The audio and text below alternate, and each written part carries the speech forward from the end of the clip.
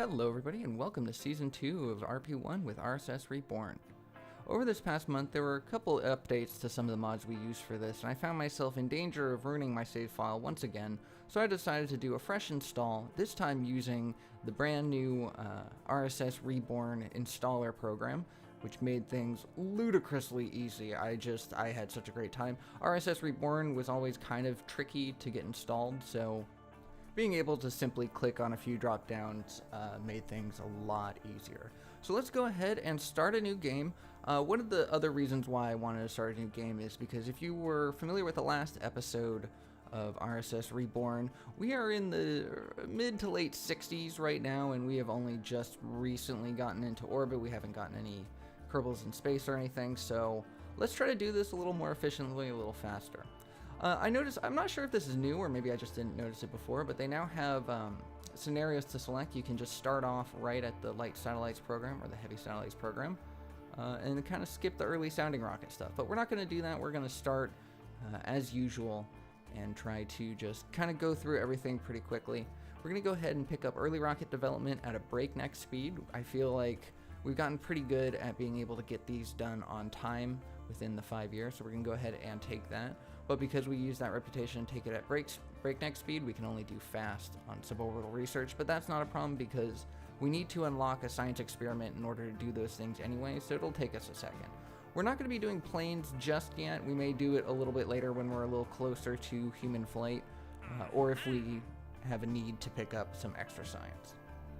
So let's go ahead and grab the first two contracts. These ones are always available and can always be handled, well, not always be handled, but usually be handled on the first launch. Both of those can go together.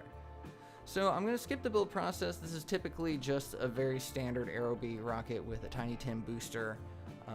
It's slightly overburned. I think it's like 6 seconds overburned, but nothing fancy, nothing too difficult.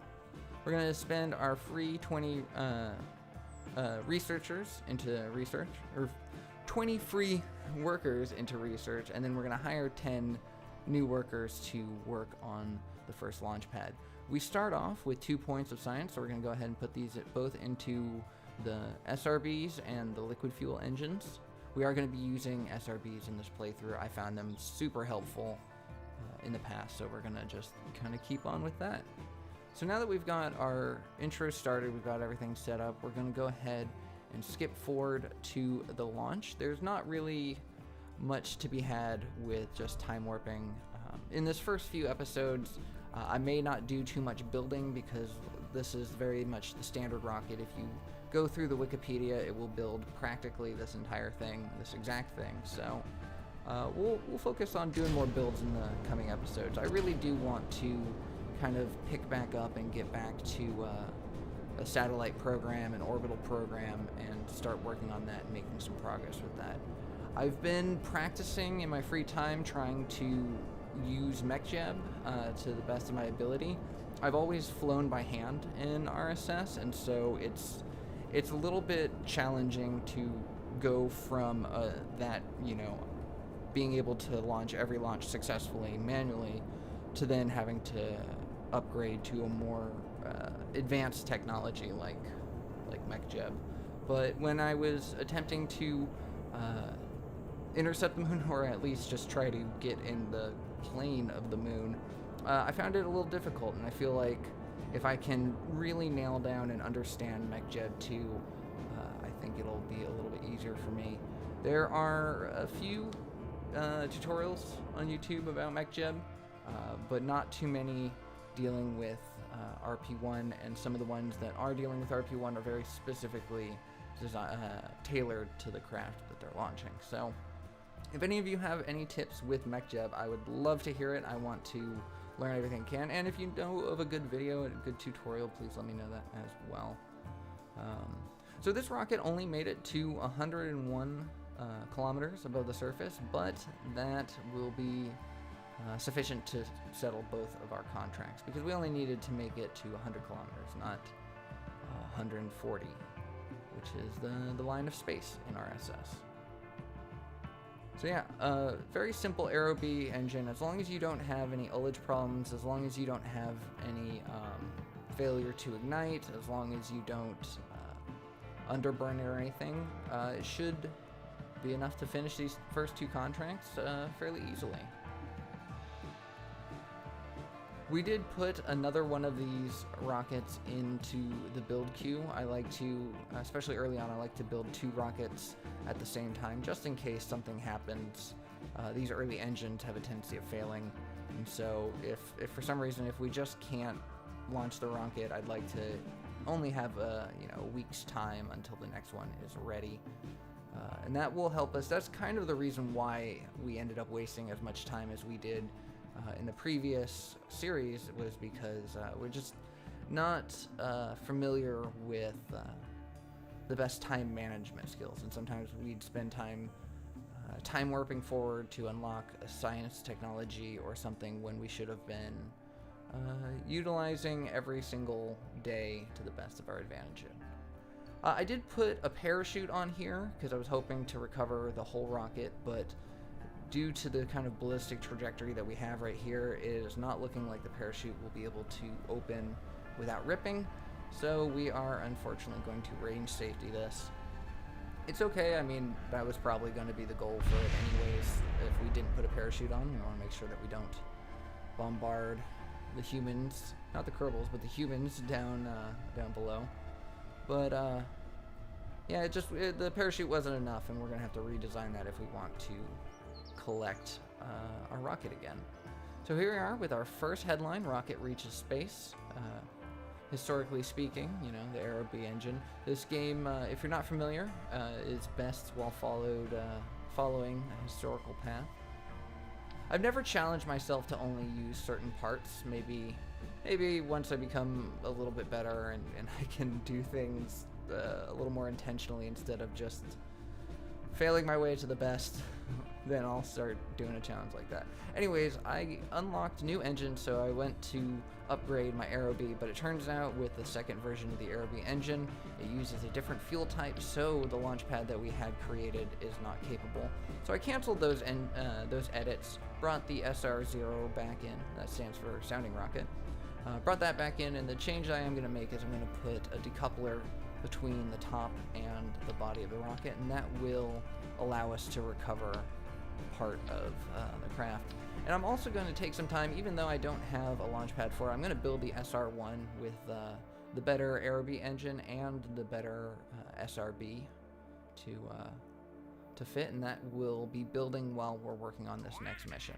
I spent some points into material science so I can hopefully unlock later materials, and now the job that I'm taking is reaching a suborbital trajectory and return. So we do have to make sure that we can get some part of the rocket safely landing back on the ground. So because we didn't have the ability of editing this rocket to include the new technology, we just decided to let it go. This is the same rocket as before with the Tiny Tim booster and the singular configuration ROB. This will not reach the 140 kilometer mark that is required for the mission, but it will be a good way of testing our parachute.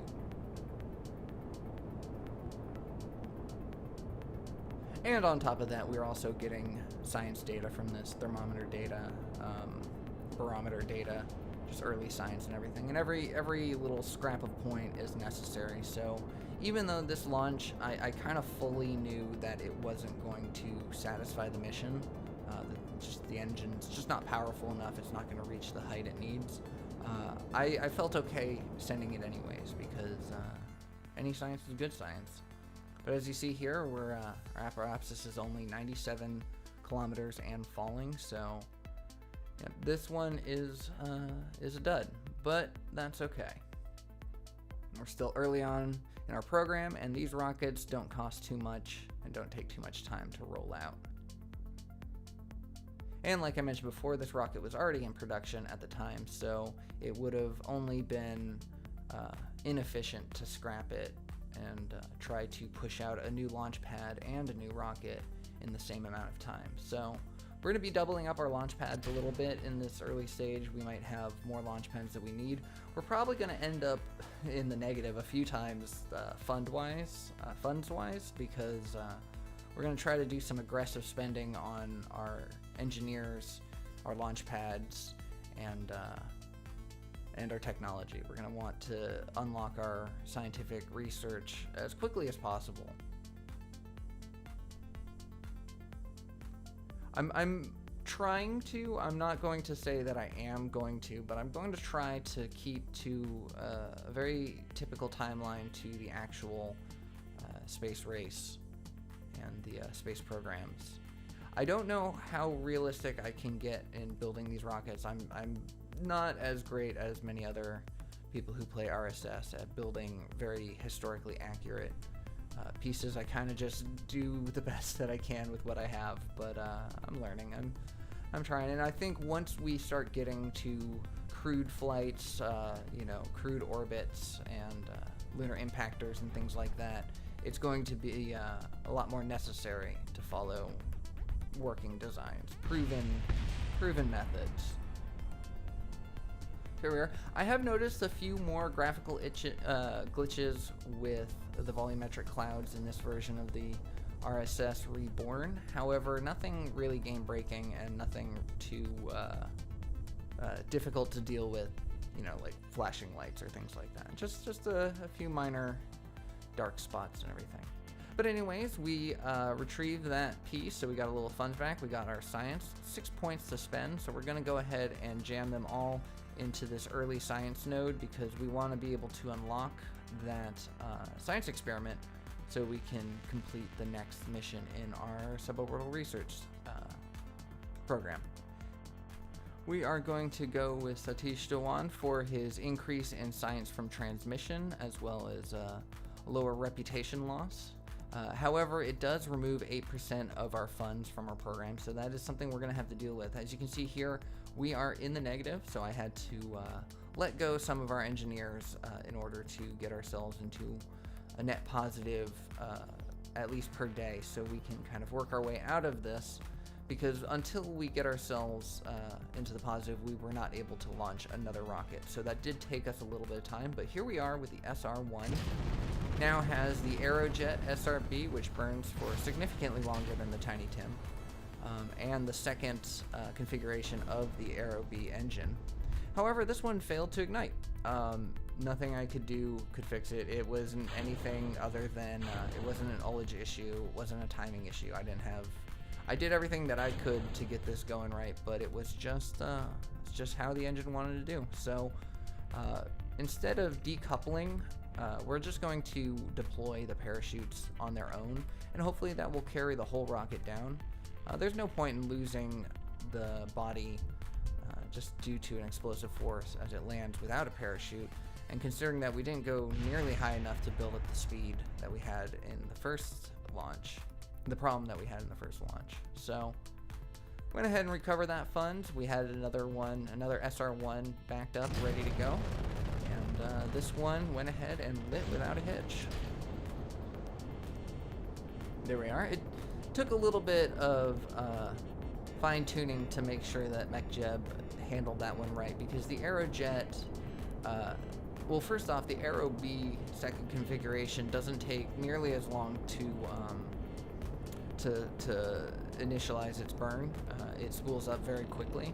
I believe it's like 0.8 seconds of a spool up as opposed to the 2.5 or something, 3 second spool up. So it doesn't need as much time to pre-burn.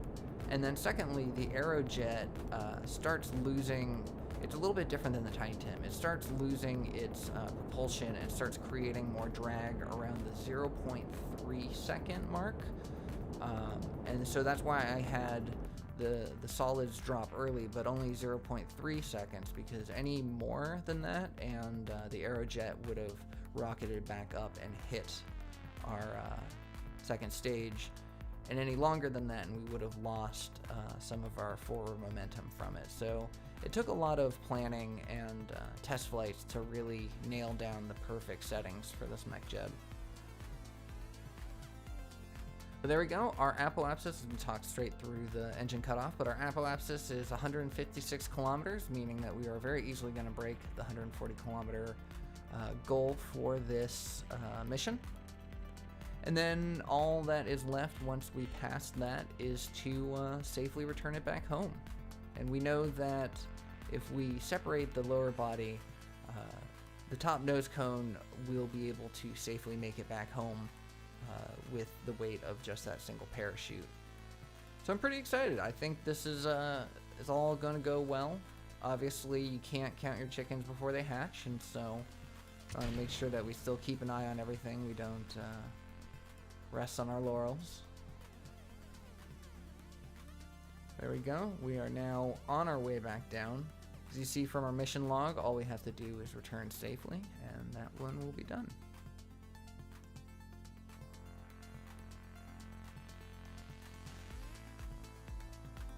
Such a beautiful game. I did install a different night box, so there should be stars eventually. Maybe we just didn't reach a high enough altitude to see them, but supposedly the Milky Way galaxy is going to be visible at some time.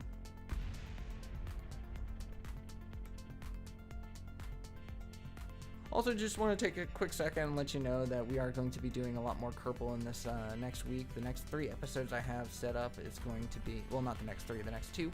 These 3 episodes, we're going to be doing some RSS Reborn and then follow it up with a little bit of KXP. We've got some more to do, especially after that Around the World challenge. Definitely got to keep exploring. And then we're going to finish up with some KSP POV after that. Really get back into the swing of Kerbal Space Program.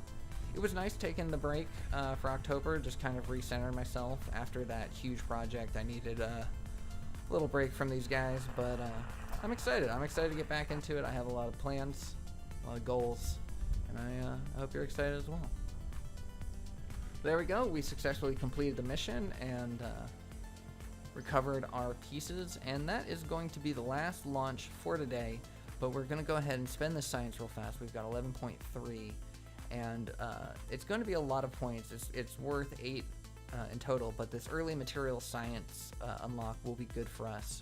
Lighter weight materials is always a good thing in here, but it's also going to let us upgrade our rocketry engines and stuff, because you need to have certain things unlocked before you can research, and that early material science node is dependent, or is a dependence for a few of those nodes. But yeah, so we have a net positive of our money. We're making stuff. We don't have any rockets planned currently, but we have a lot of science in the works. And in the next episode, we're going to be working on both the downrange contracts and maybe one of the science ones. I'm excited, and I hope you are as well. As we take a quick peek at the date, we see that we had spent less than a year working on this first part of the program, so I'm excited to see our speed and efficiency going forward. But anyways, that's where I'm going to leave today's episode. Thank you so much for watching. I hope you enjoyed it. I hope you're looking forward for more RP1. If you did, please consider subscribing. Drop me a like. Let me know your thoughts, and I will see y'all in the next one. Take care.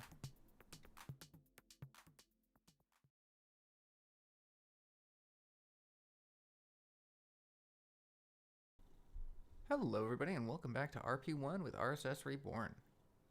In the last episode, we restarted our space agency with the intent goal of being a bit more time effective and cost efficient with our program, and not find ourselves only just reaching orbit in the early 1960s. Today we are going to continue to aggressively push forward through the early rocket development program, and we're even going to tackle some of the missions in the suborbital science program as well. First thing we're going to do is come in here to Mission Control and take a look at what we have. As you see here in our suborbital rocket research, we haven't done any of them. We've got quite a few to do. But we've got the first 3 done in suborbital rocket development. The next one being the 3,000 kilometer downrange. This one is pretty easy. I've done several times before, the videos of which will be linked in the description below. But anyways, let's go ahead and grab our mission for today. We're going to take a look at the low space film return as well as the low space biological experiment, but we're going to start off with the 3,000 kilometer downrange. So let's go ahead and grab that, and we'll go ahead and work on it. But before we get started on that, we have a chief scientist to appoint, and we are going to go with Jack Parsons due to his ability of bolstering our solid rocket booster research and integration times, and that's going to be pretty big in our series going forward, because I like dealing with the SRB, so it'll be nice to have that boost to research speed and integration. So we're gonna go ahead and take him. As far as the other contracts goes, we have the ability of taking 3 of them.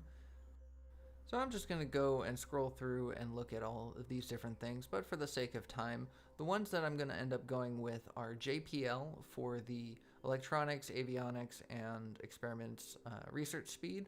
We're also going to go with Aerojet for the solid rocket boosters research speed.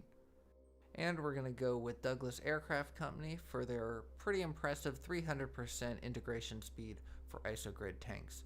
And that's going to be super important because once we end up unlocking isogrid tanks, I kind of don't use anything else. They are, at least for the technology that we had, they're the lightest weight material. They're a little more expensive, but it was worth it to be able to lift more mass by using a lighter body of things. And so by having a 300% integration speed, that's going to make our build times a lot more desirable, and we can get more rockets out there. So those are going to be the contracts that I take, and we're going to stick with these leaders for quite a bit, at least until we enter into kind of the orbital era of our program. But yeah, with the solid rocket boosters, with the avionics and electronics, and with the isogrid tanks, that's going to give us a huge leg up in our program. So I'm excited. But the one problem that we're facing right now is we are in a deficit. We are losing money by the day and by the month. We are gaining by the year, which is a little confusing to me, but nonetheless, we are going to find ourselves too broke to launch fairly soon. So let's go ahead and dismantle some of these launch pads that we're not using. However, it didn't really change any of my stats, so I'm going to have to, unfortunately, lay off some of our employees. So I'm going to just fire until I can get myself into a positive. And I'm going to be playing around with balancing my engineers and my researchers as we go along here. I'm going to start aggressively hiring and aggressively firing based on the situation necessary. But ultimately, it turns out that I would be in the deficit until the launch pad that I was working on had completed. So I basically allowed myself to get into the negative, and then once the launch pad was completed, I went and hired back a bunch of people. Hopefully I hired the same people. I like to think that I hired the same people. That was just a temporary layoff. But now we are in the positive. We are making money. We also have the launch complex necessary for our next rocket. So let's go ahead and hire some people to work on it. We can't really afford to hire very many people. We still don't have a lot of money. But once we time warp our way forward, we'll have a lot more to deal with. So now we have people working on the rocket as well as a positive in our balance. And so we can now hire a bunch more people onto the launch complex. This one has a max of 77. We're going to almost fill them completely. But we're going to also want to spend some of our money on researchers as well, because we did have to get rid of some of them. So we want to make sure that we're still in a positive balance of our budget, hire some researchers, go ahead and time warp ahead. Early science node just got developed, which means that we now have the ability of doing some of our early rocket science missions. You can't actually do it until you have the science experiment unlocked. But I'll leave that for later in the episode. Right now, we are going to work on the 3,000 kilometer downrange mission. It's a fairly easy one. What we have here is basically a bumper rocket. It's the BR-0. And that is powered by an A4 engine with an Aerojet SRB as the second stage. And then the second configuration of the Aero-B engine for the top stage. But we are just going to manually tilt it over using Smart ASS, just hitting 1 degree every 25 meters per second acceleration. You can see on the windows to the left, you can see my staging, the time that I have left in my fuel tank, our orbital information, all of that I tried to bring up a little bit bigger because in RP1 that information is a lot more relevant. I feel it's relevant in any of the KSPs, but when you're having to deal with burn times and hot staging and dropping your solids early, knowing exactly when each maneuver is done to the millisecond is crucial. It's very nice. So I made it a little bit bigger, a little easier to see. At 7 seconds till the next stage, I went and put it into a spin to hopefully give it some stabilization as it goes, because the rest of the rocket is unguided. We hot staged a little early. We could have left it for a little bit longer, but nonetheless, we dropped our solids at the appropriate time at the 0.03 second for the Aerojet. All in all, this was a pretty good launch. I was pretty happy with it. Everything kind of went as I had intended, and if all plays out well, this thing will go 3,000 kilometers at least, and we'll be able to complete this mission in a single launch. So we're just gonna let this cruise, let it burn up the last of its fuel, and then see how far it coasts.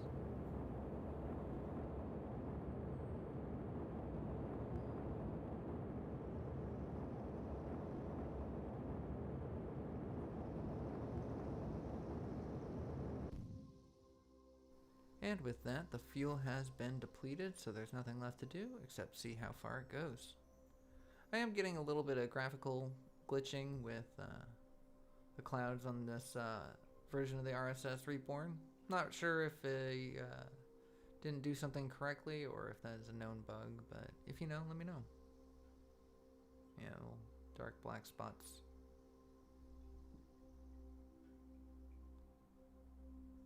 But just eyeballing how far the Earth had turned underneath me, I think it's safe to say that this rocket, I think it made it. I think it made the 3,000 kilometers downrange.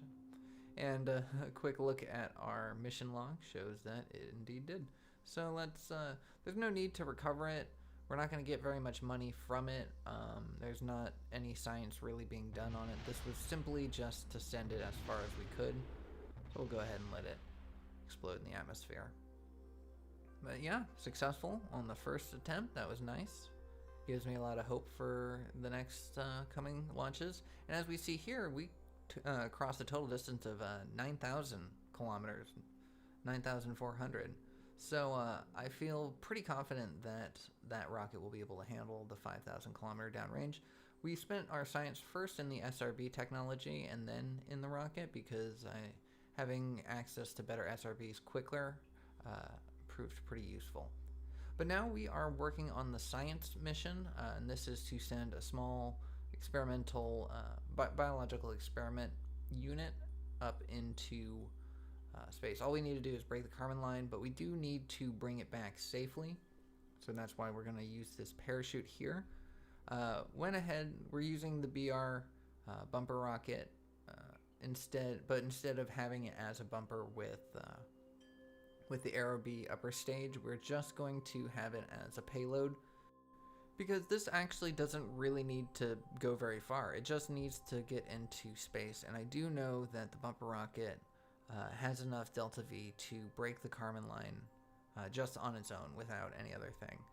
This would be possible to launch on an Aero B, however, the balance issues, and I've just found it a lot easier to load it up on a rocket like this, a V2 style rocket, as opposed to an Aero B. And so lastly, we're just going to throw on a decal to give it the designation that is a science rocket.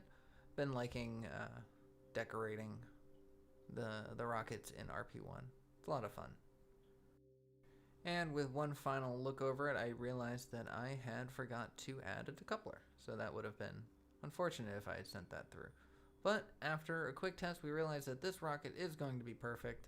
So we're going to put it in the launch queue. However, we still have our second downrange contract to go. The downrange 5,000 kilometers. So we just loaded up another one of the BR-0s with the SR-1s on top. I am trying very hard not to call it the Bro, but the BR-0 with the SR-1 on top. And in the last launch, as we saw earlier in the episode, it more than cleared the goal of 5,000 kilometers. So I'm hoping that without any kind of engine upgrade, without any kind of changes to it, we can just throw out a second rocket on the launch pad and have the same luck as the first. So we're going to fly it once again by hand, just pitching over ever so slightly, just a few degrees every 25 meters per second of acceleration. Pretty much the standard way that I fly all these flights. I really should figure out MechJeb. I know it's supposed to be easier than this, but I don't know. I always seem to have more complications with MechJeb than I do with this, but I'm gonna start needing it when we're doing a lot more complicated launches, so I have some homework ahead of me. And who doesn't love a game that's part homework? But anyways, with 3 seconds left on our burn, we went and spin stabilized. I wasn't pointed at the exact angle that I was hoping for, but it will have to do. And our hot staging worked well enough that we didn't have any ullage in the feed lines, so once again, this is going to be a pretty successful launch, unless the engine fails midway through, but thankfully it does not. So we're going to just let the fuel burn out, and we're going to follow it along its journey and see how far it goes.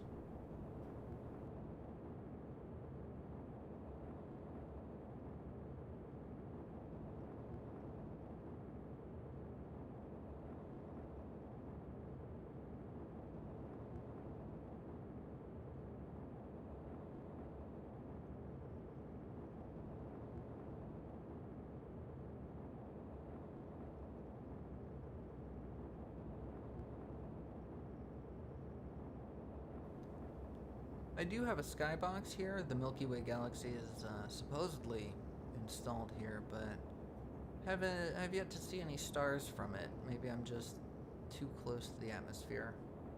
Maybe I need to be in deep space. But nonetheless, curtain of black is a sight to see. This game really is gorgeous. With the right mods, with the right settings, absolutely stunning. Anyways, our engine has burnt out, so let's go ahead and time warp our way forward. And already I can start to see that it does not look like we went nearly as far as we did in the first launch. The amount that the globe turned below us indicates to me that we went less than we want. So let's go ahead and look at the numbers here. And indeed, our mission was not successful. We only went 2,600 kilometers. It's very strange to me that happened, because this is literally the same rocket as the first launch, and that one went about 9,000 kilometers. So very unnerved to see that, but I realized maybe I just need to get better technology. So we went ahead and canceled that, because we actually have the first low space biological experimentation rocket ready to go. It's already built, ready on the launch pad. All we need to do is accept the mission and go. So here we are once again on the launch pad, this time with the BRO Science 1. Tiny little rat or hamster or some other rodent stuffed inside capsule with a bunch of science experiments to see how it does in space.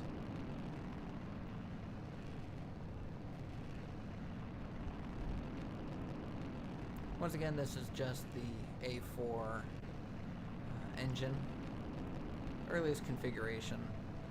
Nothing too spectacular. Didn't stray from the Wikipedia build all that much. But in the coming episodes, we'll do more building, I think. It's just in these first early ones of the RP1 program, it's kind of hard to build a rocket too different than what practically everyone builds. Everyone basically starts with the Aero V, and then you move up to the V2, and then the V2 bumper, and then so on and so forth. And then you can really start making things unique once you have access to better engines. But in these first couple episodes, a lot of the builds are going to be kind of the same. If you want to see an in-depth build process, check out our previous season. And there we go, with an apoapsis of 302 kilometers, which is more than I needed. It's about 140 kilometers more than I needed. No, there's Mercury.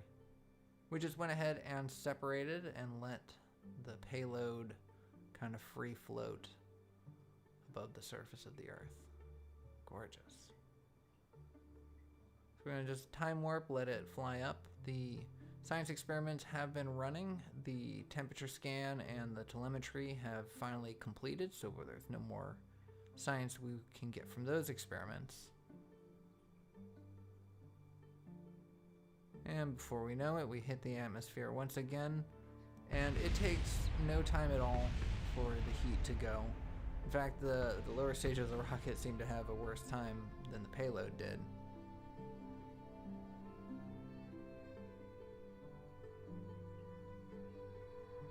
And then time warp forward, let it fall down, and then our parachute should deploy automatically because it was armed at the last stage. When it separates from the body of the rocket, it armed the parachute, and the parachute should just take over naturally.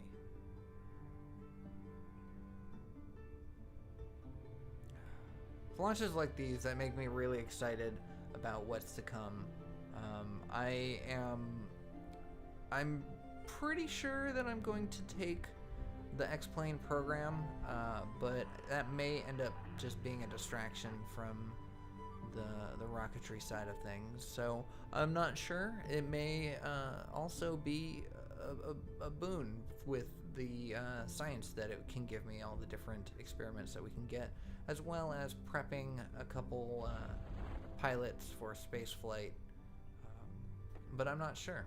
Let me know if the X-Plane program is something that is actually interesting to y'all and you want to see more of it. I did enjoy flying in the last one, but flying is incredibly hard in RSS. Ferrum Aerospace Research makes it more real than ever. But anyways, I talked through the landing. We have successfully completed that mission, unlocked a whole bunch of science, 13.9 points. We are going to be spending a lot of that, however, into the material science, which is this one right here. Satellite Area Material Science for 10 points. A lot of science for that, but it allows us to now research some technologies that were locked beforehand. So one good launch deserves another. Now we can do a first low space film return. Take a couple pictures of our planet. So we're just going to take the BRO Science 1, remove the science experiment from it, remove the fairing because the camera is too big and cannot work well in a fairing. And then we're going to switch that around. We don't need the sounding payload, so we got rid of that. Changed our parachute to be the right size, and we're just going to throw just a simple nose cone on the top of it. And that was literally all the changes we made to this rocket. Once again, it doesn't have to go very far downrange, but it does need to cross the Kármán line into space.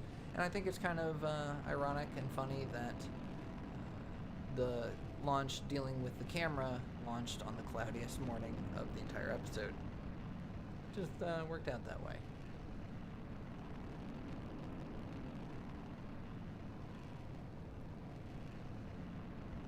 But that gloominess is soon washed away into a sea of bright, shining hope as we cross through the cloud layer.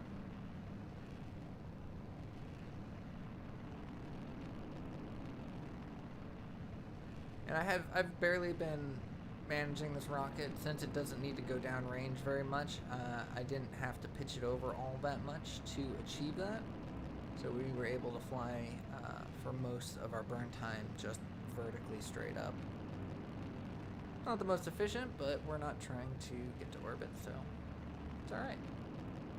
We've passed, our apoapsis is now past our desired target, so we're just going to push ourselves forward to make sure that we get the downrange distance, but it's only 200 200 kilometers, not 2,000 kilometers. So in no time at all, we will find that mission completed. And there we go.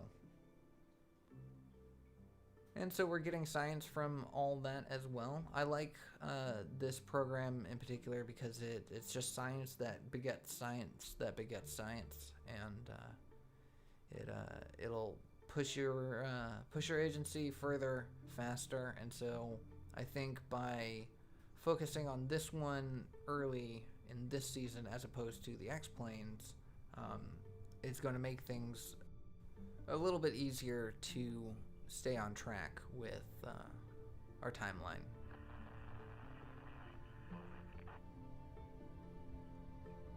So once we have the first 2 programs completed, then we can look at doing X-Planes or something else. I may consider heavy satellites this time around. I've always done light satellites. I do know that I can do light satellites, so I'm a little hesitant to try something that I can't do in a series where I'm trying to do things efficiently and effectively.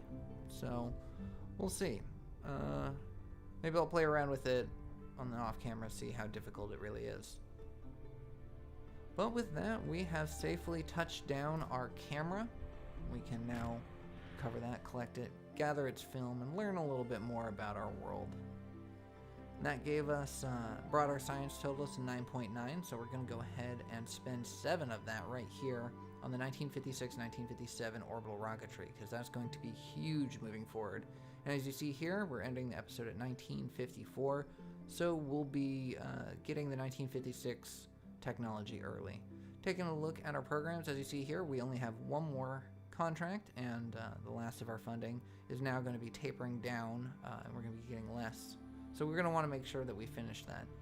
However, we also only have one more flight here for the advanced biological contract, and our money is only going to be going up, so we can hold a little bit of time on that and try to maximize our funds and our efforts and all of our launches, as well as our employees and our time. So I'm very excited to see how this new series plays out, and I hope you are as well. But anyways, that's where I'm going to leave today's episode. Thank you so much for watching. I hope you enjoyed it. I hope you're looking forward for more RP1. If you did, please consider subscribing. Drop me a like, let me know your thoughts, and I will see you on the next one. Take care.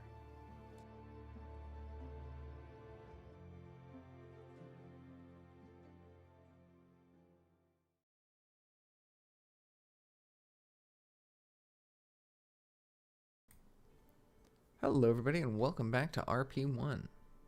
As you may be able to tell from the title, we are working on the capstone launches today, and that means that we are going to be completing both of our early rocketry programs and then paving the way to move on to bigger and better things.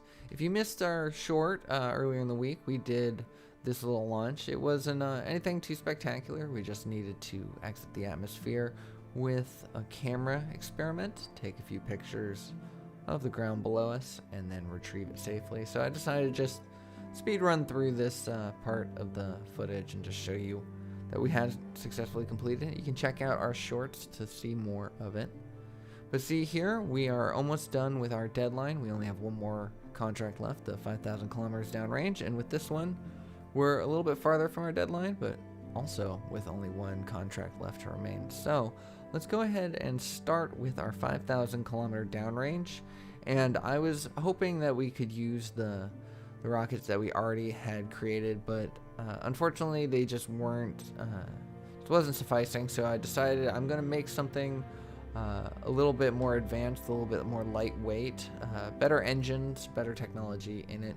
And so therefore I decided I'm just going to build it from scratch. So in order to complete the contract, we did need to have some sounding payload in it. That's what that top tank is, and now I'm putting in the fuel for it. We are using isogrid tanks, which are more expensive, but they do weigh less, and so this rocket should have much better performance for what it is. Throwing on an Aerojet SRB. This is primarily to help with ullage, so that way we don't have to deal with pesky hot staging. Alright, now times for the bumper rocket. We're going to use the RD108 as our main lifting engine. I do like the 108, 107 configuration. We're going to be using these in our satellite program going forward. But for this rocket, we are actually going to go with the RD101, which we'll be unlocking in our next science node, the early rocketry. We will be going back and forth right now showing the 108, trying to figure out what is going to be best, but eventually we settle with the RD101. One good thing about the 108, it has such a huge burn time. I think like somewhere to the tune of 208 seconds. So this will end up being a very massive rocket, which I don't think we really want to deal with this time around.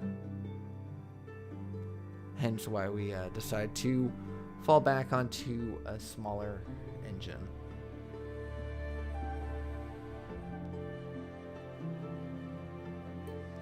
Already this thing is becoming massive.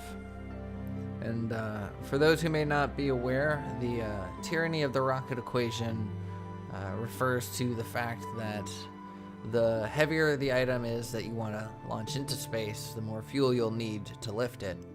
But of course, the more fuel you put in your rocket to lift that piece of mass, the heavier that whole in total becomes, so you'll need more fuel to lift that, and so on and so forth, until you end up with this giant behemoth of a rocket just to send something 5,000 kilometers downrange.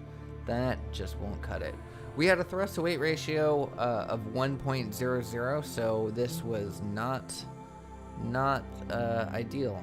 So this is where we go back to the drawing board, come back to the RD100 and adjust it to fit. It doesn't have nearly as long of a burn time, so we're not going to need nearly as much fuel.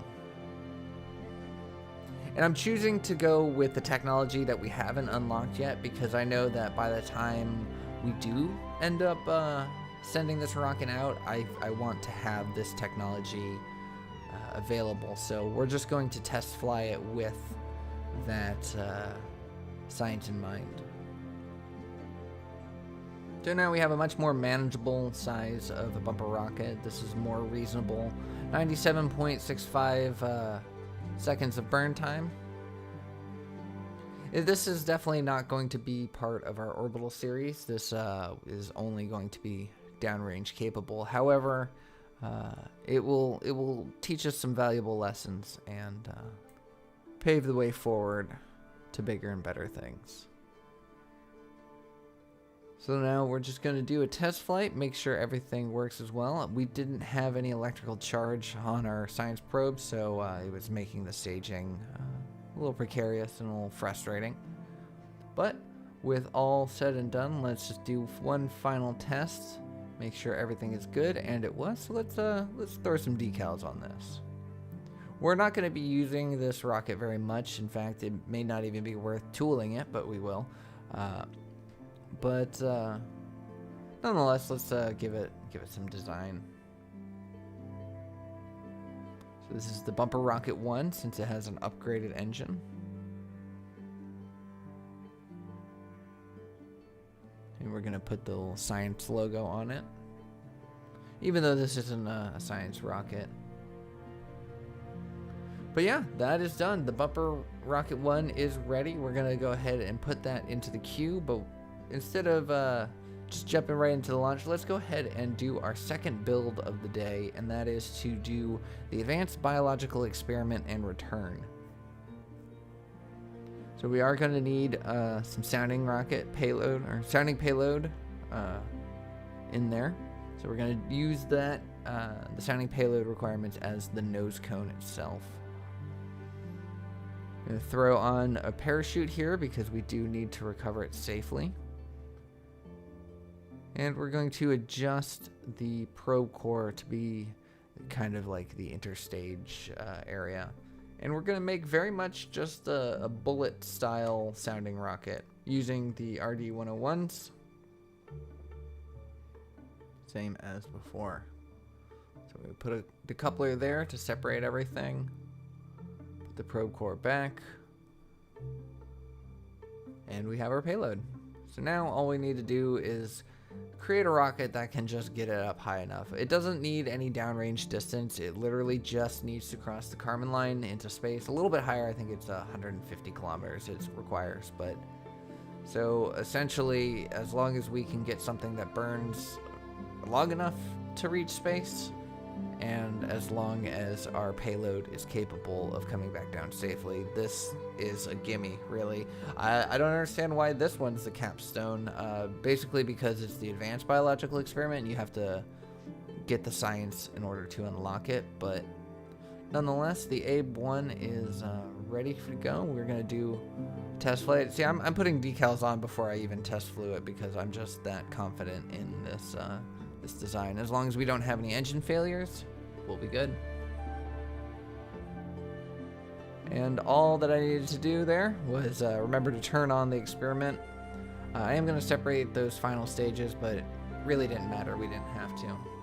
But without any further ado, let's hop into our launches for today's episode. It is a relatively short episode, but that's only because we just finished up exactly what we need to do pretty efficiently.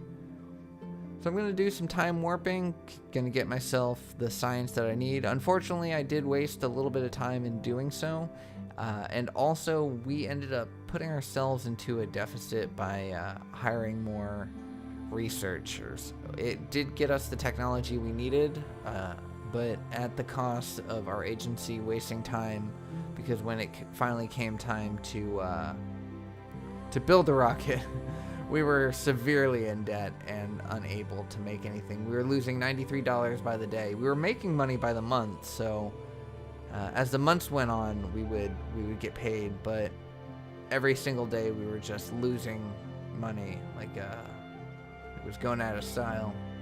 So I did some aggressive hiring and firing, and I did some moving around, and eventually I got myself to a point where my daytime was in the positive, so I was able to just time warp. You don't want to press the auto time warp button, but just to manually time warp it forward, and we saw our debt being erased. And then once we had $12 in our pocket, that's when we could start working on rockets again. But here we are, first launch of the day. Bumper Rocket 1 with the Sounding Rocket 2 on it, headed 5,000 kilometers downrange.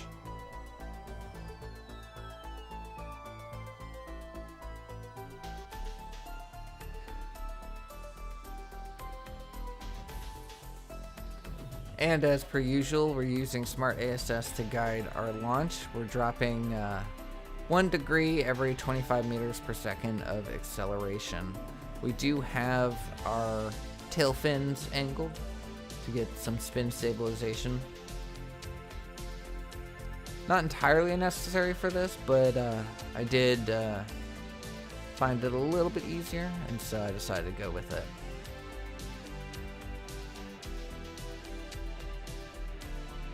Relatively cloudless day here at the KSC.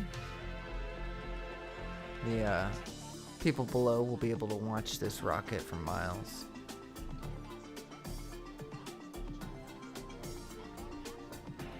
"36 seconds of burn time remaining." We're now passing 60-degree heading mark.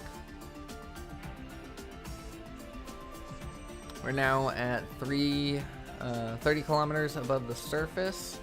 Our apoapsis is rapidly approaching the Kármán line. And with that, we will now be in space.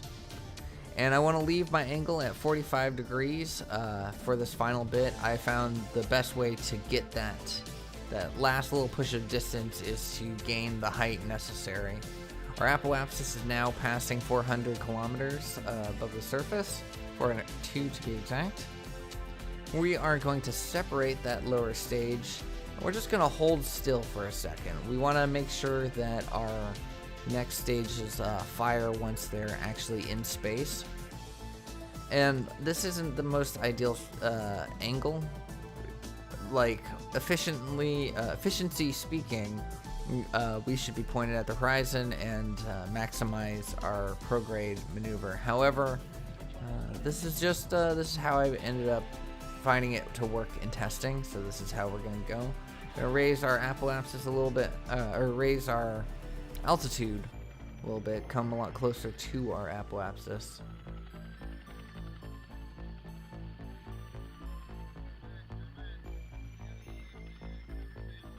And at a minute to go, we kill our time warp and get ourselves ready to fire. SRB goes, hot staging happens, separation clean, no ullage problems, no engine failures. And now this Aerobee engine is going to take us for quite a bit. It's going to push us forward, and hopefully it gives us enough distance that we complete the 5,000 kilometer downrange contract.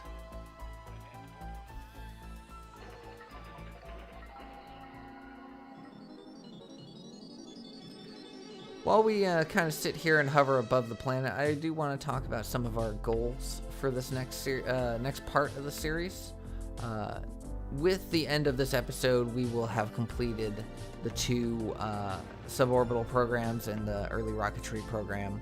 And so we're going to need to move on to what to do next. And I've done some playing around in my free time, and I think we are going to choose the heavy satellites program. We're going to do the heavy satellites program, and we're going to also pick back up the X-Planes program again, because I think getting our humans ready for flight, getting pilots tested in cockpits and things like that, getting experience will be helpful. And then with the heavy satellites program, not only is it something that I've never done before, so I'm interested in that, but I believe heavy satellites will easier lead us into human spaceflight, because the payloads that we're lifting are already going to be heavier than simply just like a little Sputnik. There we go, hopping back into the HUDed version, and we can see that we have successfully made it 5,000 kilometers downrange, more than 5,000 kilometers downrange. So we're just going to time warp till that explodes and then see how we did.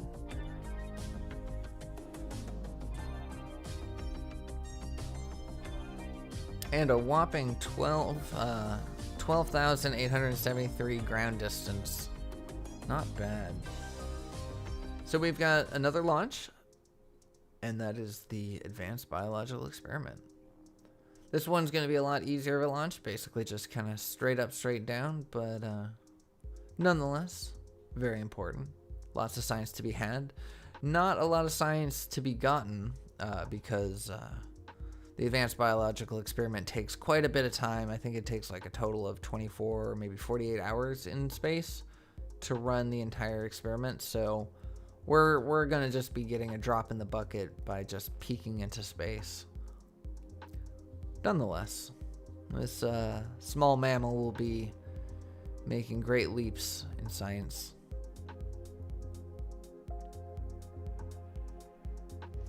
RSS Reborn looking beautiful as ever.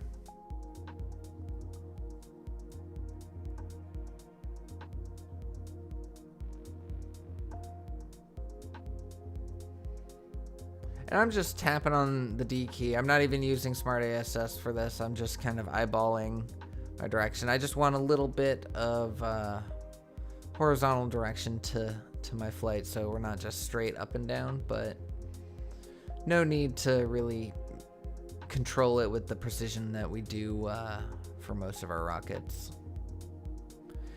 And with that, we burnt out, and our apoapsis is 500 kilometers, and all we needed to do was cross 140. So we are looking good.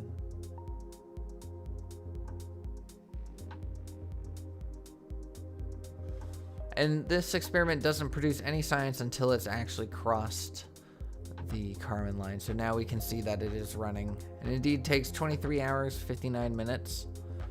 We can see from our missions that we have successfully completed all parameters. All we have to do now is return it home safely.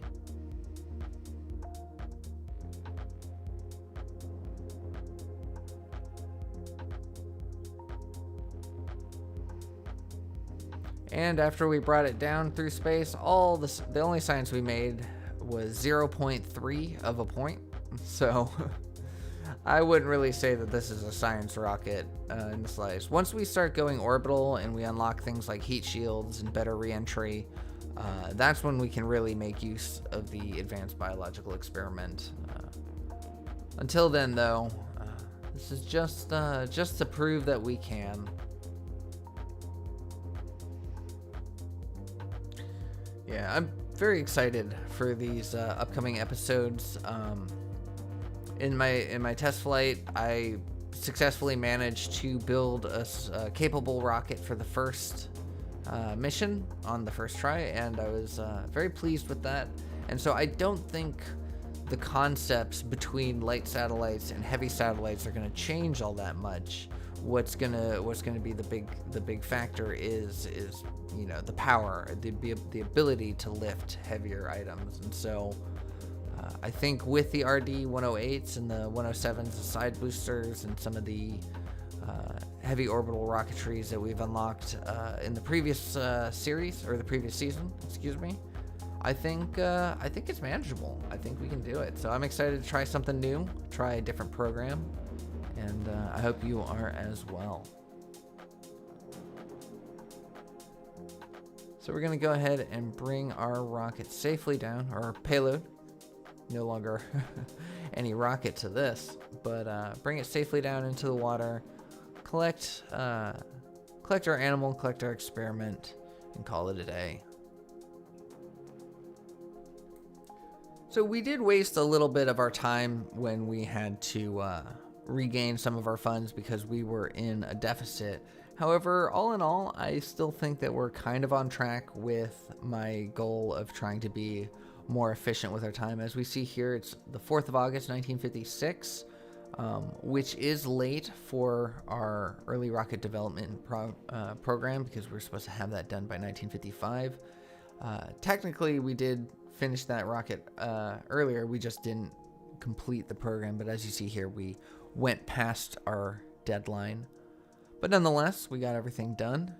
Here, we completed right beforehand, so that's pretty good. Pretty happy with how everything came out, all things considered. So let's go ahead and complete those programs. We would have gotten a little bit of funding left from the other program. There were a couple optional contracts we could have done, but there's really no point in holding on to them now.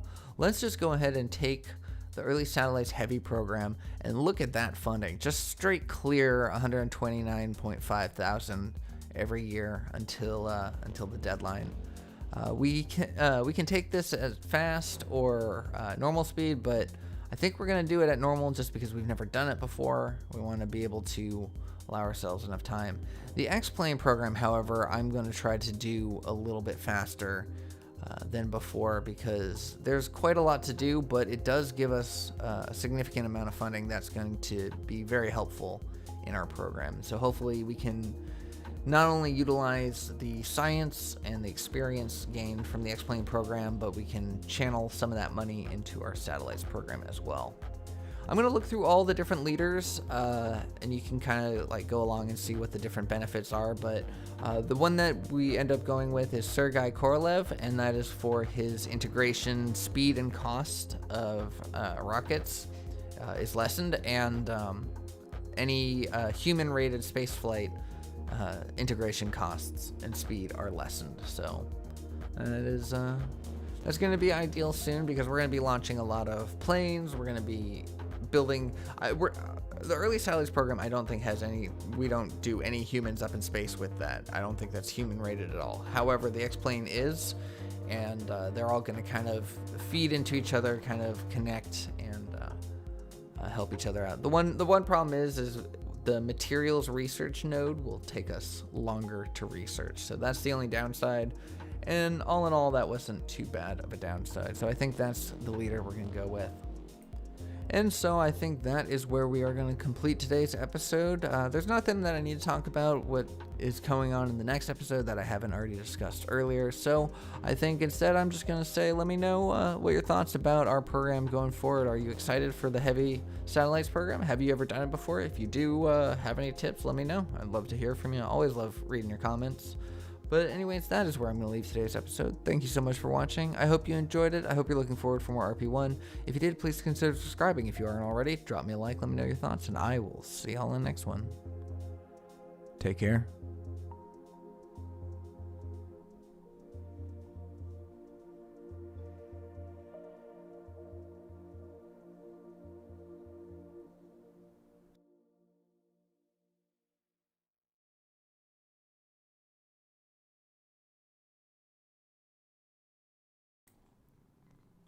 Hello everybody and welcome back to RP1.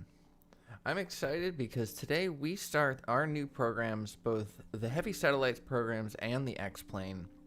We are finally out of the early sounding rocket phase and pushing on forward towards orbiting. In today's episode, we unfortunately don't get to our Heavy Satellite program launch, but we will do the building of the rocket that will satisfy the contract. So we're going to start with that. Here it is. We're grabbing the 6,000 kilometer downrange. That's the first part of the Heavy Satellites program. And as we see here, we're going to have to be lifting heavier and heavier objects. First 30 kilograms, and then secondly a whopping 1,000. So this will be a challenge. So 6,000 kilometers doesn't sound like too big of a deal considering the 5,000 kilometer contract that we just destroyed in the last episode. So we're going to do that. And then breaking the sound barrier is also the first mission in the program. So we're going to be doing that mission, actually doing that mission today. So first off, I'm just going to, I know that this isn't going to work, but I'm just going to take a test flight and pack on the sounding payload that is necessary for the 6,000 kilometer downrange contract onto our previous rocket that it like made somewhere to the tune of like 2,400 kilometers downrange, or 1,000, excuse me. And so theoretically, you know, just as a layman would just understand, is you're like, oh, well, then this would be the rocket that could handle it. We just need to tack on the materials. But as you see here, as we're trying to get enough sounding payload into the rocket, we're becoming, it's a pretty awkward shape that we got here. Not aerodynamic in the slightest. So I kind of fix it around, try to make it aerodynamic, and as we see here during the test flight, just as I had expected, you know, our apoapsis is 356, and we are now out of fuel. And this not only will this rocket not work, but this style of rocket needs to be scrapped entirely. So, for the 6,000 kilometer downrange, and to start off the Heavy Satellites program, we are going to need a heavy satellite. So, first thing it needs to have is 1,000 units of sounding payload. So let's go ahead and fill that and see what kind of size we get from there. I think I want to work in the 1.5 meter range. I feel like that'll be a nice, comfortable place to start. We can go up bigger from there, but I feel like a lot of our payloads could potentially fit in this size. We will eventually probably want the 2.5, but hopefully we can utilize the same rocket family for a while.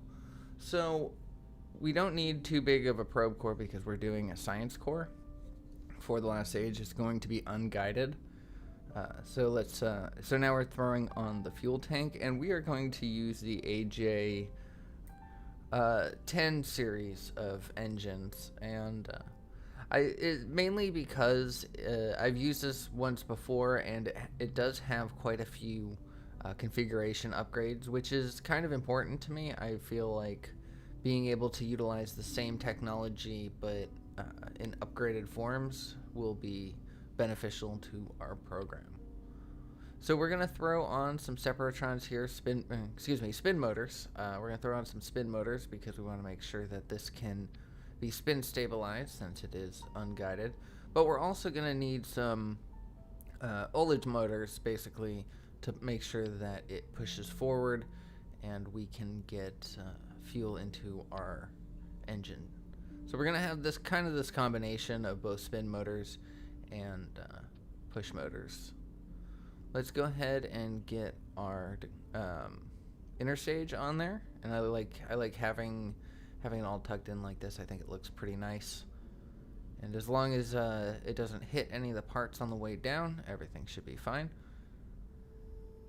So now it is time to work on our lifting stage. This is going to be a 2-stage rocket. Since it doesn't need to get to orbit, it just needs to go down range. So all it needs is something to get it up there, and then the stage that we just built will get it far.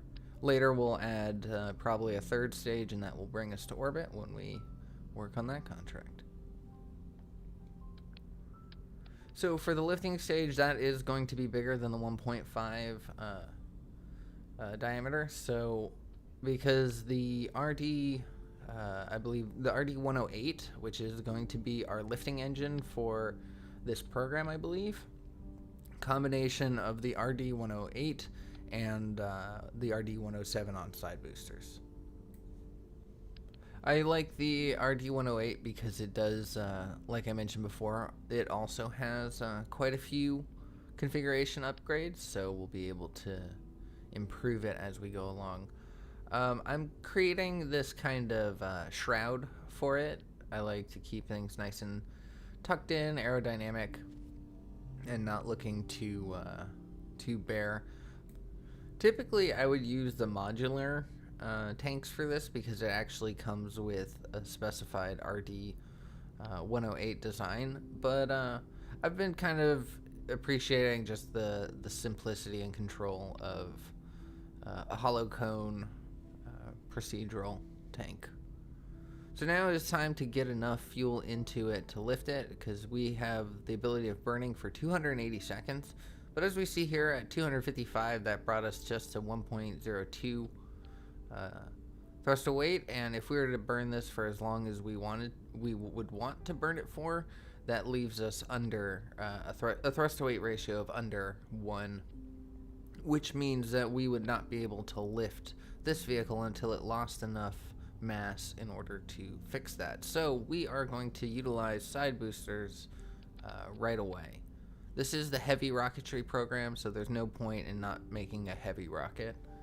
So once again, we're going to use the hollow cones to give nice shrouds to our design.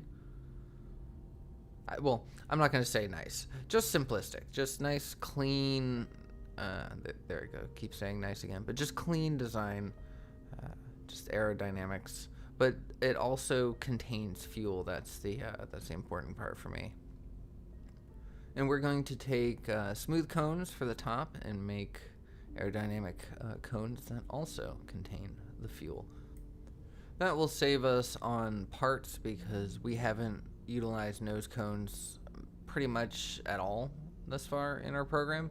So we're gonna have to, because we have to remember that in Realism Overhaul, you have to unlock the parts that you use, not just unlock them via science, but unlock them with money as well. So here I am just loading or lining up the engines. I guess I took a second there to I don't know, do something, and I forgot to cut that out, but nonetheless, we are back into the building. I'm utilizing these launch clamps. I like them a little more. I think they look pretty cool. I like the design, but as I mentioned just a moment ago, that is a whole new part that we have yet to unlock, so that will become an issue soon enough. I am putting the controllable mass in, so that way our near-Earth controllable probe core can handle this rocket. And we're going to be doing our test flight soon, as long as we can get our center of lift below our center of mass. And unfortunately, the pre-made wings and control surfaces just weren't going to suffice, so we used these procedural ones and kind of make this big wingtip thing. I want to probably redesign that at some point. I feel like that's not a good design, but nonetheless, it worked out. It worked out incredibly well. On the first try, it more than handled the contract, and I'm very happy with how this came out. So we are going to go ahead and build a launch pad for that and get that ready, and hopefully in the next episode we can get to that launch. But for now, it is time to start the X-Plane program. So obviously there's not really much that we can do as far as cockpits. We could do a regular prop plane. We do have the option of just getting some general experience for our pilots before. I am in no way a professional in X-Planes. You can follow along with my builds. But I wouldn't say that I'm the best. I just want to give a quick shout out in case you're not aware. Calvin McClure has some great videos on how to build X-Planes. So if you're playing RP1 for yourself and you want to attempt this program, I highly recommend checking his videos out as well. I just want to take a second and appreciate Realism Overhaul, because that they only include the back part of the engine there, but they design the entirety of what it is, and I think that's pretty great. But anyways, we are kind of struggling a little bit to create the thin design, but I want to use 2 of these XLR11s. These are the typical basic, just the first node of X-Planes unlocked. You'll get these. But and they're powerful enough that you can do one engine and be fine. But I think I want to utilize a little more power right off the bat, and so we're gonna do 2 of them. And as we see here, if we make it a single body fuel tank, that's going to be a bit heavy. And if we match it to the amount of fuel that it or the burn time that it recommends, it becomes pretty stubby. So that's why I decided I'm going to go for 2 fuel tanks, and I think I'm going to go for the design that I started with before of thinner fuel tanks, but we're just going to make them smooth fillets, lower their diameter, put the engines on the back of them, and then this time they actually lock on, which was nice. But then we're going to kind of tuck them inside, and we're going to make the body of the plane a fairing shroud. It'll be a little bit more lightweight than if I had tried to make the body out of the fuel tank itself. So that's nice, while also maintaining good aerodynamics. So how you do that is you put the fairing shroud on and then extend the length to it, and then reattach your fuel tanks on the inside, and then bring everything down to shape.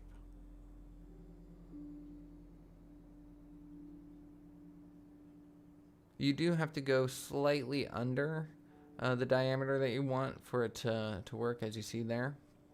It was, in order to achieve a 1.5, we need to have our top be 1.25, and then we just bring the back out. We could clean up the back, simplify it, make it neater, but we're just gonna have kind of this hole in our fairing going forward. Doesn't matter all that much as long as it's aerodynamic. I forgot to mention that we used colorable fairings, so that way we can color our plane. And then we also brought our nodes down to 2. Typically on the fairing body, it's defaulted as 4 nodes, but we only want 2 for this because we're not trying to decouple it. And here I'm using a procedural wing to act as a rail, which will keep everything straight and neat, and it will keep my tail fins and my actual wings themselves in a line. And so that is good, as well as my my top tail fin. I'm a little rusty on my aerospace terminology, so forgive me if I mess this up, but our yaw control needs to be centered along the top, and our tail fins, our pitch control needs to be centered along the side, as well as lined up with our wings for just at least decent aerodynamics. This is an X-plane as opposed to a jet plane, being that it has a rocket engine as opposed to a jet engine. And so we don't need too much maneuverability with this. This is just designed to go fast and stable. We're just breaking the sound barrier here. We're not, doing high altitude flight, so we don't need to pitch up very much. We don't need to do any banks or turns. So this basically just is a glorified rocket with a person in it. There are better things we can do on these wings. We can close in the gap. I honestly spent the least amount of time on these wings than I did in any of my other series. If you want to see a little more detailed of a plane right now, you can check out our previous season. And I spend a pretty long while on making sure that my aerodynamics are much better. And you can check that out now. And but I will spend more time on that in the series going forward. So just in the next few episodes when we work on X-planes again, I'll be doing a little bit better of a design on my plane. This one I just kind of wanted to get out. The reason why I jumped onto the X-plane program as quickly as I did was because once we got our downrange 6000 rocket designed, I realized that it would take a while. We needed to unlock some technology in order to build it, so it was going to take a while before it was even ready to be built. And in that time, we could spend on the X-plane program instead of just time warping, a few years ahead and getting the technology we need, then launching the rocket. Because I'm really excited about the Heavy Satellites program. That's going to be my favorite part of this series going forward. And so, X-planes are fun. I like doing them, but it is a little tedious, and I have done it before. So, I could just time warp for it and just focus on what I wanted to focus on, but then that would be wasting resources, wasting money, wasting time that we could spend on this program. So, I was hoping to have satellites today, but instead we have X-planes, so I'm hoping that satellites will come in the next one. A little bit of a spoiler we'll show a little bit later in this episode, but the reason why I say hopefully is because we designed a rather expensive satellite, so we're gonna have to work our butt off in order to achieve it. But now is the time. I made a successful test flight, so now that I am painting the rocket or the X-plane, you can tell that we are almost ready to go. I'm going with this olive paint. I really kind of like this for my X-planes. I think I'll do something different. I may revisit the Goldwing family of planes and rockets in this time around because I like that color scheme. There's no point in adding any kind of science to this. You can't get any science until you go above 40 kilometers. And this is a high altitude plane, so we're not going to 40 kilometers. So now we need to renovate our hangar to make sure that it can accommodate the fuel and the design. And we're going to have to hire a pilot. We don't have any pilot. And we only have two, Peter Brom and Heidi Weber. And Heidi Weber squeaks in her win just by having slightly less stupidity. A little less courage, slightly less stupidity. But you know what? I think we're going to need quick thinking on our feet. Bravery in the face of danger is great, but we're going to need a skilled pilot right now. So let's go ahead and get her trained. I unfortunately didn't pay attention and saw that the proficiency training was for jet planes, and it's going to take 130 days to train her in this. Unfortunately, I don't need jet plane proficiency. I need X-plane proficiency, so we do waste a little time there teaching her about jets, only to turn around and teach her something else. But nonetheless, she's going to be our pilot for our program until we need to hire someone else. And pretty soon we're going to be working on jet planes anyways. So all in all, it is a little bit of a waste of time in the short run, but it'll save us in the long run because she'll already know. So now I'm hiring a bunch of researchers so I can get the science out. And I already had this advanced biological experiment already basically half built by the time we started this episode, and I didn't feel like scrapping it, getting, the money back and then scrapping the launch pad, so I decided to just let it go through. It gave us just a little bit of science, not really enough to unlock anything, but nonetheless, it was a good clean launch and good clean science. So anyways, I'm going to just tack on a few extra parachutes before I go. The first parachutes were just designed to slow me down, but I realized if I needed to make a water landing, I think I would want some stability with my parachutes. But there we go. We tried to put a plane out in the hangar production, but we don't actually have enough money to unlock all the parts. Like I mentioned before, in Realism Overhaul, you have to actually get the pieces. So I time warp ahead. As you can see, we have a bunch more money. We had the ability of making the parts, and then I time warped to the actual mission itself, because we're going to do 2 missions in today's episode. So I kind of want to just show you the build and then get to it. We're going to do a lot more build in the series going forwards now that we're out of the sounding rocket phase, where a lot of the rockets typically end up being the same thing. So jumping on the launch pad as our first X-Plane program, the very most important thing you can do is add the Waypoint Manager mod in. If you're going to do X-Planes, you got to add the Waypoint Manager mod in, because there is no waypoint for the KSC, for the launch pad or for the site itself. So your first launch, as soon as you start, you get on the runway, open up Waypoint Manager and drop down a waypoint so you can access it. It's really hard to plot it in mid-flight.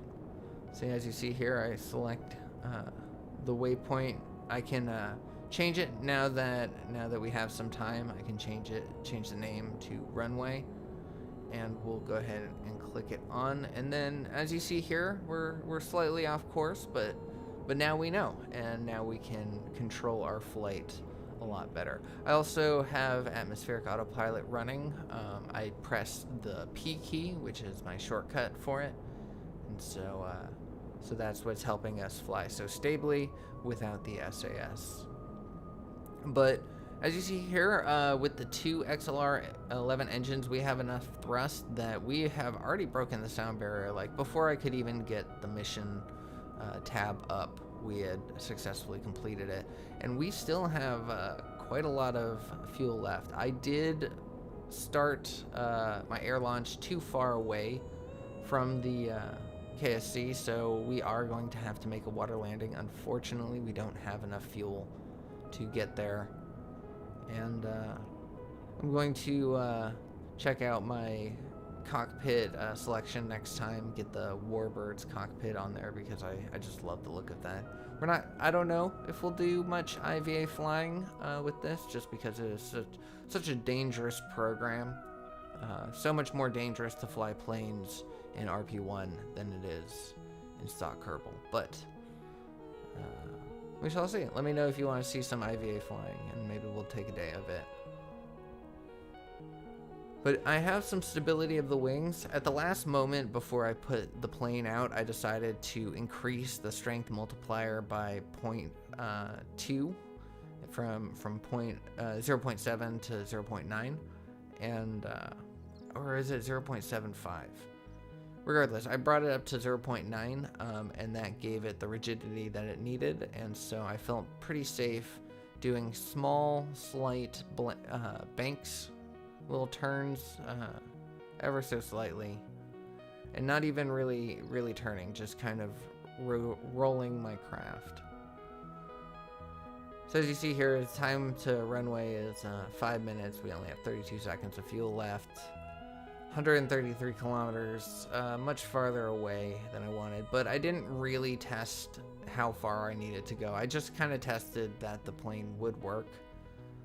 Obviously, we would get a lot more reputation and a little bit more money if we had landed on the runway, but that's okay. I am just prioritizing pilot safety right now, so rather than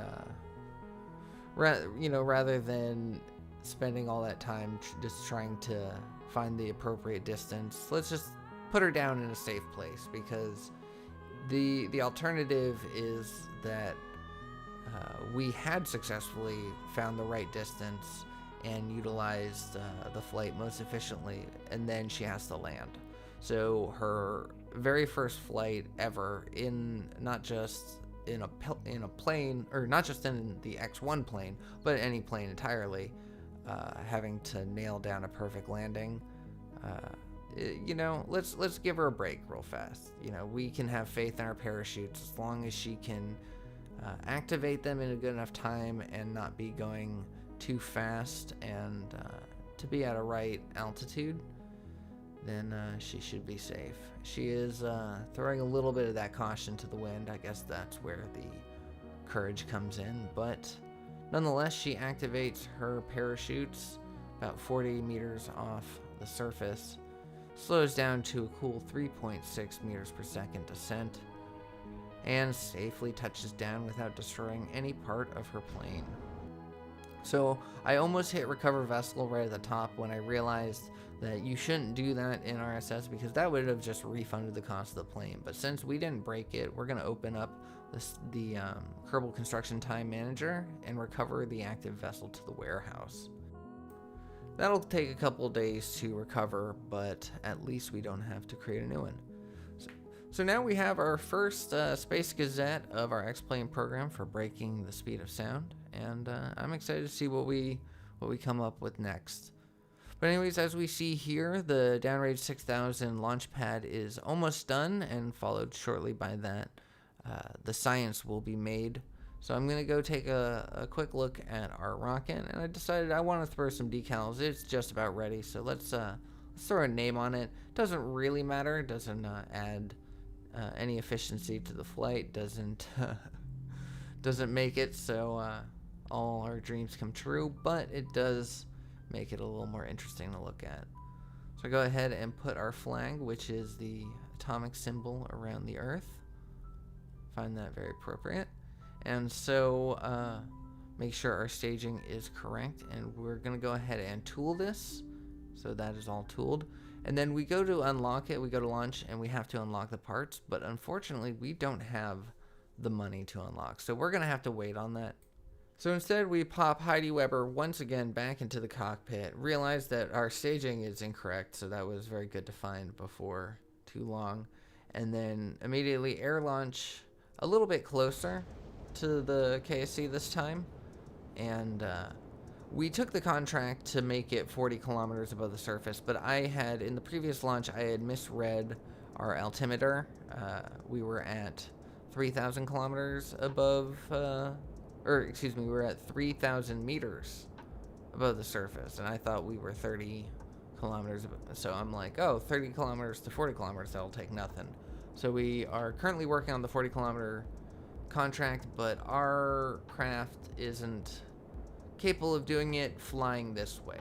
We could potentially do it in the beginning of the next episode. I might actually attempt it with the plane that we have now, because I think if we were to just point ourselves straight upwards, because after all, this is a rocket plane, it could handle being a rocket. So I think if we were to point ourselves more aggressively upwards, we could potentially make the 40 kilometer mark.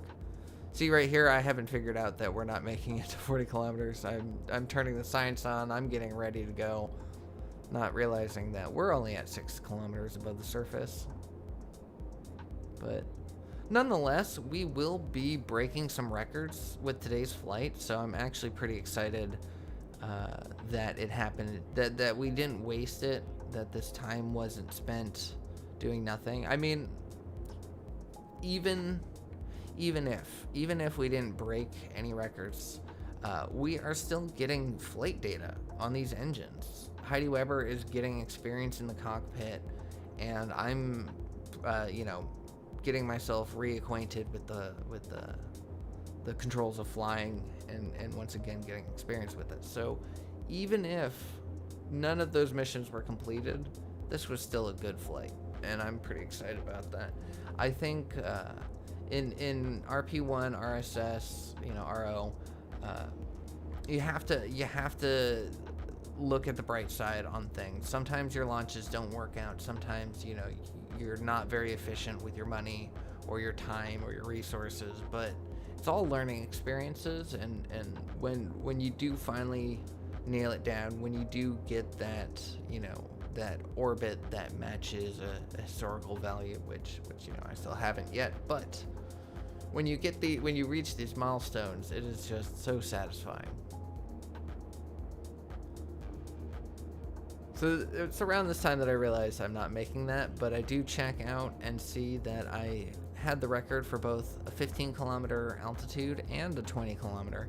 And our Apple Appsys right now is at 23.5 kilometers, so we could hit that 25 kilometer one as well. I misread, there's a lot of misreading in this flight, but I misread that as the liquid oxygen was running out. That's what I actually said, but I misread it as the oxygen was running out. So I'm like, oh, you know, 25 kilometers is not worth killing our pilot for. But then I quickly realized, oh, it just means we're out of fuel. That's fine. So I just push myself back up, make sure that I hit the 25 kilometer mark. And when our fuel runs out, I decide to glide back down. The glorious clouds of RSS Reborn. However, I did do much better bringing myself closer to the KSC this time. My air launch distance was a little more correct if we had just flown straight, but now I'm a little too close, and we will have to take a little more advanced of a landing. But look at Heidi. Look at her face. She's just so excited. That's how you know you chose the right Kerbal for the job. When they're happy doing what they're doing. Anyways, I am kind of unsure of what to do. I could have just glided until I got to a lower altitude, but then I would have been very far away from the KSC, and I'm like, you know, maybe we can take it. Let's see how much speed and pressure this craft can take, and we'll try not to be so dangerous that we lose her, but you know, let's put it to the test. It is a little scary coming in through the clouds, not knowing how much distance you have until when you break through, until you hit the ground. So I'm just hesitantly leaning up a little bit. We go through the darkness, waiting, anticipating, and then we see the ground come up below us. Not a lot of distance, but thankfully we do have enough control to pull up, so we're not going to slam directly into it. But we are also going fairly fast and unsure.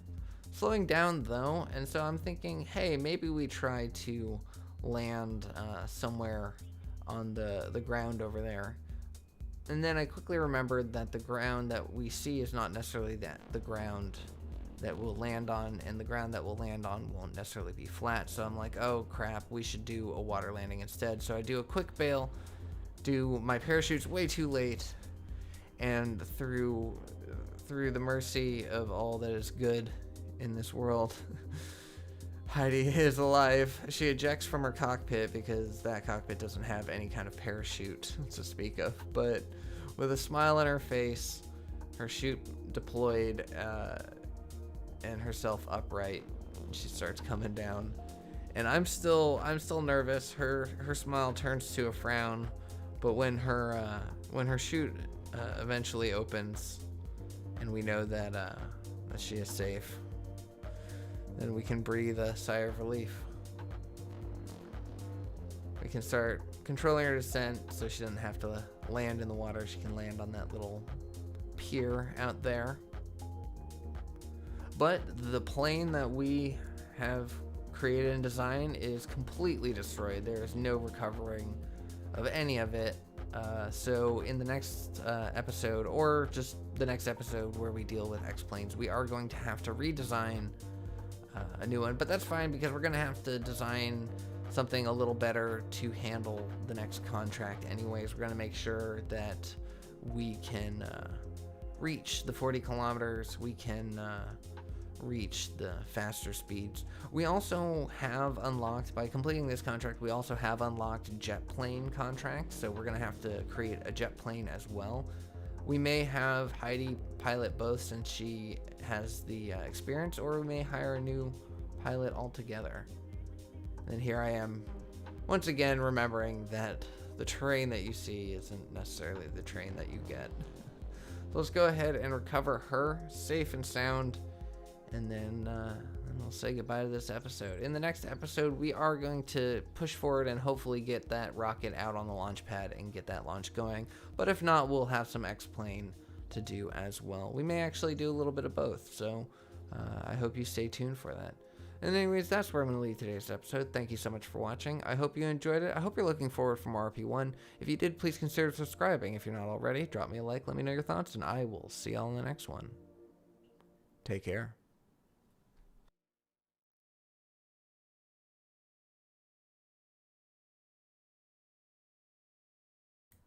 Hello everybody, and welcome back to RP1. I want to thank everybody who voted on the poll that I put up in regards to giving ourselves a little bit of a boost in funds in order to afford the rocket. I really appreciated you helping me figure this out, because I wanted to make sure that we approach this situation from the best angle possible. And I do think that it was the right choice. So we're going to start off by coming over into the cheat menu and giving ourselves a $200,000 boost. So let's click 1, 2. There we go. And so with that boost in funds, we now have the ability to integrate and start building on our rocket that will kick off the heavy satellites program. So let's go ahead and pick up the downrange 6000, and that is the contract that we're going to be working on today. As you may have noticed, it's a relatively short episode, and that's because I was so fixated on this one contract that I just kind of wanted to dedicate all my time to it. So as you see here, we now have the funds to put it out, and once it's tooled, it actually becomes a relatively cheap rocket. It's only 5,798 funds for that. So as we see here, we don't have enough, or we don't have any workers on our launch pad. We do have money. We have a positive and a surplus, so we can afford to spend some of that. So let's take some of the workers off our hangar just to begin with, because we don't have any airplanes in the works at the moment.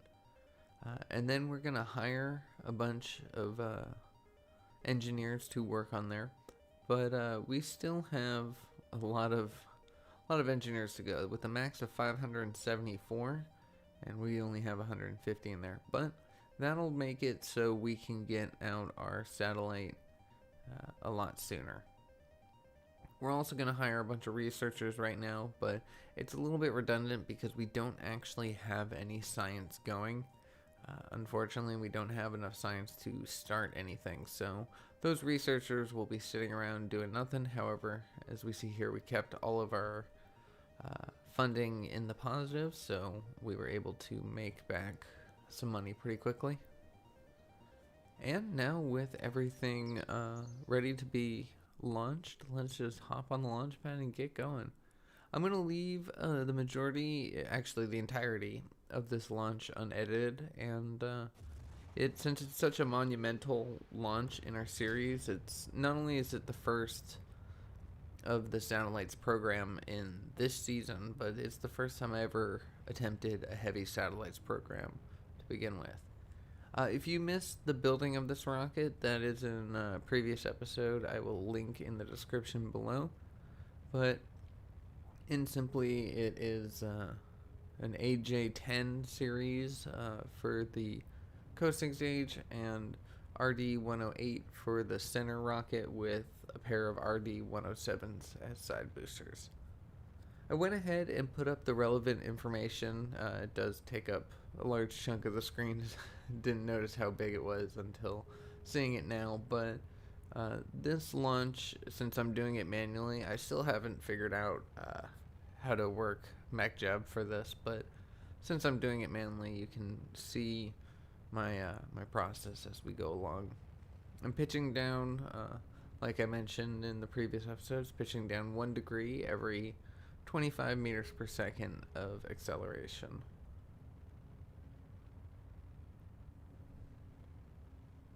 Below that, you can see the delta V stats. You see at the very bottom, that is our side booster stage. We got 50 seconds of burn remaining. And then once that's done, we'll still have another 2 minutes and 38 seconds of burn time remaining in this lifting stage. This is actually quite a heavy duty rocket, and it's about as heavy duty as we started to get into in the last season of RSS Reborn. We started to use the RD-108s to launch our light satellites. So I'm hoping that the familiarity will do us good, and this vehicle will be able to push us further. It does have enough configuration, so we should be able to update this as we go along. Pretty happy with that. But we got 3 seconds left until engine cutoff. There we go. Clean separation. And we are continuing on. Like I mentioned before, 2 minutes and 30 seconds worth of burn. We're now going to start pitching down. We are above the required apoapsis of 150 kilometers. And we're only going to be going up from here, so we can start pitching our way down. We do, however, want to be high enough in space that our AJ-10 has enough time to coast far enough. We're not trying to go into orbit right now. As great as it would be to reach orbit with this first attempt, we want to solely go downrange and be exploded in the atmosphere, because we're going to need to do our first orbital in a contract, and we'll be doing that very soon. I actually recorded the footage of that, so that will be coming probably in the next episode, I believe. We also do a whole bunch of X-plane stuff and jet planes and a whole bunch of stuff coming pretty soon.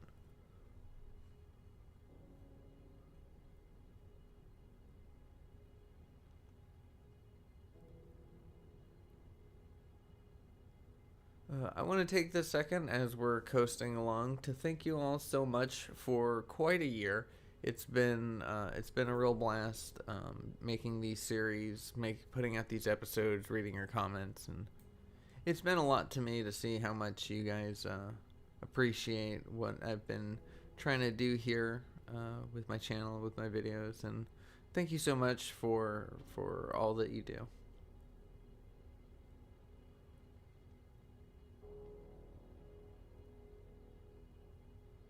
Now we're pitching down even further, trying to get to an eventual horizontal push. I do, not in this one, but in a later launch, I do end up learning a more effective angle to point myself at before releasing the next stage. But however, today we are going to point just 4 degrees above the horizon line. We got 12 seconds remaining of burn time, but plenty of time to go before we reach our apoapsis. And with that, our lower stage cuts out. We separate, just kind of pull ourselves away from our lower set. Now we're pointed mostly horizontally. We will be lifting a little higher once we get farther. So our last stage has 2 minutes and 3 seconds of burn time. So we're going to want to split that in half. And at the 1 minute and 1 second mark, 1 minute and 2 second mark, we're going to want to fire. That's going to push our ullage motors on and our spin motors on. And then we quickly need to fire our AJ-10 and make sure that we have proper thrust.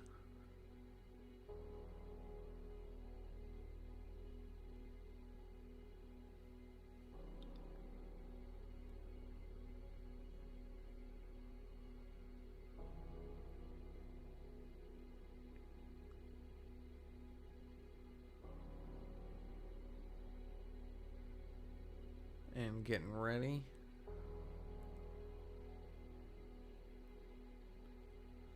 And fire.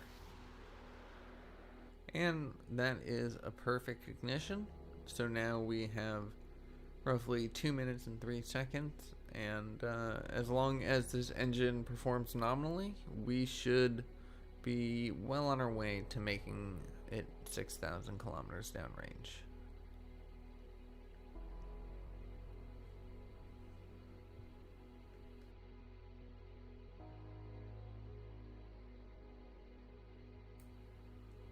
When we bring up our contracts, we can see that we have satisfied all parameters with the exception of the actual downrange distance. But it's good to know. If we had not maintained avionics for the first 50 seconds of flight, that would be terrible to find out now. If we didn't have the sounding payload, that would also be terrible to find when it's too late. But this is the heaviest thing we've lifted into an RSS RSS atmosphere. This is the heaviest craft that we've lifted, and soon we're going to be working even more. The next one we have is a 30 kilogram satellite. The one after that is 1,000 kilograms. So this is going to ramp up in difficulty fairly quickly, I believe. We are not on schedule to match real life launches. We are, however, about a year or two late for the first orbit. So we're no longer going to be focusing on the efficiency and the time, trying to get everything done as fast as possible. Right now we're going to just try to work on getting everything correct. So hopefully we don't waste too much time with that, but we need to see what works. Alright, and then with that we have main engine cutoff. And I'm just going to remove the information from the screen, at least the enlarged information from the screen, because there's not much else we can do now.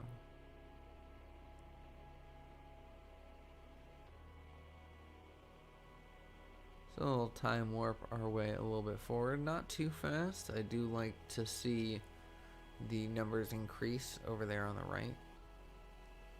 And sometimes I feel like if you time warp all the way forward, all you see is the mission is complete.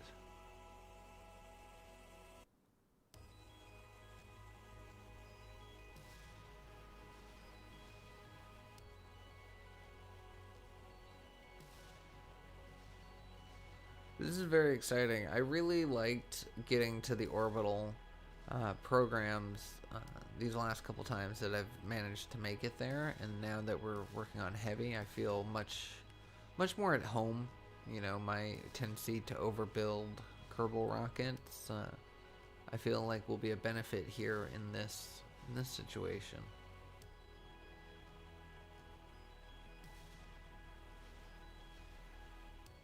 And before we know it, we easily pass our 6,000 kilometers downrange. We also pick up another record of 7,000 meters per second, so we are, however, not going to be making that 9,000. Not today.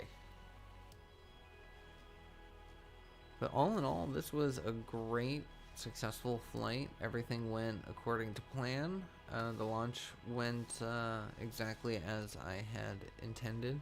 We don't have any science to be done, but that's unfortunate. But we weren't ever really intending for this to be a science machine, so it is the dark side of the planet, so we are running out of things to look at.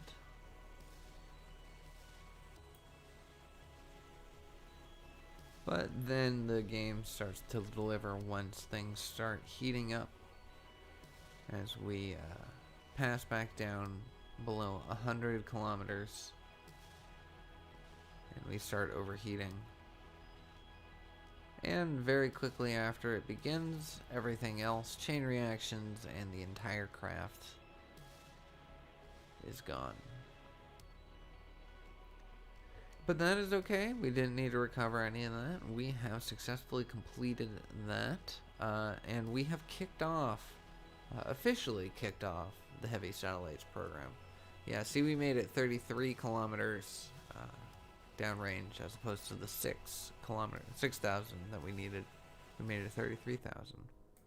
But that brings this episode to a close. I know it was pretty short, but I did want to focus just on that first monumental mission of the program.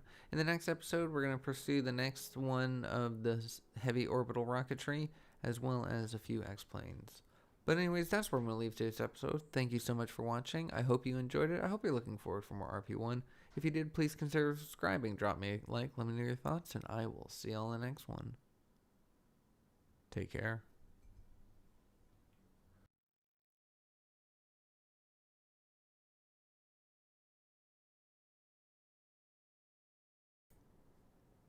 Hello everybody and welcome back to RP1. We're going to focus today on a couple different X-plane flights, and then at the end of the episode we're going to do a Heavy Satellites program mission as well. So hope you're excited. We've got a lot going on in this episode and the next one. We have to cancel that contract just because it's a little too advanced for what we have now. So we're going to open ourselves up instead to the Mach 2 Supersonic. We're going to pick up the stratospheric research as well, but we're not going to be able to achieve that just yet. But we are going to focus on the Mach 2 Supersonic today, and hopefully everything goes well, and we can land a little bit better than we had in the previous episodes. So let's go ahead and load up the RP-1 from the previous episode. And we're going to make some minor adjustments. We now actually have access to much better engines, the second best quality actually, so we're going to go ahead and use those and see if we can't utilize the same design to push us forward in our contracts, as opposed to redesigning a plane altogether, which is much more expensive.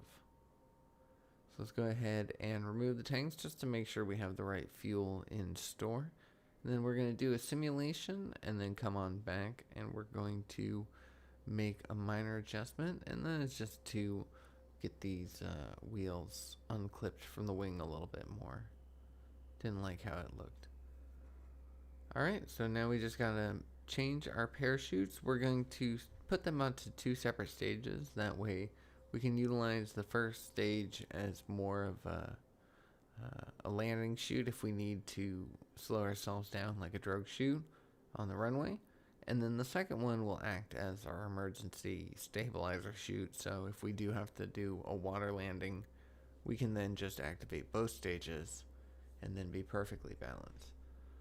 But as we can see here, we are now coloring the wings and the control surfaces of the plane, which means that I am happy with the design, and we're going to be putting this out into the build queue soon enough. I did figure out how to recolor the cockpit, so I'm very excited about that.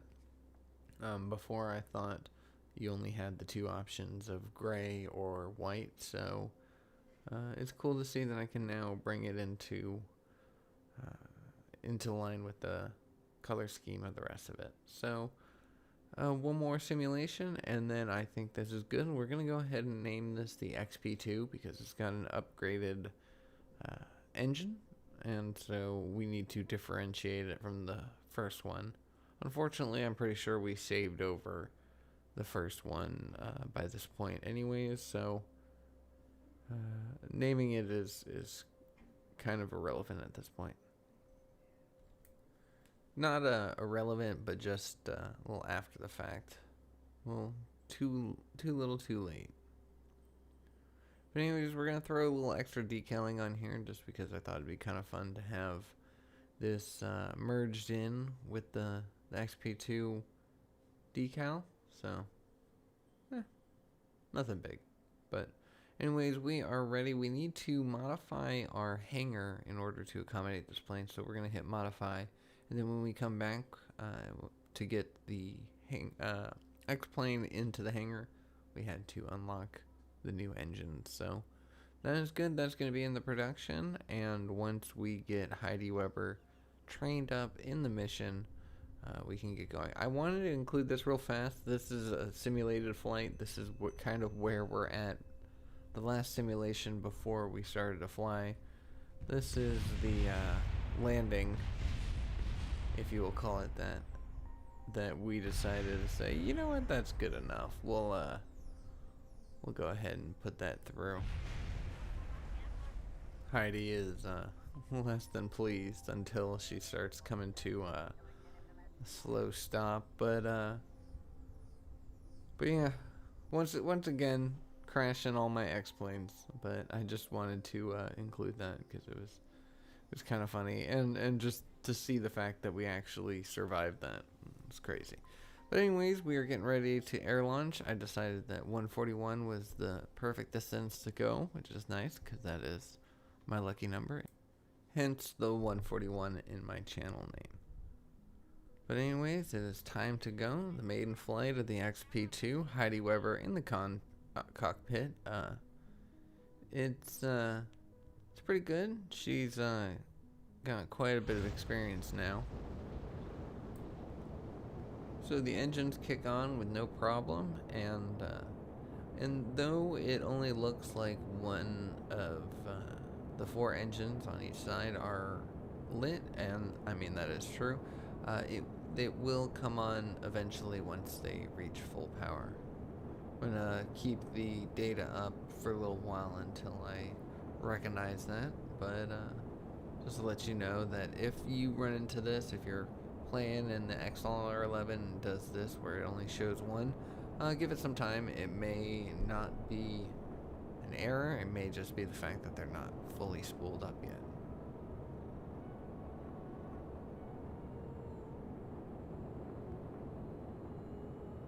There we go. So the contract for today is to reach 12.5 kilometers of altitude, and at some point between the 10 kilometer range and the 12.5, we need to reach 320 meters per second, which we just did. So now all we got to do is bring our apoapsis up until it crosses the 2.5 and then go. We don't want to go too high. This cockpit is only rated for 16 kilometers altitude, and anything above that could kill Heidi, so we don't want to go too high. Like already our apoapsis is at 16.5, so we're gonna need to keep an eye on that. I got too distracted with the mission log, and it's important not to. But we successfully completed the contract, so now all we need to do is land successfully, safely, and bring Heidi home.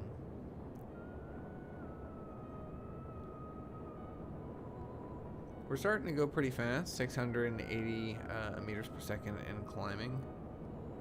So it's a little dangerous. We've got 30 seconds of fuel remaining. Because of the new engine, we were able to utilize more fuel.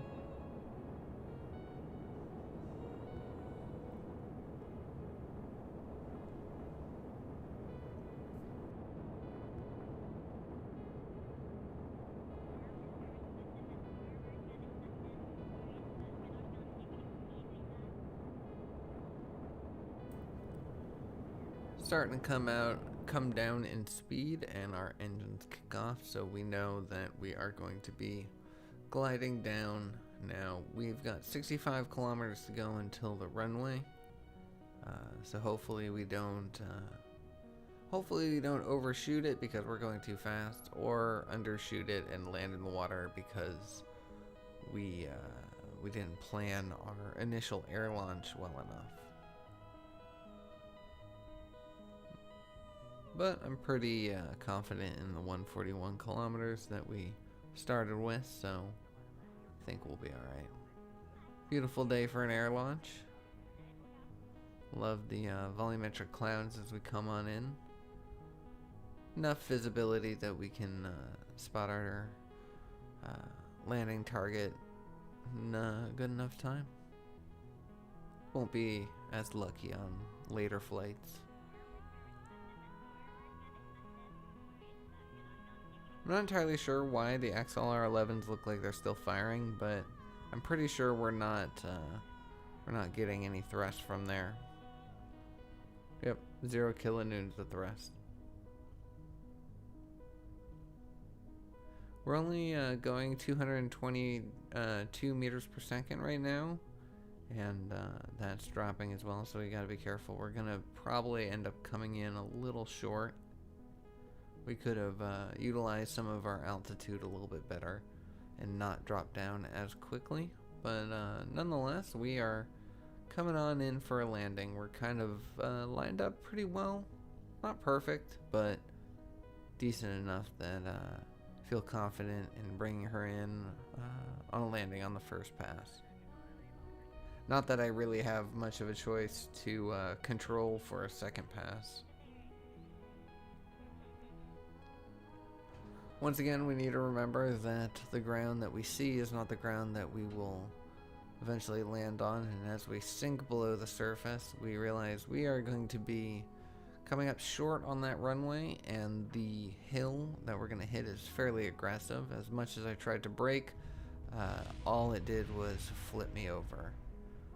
Heidi looks a little uncomfortable, but as she comes to a stop and we realize that she is still alive and the cockpit is intact, meaning that we have successfully completed this contract. And in fact, we even did the reputation grab and landed.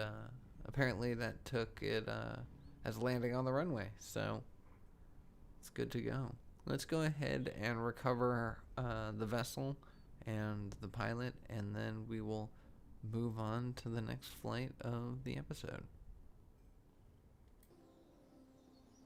There we go. That added 10 days onto her retirement date. Let's go ahead and recover this debris. We're going to go check out the next set of contracts that we've got. We've got quite a few contracts in the X-Plane program, so we're going to want to make sure that we do these every single time until we can complete the contract, the program itself. But I also want to make sure that we spend some time on the heavy satellites. It's not just nothing but X-Planes.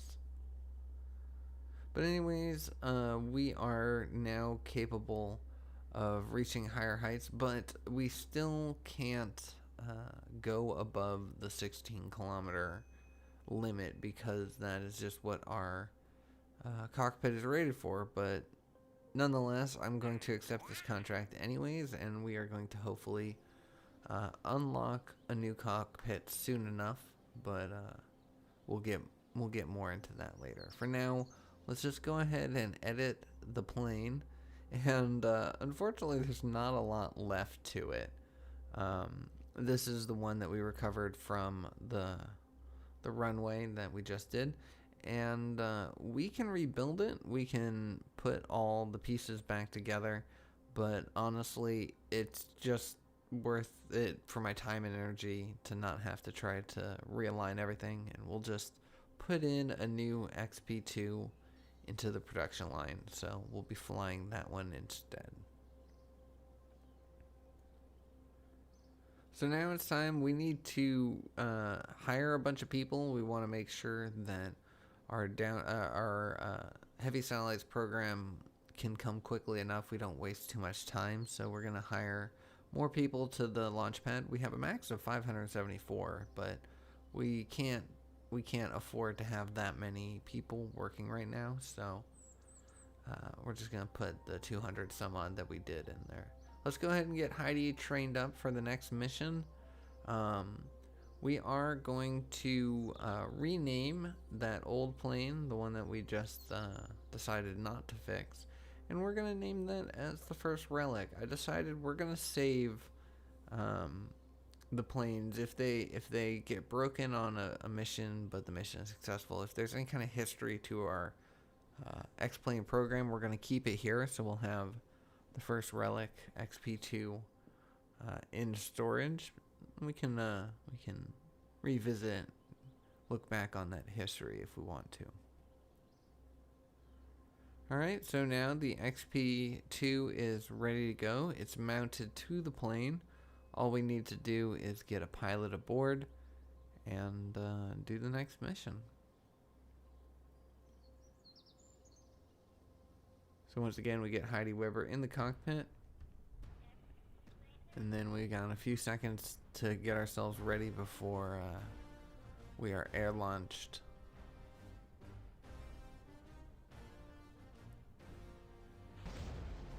There we go. Both engines kick on successfully.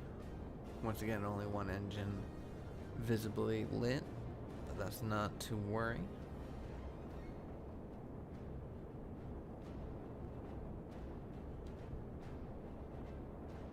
There we go. So we should be at full throttle now, and our speed is rising.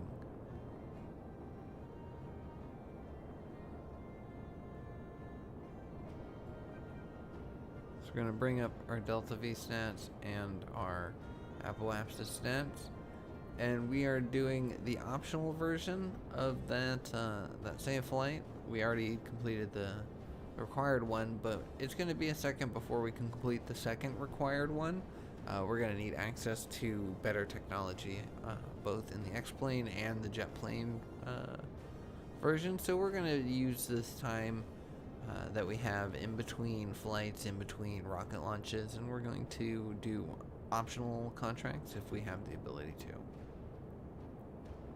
The heavy satellites launch that we're doing at the end of this episode is actually an optional contract as well. But that will give us reputation, and we will be able to use that later. But as we see here, we now reach the 12.5 kilometer altitude that we needed, so all we have to do is land safely once again. Heidi, I have full faith in you. You've proven time and time again that you can handle a hairy landing, so we'll see how you do.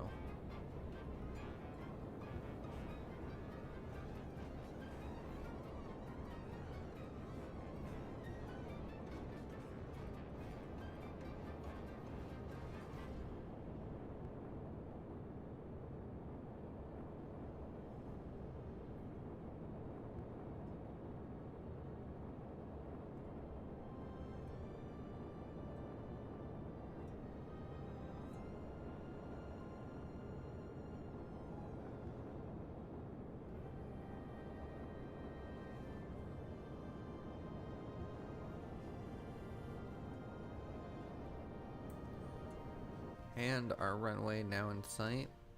We start to descend. Our engines cut out, and we glide forward.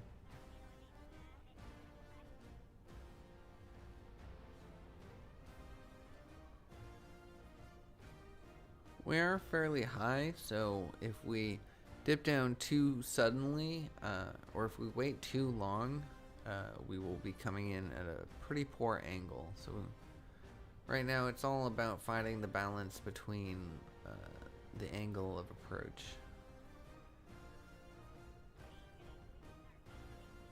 But once again, a perfect day for flying. Partly cloudy, just enough to appreciate the weather, but not enough that it interferes with landing. Alright, we're not lined up exactly right, but we are coming down at a better angle. We're more likely to actually reach the runway this time instead of coming up short. So, pretty excited. Heidi's pretty excited. Let's see if we can do it.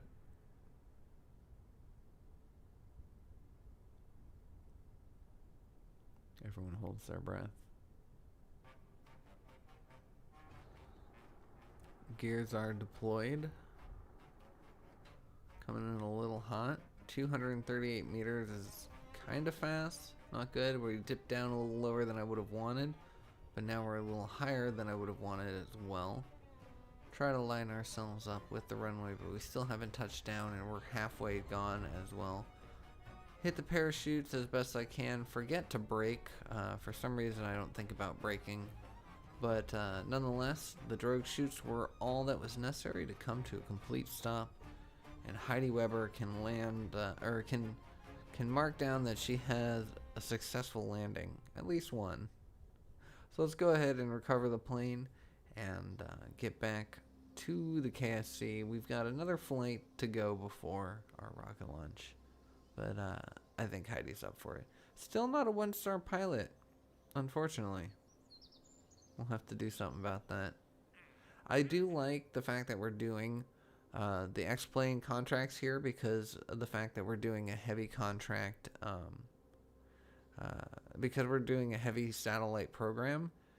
That means that we should be better suited for crewed flights and crewed orbits and crewed missions to the moon, not the moon. Crewed missions to the moon. But here we are. We've got our X-plane mounting to the carrier. We've got our rocket rolling out to the launch pad. It's only 1958, which is not great. I'm not doing too well as far as keeping true to the historical space race, but you know, I'm only trying to do a little bit better than I did before, not necessarily do better than history. I'm not that good yet, but I'm getting there, and I'm hopefully you've been enjoying the process as well, and maybe one of these days will be good enough. But anyways, here is the titular flight of the Funky Chicken, and it's called that because we ended up having a few problems with it. One of the notably being that our landing gear, the back two legs, were stuck in the downwards position, so we'll have to be doing this whole flight with our two funky little feet hanging out. We also had a failure to ignite on one of our engines, the whole engines, and this is no bug, so we are slightly lopsided, but so this contract is probably going to be a wash, but nonetheless, Heidi is out here, the plane is out here, the stakes are real, and she has to make it as far as she can make it, trying to get home on a busted engine and some broken legs. But she's a professional, so she's still going to attempt the mission and see if she can't come home with some glory.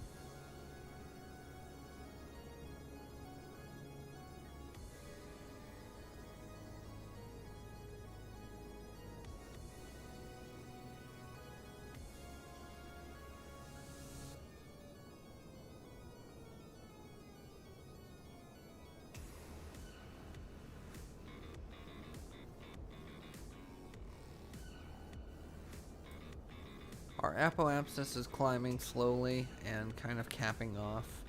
We're barely pushing past where we're going to go, and our speed is dropping.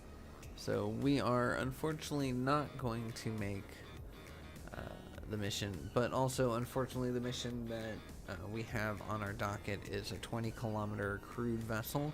And once again, our cockpit only can reach 16 kilometers, so this flight was kind of a bust before it even began.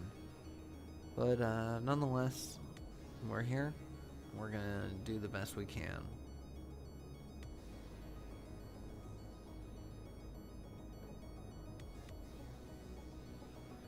I changed the controls on the flaps just to see if I can get a little bit more pitch control to head up, but alas, I cannot, and the off balancedness of the engines start to catch up with us, so we go ahead and kill them. Or maybe we ran out of fuel, I can't remember, but nonetheless our engines are off and we're starting to bank pretty hard.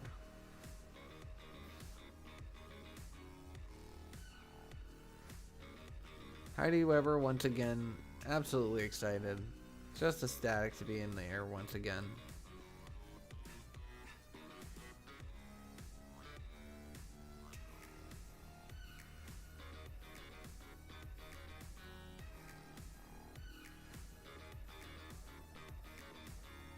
Going 305 meters per second, not exactly the safest, so we are going to have to make sure to keep our wits about us as we come in for a landing, but at least it'll be a water landing, and we won't lose any reputation as long as we don't kill our pilot.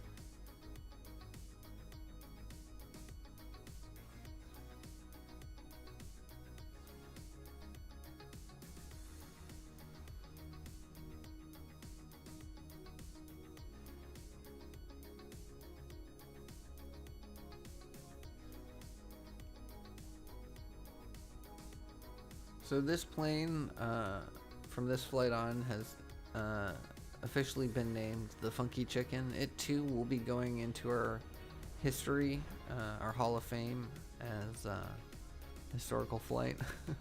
It's okay, Heidi. It's okay. We're good.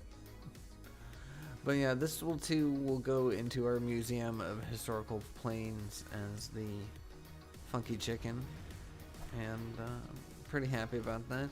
But in the next episode, we will be redesigning, and we'll be doing a few more. We're going to be doing more jet stuff soon, because we also have to focus on jet plane missions, as well as X-plane missions. So, looking forward to that as well. So let's go ahead and recover this. Give Heidi a break, and for the last bit of the episode, we are going to focus on our heavy satellites program. 6 extra days added to Heidi's retirement date, so pretty happy about that. But anyways, lastly, here we are with the Dr. 6000. The mission is simply the optional downrange. I believe it's 7,000 it wants us to do now, with significantly more sounding payload. So as you can see, the little orange part's a little wider, or not wider, taller, excuse me. But since this launch vehicle has the ability of going orbital, going 7,500 kilometers downrange is not going to be a problem. It's 1,000 units of sounding payload. That's what we have. But this too is an optional contract.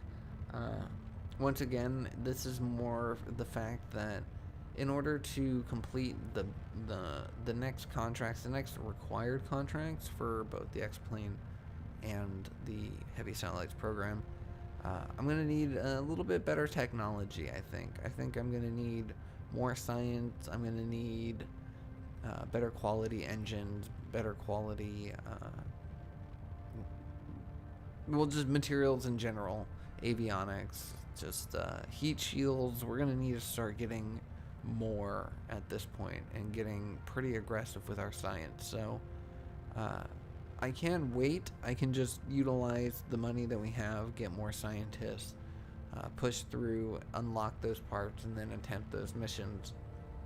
And I mean, I am going to be doing that, but I might as well launch some optional contracts while we're waiting for that to go.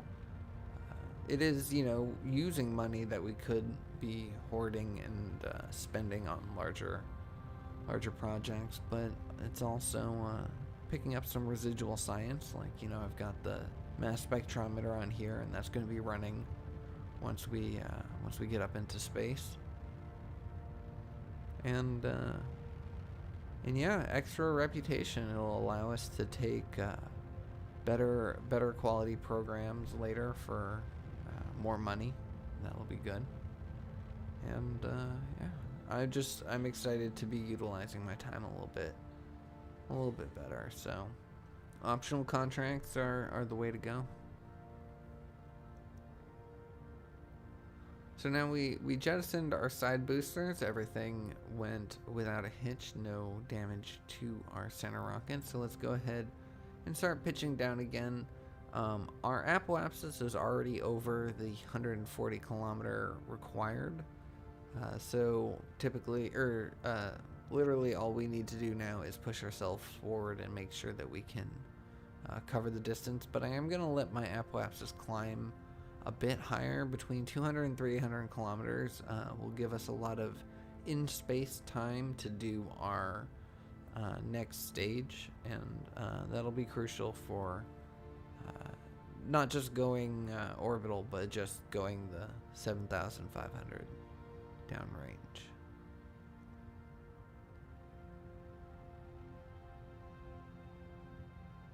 So we're easing our way towards a 0-degree horizontal.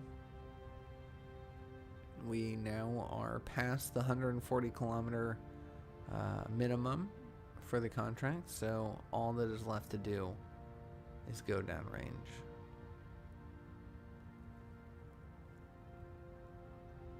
Got a minute and 11 seconds left of fuel remaining, so Pretty excited with the design.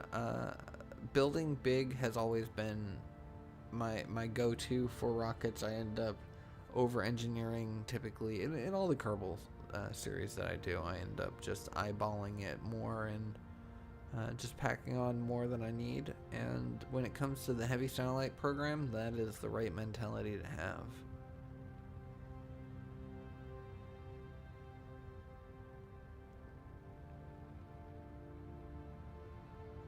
So our apoapsis is slowly creeping up to 300. We've got 30 seconds of burn left. I point myself directly horizontal, and I'm going to go ahead and start my roll. We got 2 minutes and 3 seconds of burn, and we got to keep an eye on our time to apoapsis and split that time in half so we can utilize our apoapsis as best as possible. But we're just going to keep spinning and wait until our engine cuts out. Right there. And then we're going to separate and coast for a little bit until we get a little bit closer to our ideal burn time. As you can see here in our avionics, we have both the pressure scan and the spectrometry experiments running. And that should give us a decent amount.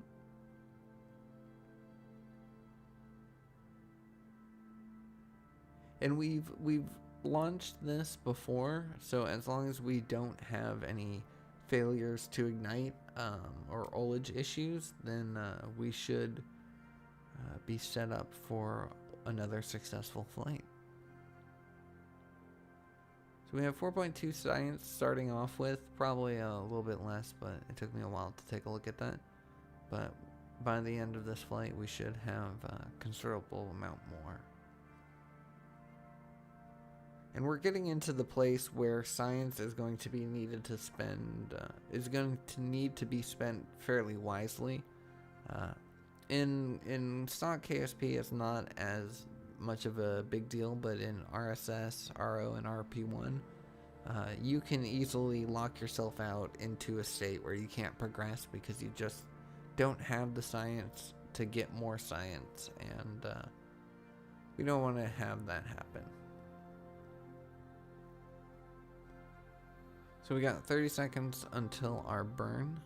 Just keeping an eye on everything. I don't want to time warp too quickly, or at all for that matter, because I don't want to go past our node. I'm looking at the time to apoapsis as a minute and 11 seconds, right below the orbital period, and that will tell me the correct time to burn, and that is now. So we hit both our stages in rapid succession, and what that does is that puts us at an even faster spin, and it pushed our craft forward, so the ullage had no problem to ignite the AJ-10. It did give us a little bit of a wobble, which isn't ideal, but for a contract like this, it's not going to be a problem. If we were needing to do something with a lot more precision, that wouldn't be it wouldn't be ideal, but for something like this, all we need to do is keep pushing forward, and that little bit of a wobble is not enough to ruin our trajectory or our progress. So we've got a minute and 16 seconds left of burn time, and we've already reached 1,300 kilometers downrange. We still have, we're still pushing our apoapsis forward, so that means that we are going to, it's going to be a long time before we reach our halfway point. Ideally, with a downrange contract, you want to reach 2/3 of your goal, your downrange goal, by the time you reach your apoapsis. This isn't, a hard set rule. This has just kind of been from my experience. I've noticed that if you're at that 2/3 mark at your apoapsis, you shouldn't have any problem covering it. But yeah, as you see here, that wobble that started off simply eventually ended up pretty extreme. Again, you know, it doesn't matter because we're not trying to recover the vessel. We're not trying to get into a particular orbit.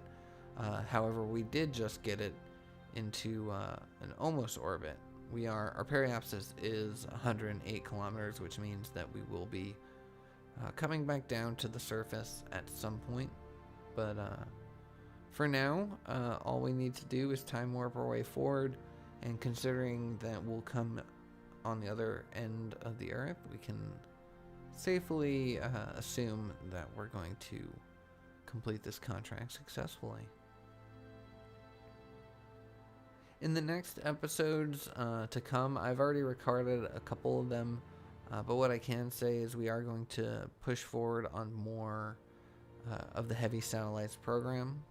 We are going to be doing a lot more X-plane as well, but I want to make sure that we don't neglect our rocketry as well.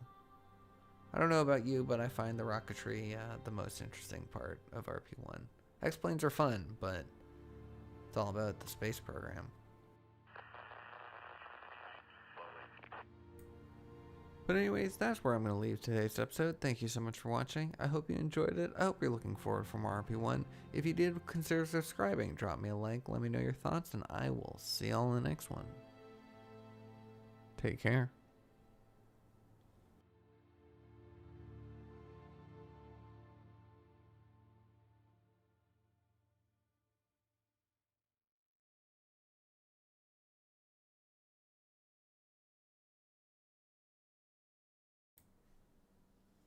Hello everybody and welcome back to RP1. As you may note from the title, we are going to be focusing on the X-plane program today. We have 2 launches that we need to take care of, and then we'll be able to collect enough money, reputation, and science to keep pursuing the heavy satellites program in the next episode. So if you're looking forward to the rockets more than the planes, just hold on and we'll be doing that next. But if you're interested in the planes, then this is the episode for you. So in the last episode, because of the fact that we got a heavy satellite into orbit, we now have a new leader to appoint. I'm just gonna skip forward. We're gonna pick Yuri Gagarin, the first human being in space, and but you can look at all the different leaders here. But we're gonna mainly take him because of his bonus to our pilots. They'll be with us for a lot longer before they retire, and their salaries are going to be cheaper, so it's nice. It's going to do us well. But yeah, after looking through all of our different options, Yuri is going to be our person. So as you see, 25% time until crew retirement, the 5% crew training, and what's the negative is, the crew gets paid a little bit more, so 5% negative funds for crew salary. But there we go. We're going to appoint him, and we have all of our leaders appointed and our contracts now filled. So it is time to start moving on towards our X-planes. So the stratospheric research I'm not going to be able to do because it's 22 kilometers altitude, and we just can't reach that with the cockpit that we have currently. So we're going to have to hold off on that. Mach 2 supersonic is doable, but we don't have a jet plane capable of doing it, so that is what we're going to focus on building today. So let's go ahead and grab that one. And as you see, the optional one is no longer available to us. And the optional one is actually less speed. And like I mentioned, the jet plane we have can't currently complete that contract. So we're actually going to take the optional one first before the required one, because if we can make it to 400 meters per second, that'll be a good test of our flight. But we also are going to be working on getting the science necessary for better X-plane engines and whatnot. So we'll be able to handle the required contract then. I put in some science, supersonic flight science to be exact, but it's not going to, none of those, the crew report, the telemetry, nor the super science, are actually going to be able to run, because those only run when you're above 40 kilometers. And like I mentioned before, we don't have the ability to go above 16 kilometers currently. So, but we'll be unlocking those soon enough. But anyways, we are now going to start focus on our build. This is a jet plane, not a rocket plane, so we are going to need to make it a little bit different than we did our RP-1. So I decided, after a lot of testing, I did a lot of test flights off camera and ended up starting from scratch. So that's where we started here. No need to waste your time with the stuff that didn't work. But I decided for this plane, we're actually going to have 2 engines attached to the wing, with this little bit of a wing in between to kind of space them out a little bit. But this was the design that I wanted to play around with. I wanted more power. We're already using the most advanced engines that we possibly can, with the highest configuration that we possibly can, just to really powerhouse through this program with a high-powered plane. And so with my single engine jet plane attempts, I was not succeeding as easily as I wanted to. And so I feel like even if we were to accept what we had achieved with the single jet engine, it wouldn't be long until that is no longer powerful enough to achieve our goals. And so I want something that is right out the gate strong enough to last a couple different contracts while we wait for our science to come through. So that is where this came from. As I'm building this, I had no idea if this is going to work, if it's going to be overkill, potentially too heavy. Having that much extra mass on the craft could make flying a bit of a challenge, but we will see that soon enough in the test flight. I have these stock wings on here, stock wings and stock lifting surfaces, because I had spent so much time by this point, a couple hours designing and test flying planes and readjusting the wings and doing all sorts of stuff that you have to do with a plane. So I had gotten frustrated. So at this point, I'm like, you know what? I'm just going to deal with stock wings. I'm sure they're fine. I'm sure they're probably not fine. Let me know in the comments below just how awful it is to use stock wings in RSS RO. Yeah, and especially don't look now, because I'm about to do something very silly by putting these tail fins and trying to act as wings themselves. I was trying to lower the mass as much as possible, so I was thinking maybe tiny wings could work, but no, that's a terrible idea. I don't think I'm going to get rid of them in this turnaround. What happened here was I had forgotten to put 2 engines, or no, this is what's happening now, is I didn't put 2 engines on there. You see, I only have the left one, and I'm not going to notice that until I test fly it right now. But yeah, those here's me putting the double engine back on. But yeah, those little tail fins are just not going to work, so we will be putting actual wings on there soon enough.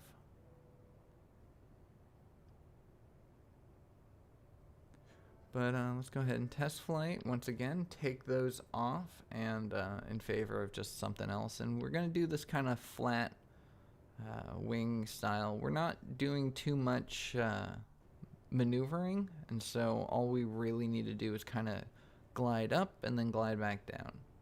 And in the last test flight, it worked out just as well as I would have wanted, so it's time to go ahead and paint the plane. I don't have too many options. The stock wings, I don't think, have the ability to be colored. Let me know if they do. Maybe I just missed it. But so we are just going to deal with a white jet plane, which is fine because we're doing the army green for our X-plane, so this will differentiate it well enough. So this is the JP1A. and that is because we never actually got the JP1 out. We had saved it, flown it, and whatever, but we wanted to separate it well enough. But this isn't ready to be called the JP2 because we have more engine upgrades that we can do soon, and so I think that will be worthy of a JP2, having the second configuration of the engine. So that is good. Anyways, we are back out here at the KSC, and as we take a look at our KCT Space Center Management window, we are kind of struggling with our science. It's going to take a year just to get the entry, descent, and landing, and that'll give us heat shields, which will be good for our rocket program. But currently, it is taking way too long to build, so we're going to need to readjust our science a little bit. So let's head into the R&D building, and we're going to focus our science gains on our planes, because that'll give us a higher altitude that we can launch from in our air launches as well, both testing and in the real game. So as we see here, it will allow us to launch from 13.5 kilometers above, which will be much better for our engines because they are more efficient at higher altitude. I'm also picking up solid rocket engines, but we're not really going to be using very much of that, but I do want to keep up the science gains on those. So now let's go ahead and look at our contracts.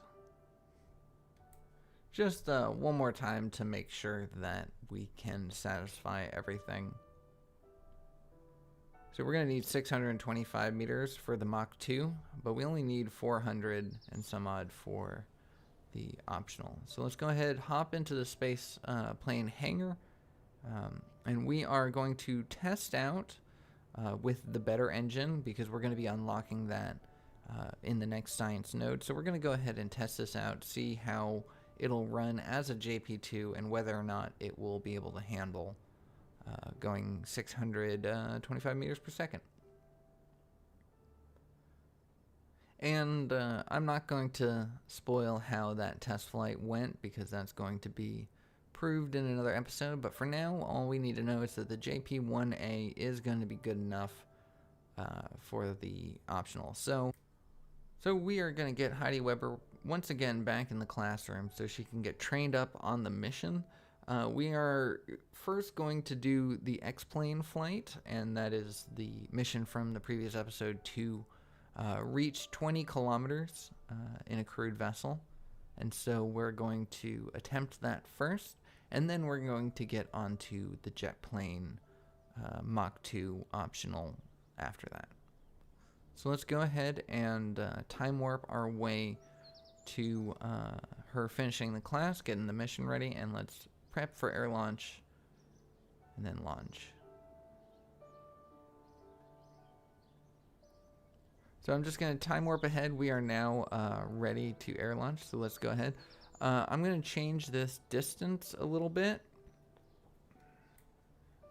Coming in at 141 was just a little close in my testing, so I'm going to change it to 175. So let's go ahead and launch that at the max altitude we can. Pack Heidi Weber up with a chute, and we're going to find ourselves on the launch pad, launching in 5 seconds. So let's get ourselves ready, and let's get in the air. So our next plane flight, just like the previous one, just going a little higher this time, a little faster.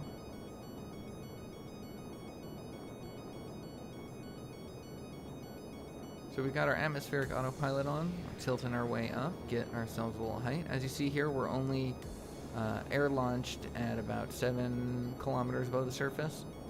And that's not nearly efficient enough. We need to get ourselves higher. So we're going to plot in 18 kilometers into our cruise flight controller, turn it on, and let the plane take control. Got almost 2 minutes of fuel remaining. kind of have to do this fast. The X-planes are a little more stressful than the jet planes, but still both fun.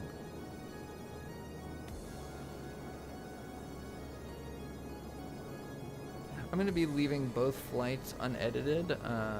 Had a pretty good time flying them, and we do some stuff, so just figure we'll take the time to enjoy.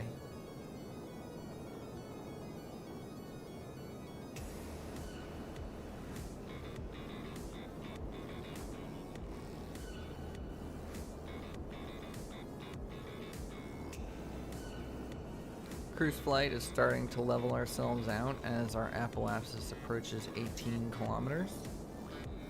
But we do need to reach 20 kilometers, and we also have to reach 550 meters per second at some point between 10 and 20. And currently we're at 17, and we just passed 550 meters, so that part of the mission has been satisfied. I'm tilting up just a little bit, trying to bring my apoapsis. I just need to cross. I don't need to fly there for any given amount of time. I just need to reach the 20,000, and there we go. Alright, so we can put standard fly-by-wire back on and then just burn the last 20 seconds of our fuel, and then try to glide our way back to the KSC runway.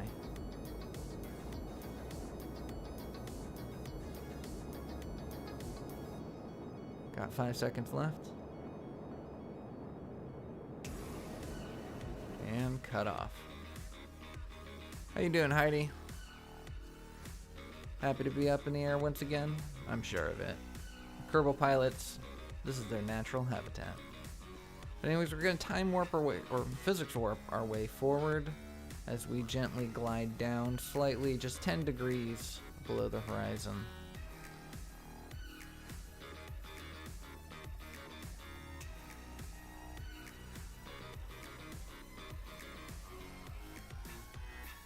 Beautiful day for a flight.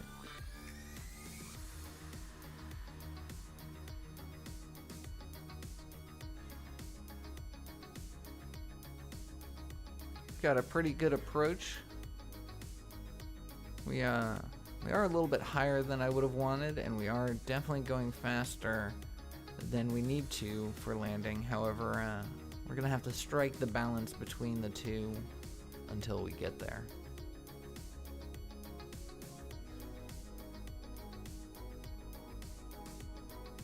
Out of time warp, and trying to line myself up for the approach.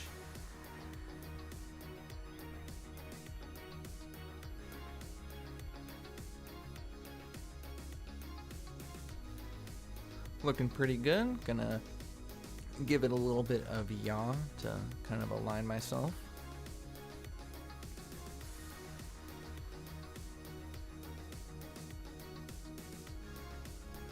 I didn't need this many windows up on the screen. I could have closed them all and had a much better view as I approached. I'll try to remember to do that next time. Not next flight, because I didn't do it, but in the next episode. Alright, looking pretty good. However, Heidi's face is less than pleased because she realizes that we're still coming in at about 200 meters per second, which is way too fast. So we're gonna bounce off the runway, and then we start to panic a little bit, and so we go ahead and stage our chutes to slow down. We start to tilt off, stage the second pair, and have a momentary heart attack. But thankfully, Heidi Weber is alive once again. Another less than stellar landing from her, but she proves her mettle every time. So, back again at the KSC, the XP2 is being recovered, but it will need to be fixed before it can fly. We do have a few things now in the queue. You can see the DR6000 Quicksilver 1 is 62% done, and that is the rocket that we'll be featuring in the next episode. So, hope you look forward to that as well. But now we need to focus on our second flight of the episode, and that is the jet plane flight. Let's go ahead and save game. I typically cut out the save times that I do whenever I save. I just, feel it's not necessarily necessary, but I do want to point out that it is, when you're playing this game, it is very important to save between each mission because you just never know. So now I'm going to spend much longer than appropriate trying to get Heidi Weber into a classroom, even though I forget that she can't just immediately jump onto another mission. So as I go through all of those, none of them are available for her. So I'm thinking, oh, well, maybe I need to skip ahead a little bit. I need to give her some time. But yeah, once again, all she can be trained for is the X1 mission. And then I realize, oh, we need a jet plane mission, not the X-plane mission. So I basically just start to assume that, oh, well, she's trained up. There's no need to put her back in the classroom. So we're going to save yet again, just because in case I am incorrect, I'd like to come back to this point and figure it out. But we're going to time warp our way. We're going to launch our plane. I hit mount to air carrier and then let it spend the time to do that. I go ahead and put in the max parameters. I'm going to change the distance a little bit, 350, and then we're going to launch. And the 350 is from my test flights. I found that is the appropriate distance. But it tells us no astronauts, no pilots are available. And that's because none of them have been trained. And so as I come back here to the training options, none are available. So, well, I guess Heidi was available right there. I just noticed that right now. We could have trained her in the jet planes. So, yeah. Well, it's good to know. You see things in hindsight that you may miss in the moment. But nonetheless, I'm thinking, well, she's not able to fly this. I don't know what I can do, so we decide to hire ourselves another pilot instead. So we are going to grab ourselves Stuart Kelly. He's got a high courage rate and a relatively low stupidity rate, but just enough to do the daring maneuvers that we need for him. So let's go ahead and get him into the classroom, and unfortunately he's going to need both the proficiency training and the mission training, so that is a little more time spent, but it will be worth it, and we're probably going to want a second pilot soon enough. If we start doing crewed rocket missions, then we're going to want to be able to select. We want a selection of pilots that we can choose. I'm grabbing the polar orbit satellite right now because I'm going to want to start to combine my missions in that area. So I just wanted to show you that I'm grabbing it, and we're going to try for that soon enough. But let's go ahead and air launch. Let's get Stuart Kelly in the seat with a parachute, and let's get on the launch pad. Or the runway, excuse me. So we go ahead and get him in the RP-1, and we're going to quickly get ourselves situated so we can be ready when we get dropped from the plane into the air. We've got our atmospheric autopilot already running, our engines on, and we are ready to fly. So this is Stuart's first flight, and hopefully it goes well.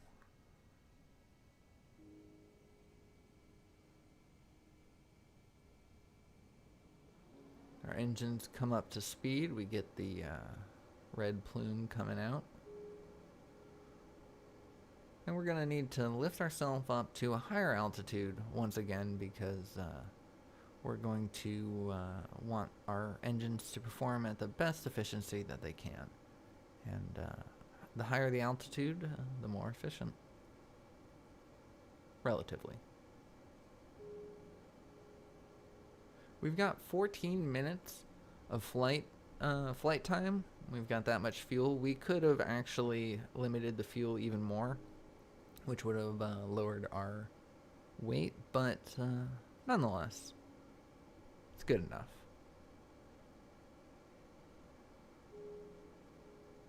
So I talked straight through it, but I put up the mission parameters there. We need to hold between 400 and 460 in a level flight. It doesn't require us to be at any particular altitude, but we are going to want to go to about anywhere between 13 and 18 kilometers. Actually, 13 and 16 and a half kilometers, because I believe that might be the limit on this cockpit.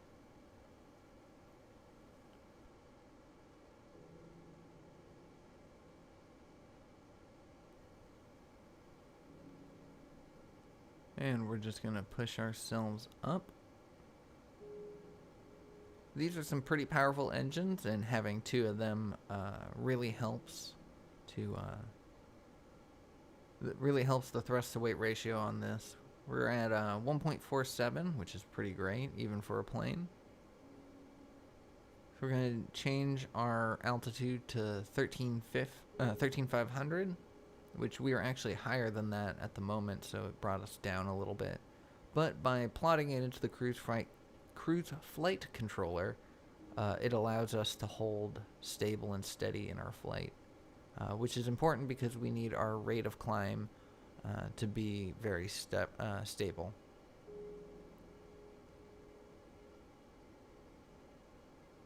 So that 645 was left over from the test flight where we tested the JP2 to see if it could handle that, and I'm excited to show you that one. And all the JP2 is a different configuration on the engine. That's why I like picking engines that have a lot of configurations. Even if it's not the most powerful engine available, by it having a lot of configurations gives me a lot of room to upgrade it, and I like that. Real fast, I'm just playing around with the camera tools. I had some time to go before we were ready for the mission to take hold, and so I'm like, oh, I'll try to set up a cool shot. I hadn't yet thought about the fact of like, oh, I'm probably just gonna leave this mission unedited, so I did initially intend to cut out this footage, but nonetheless, you can see us actually going over our targeted speed now. We are now going too fast to complete the mission, but we'll figure that out soon enough.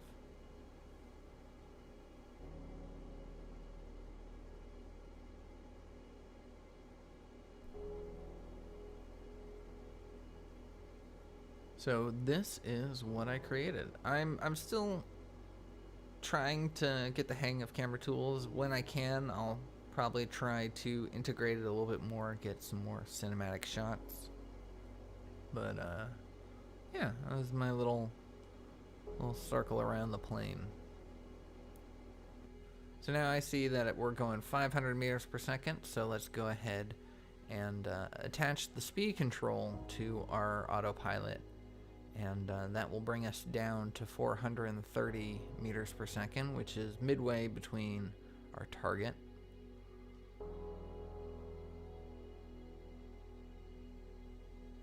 And now the engines are kicking back on again now that it has slowed down enough.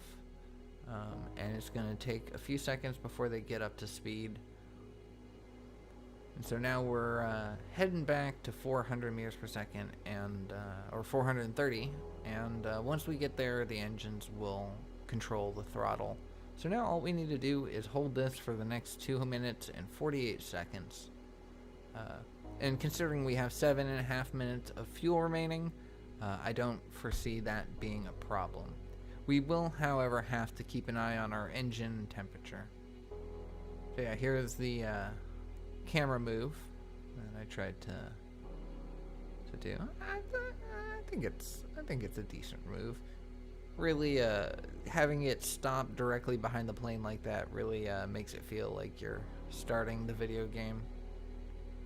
You're playing a flight game, and that is the loading screen.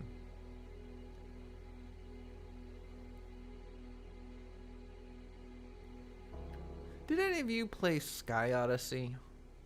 An old game for PS2. It was a lot of fun. It was when I started doing the Kerbal planes in stock KSP and RP1 and all that. It really made me long for that game. Let me know in the comments if any of you played that back in the day. Oh, we have a minute and a half left to go on our mission. Our throttle just kicking on, kicking off, just to keep us steady. It's important to not make your speed control 400 even, because as you see here, we are now below 430. So if you were to make it 400, you'd constantly be dropping out of the mission parameters, and then you would have to start the the timer over and over again. So if you're doing one of these type of keep your speed between this and this, always try to put it halfway, or a little bit more than halfway.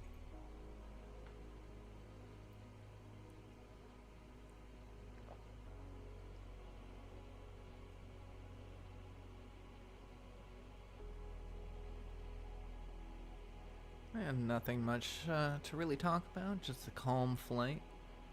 I could have cut this a little sooner, but there were enough things to talk about in the beginning of it that I felt might as well just keep the whole footage of the flight.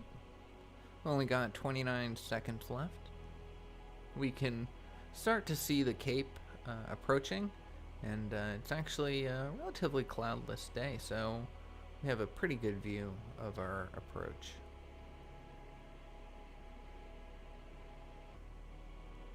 And with 10 seconds remaining, we're going to go ahead and put that countdown right here at the top. 3, 2, 1. And mission successful. All we need to do now is land and splash down anywhere. We'll get extra reputation if we succeed in landing on the runway, or near the runway. Stuart Kelly does a little dance of victory and gets ready to turn off the autopilot and come on home.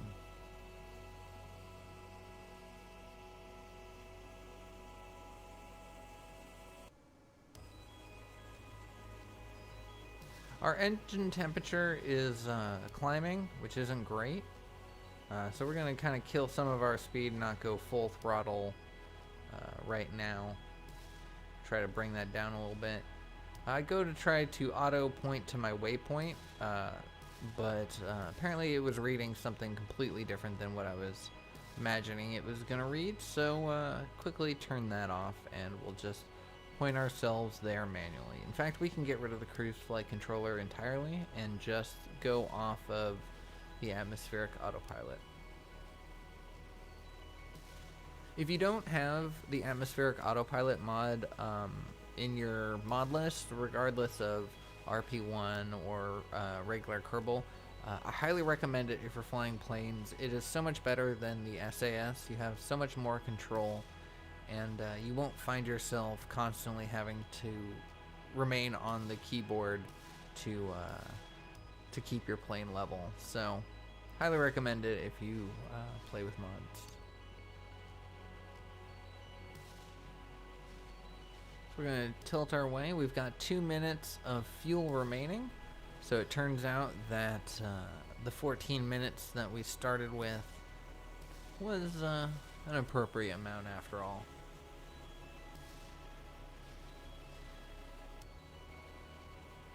We're just going to burn full throttle until we utilize the last of it. We're going to want to make sure that we keep in the air. However, our engine temperature is starting to rise a little concerningly, so we kill our throttle entirely and then it starts to cool down. We're going to glide most of the way back in. We only have a minute left of fuel, so let's go ahead and utilize that as best as possible without exploding our plane.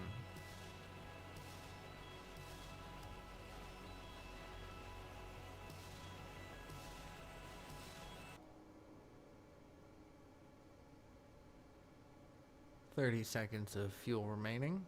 Over half of the gauge is filled on our engine temperature. 15 seconds, 10 seconds, 5 seconds, and engine cutoff. We successfully kept them from exploding, which is always a good thing. So now all that's left to do is glide our way in and come on home for a landing.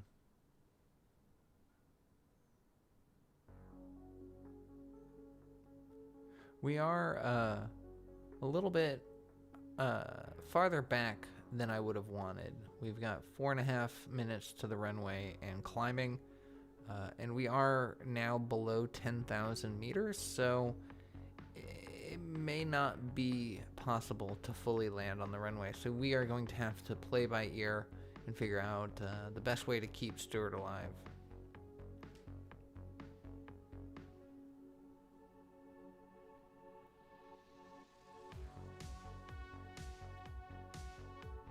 It's all about the right angle of attack right now. We want to point ourselves low enough that we are indeed heading down, but also high enough that we don't end early. We also need to maintain as much altitude as we can until we can get there. So, Stuart, prepare yourself for anything. Because the worst thing that we could do is hire a pilot and kill them on their first flight.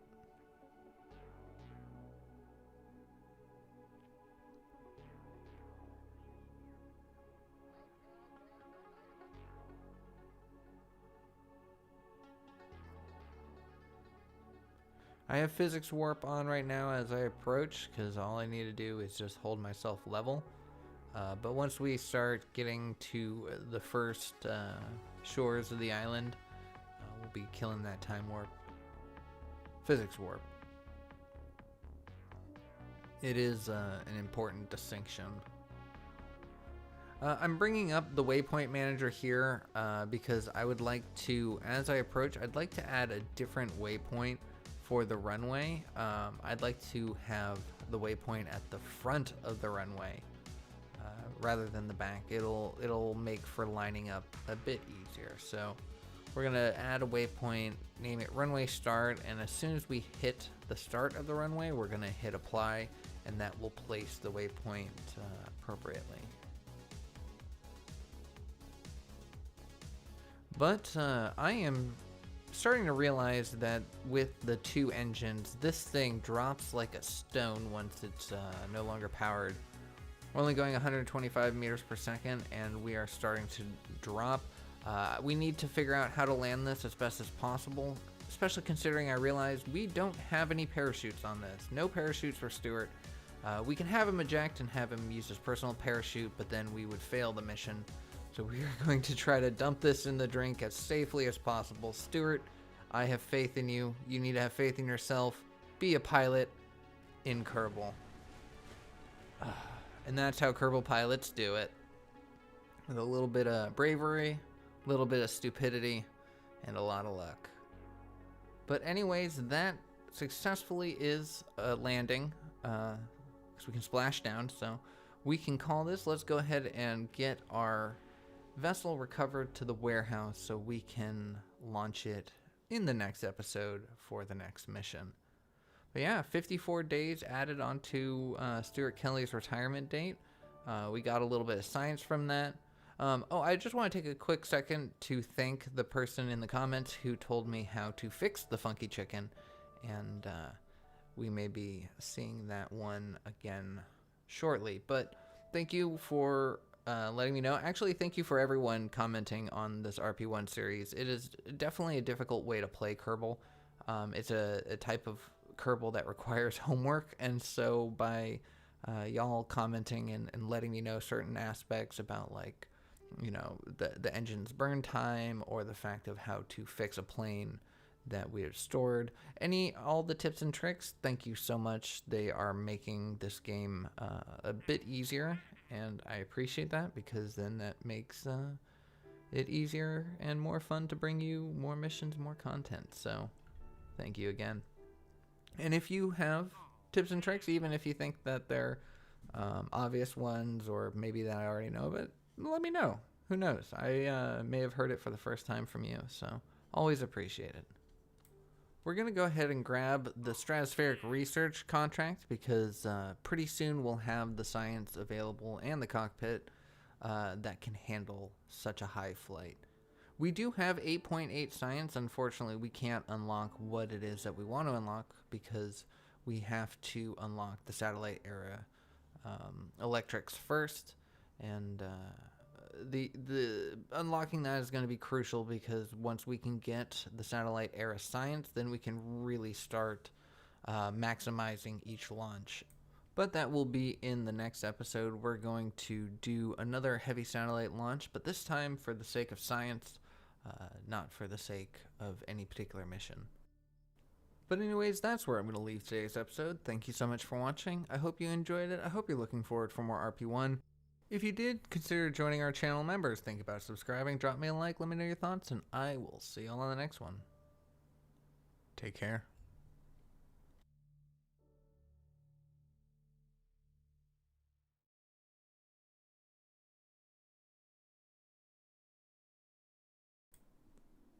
Hello everybody and welcome back to RP1.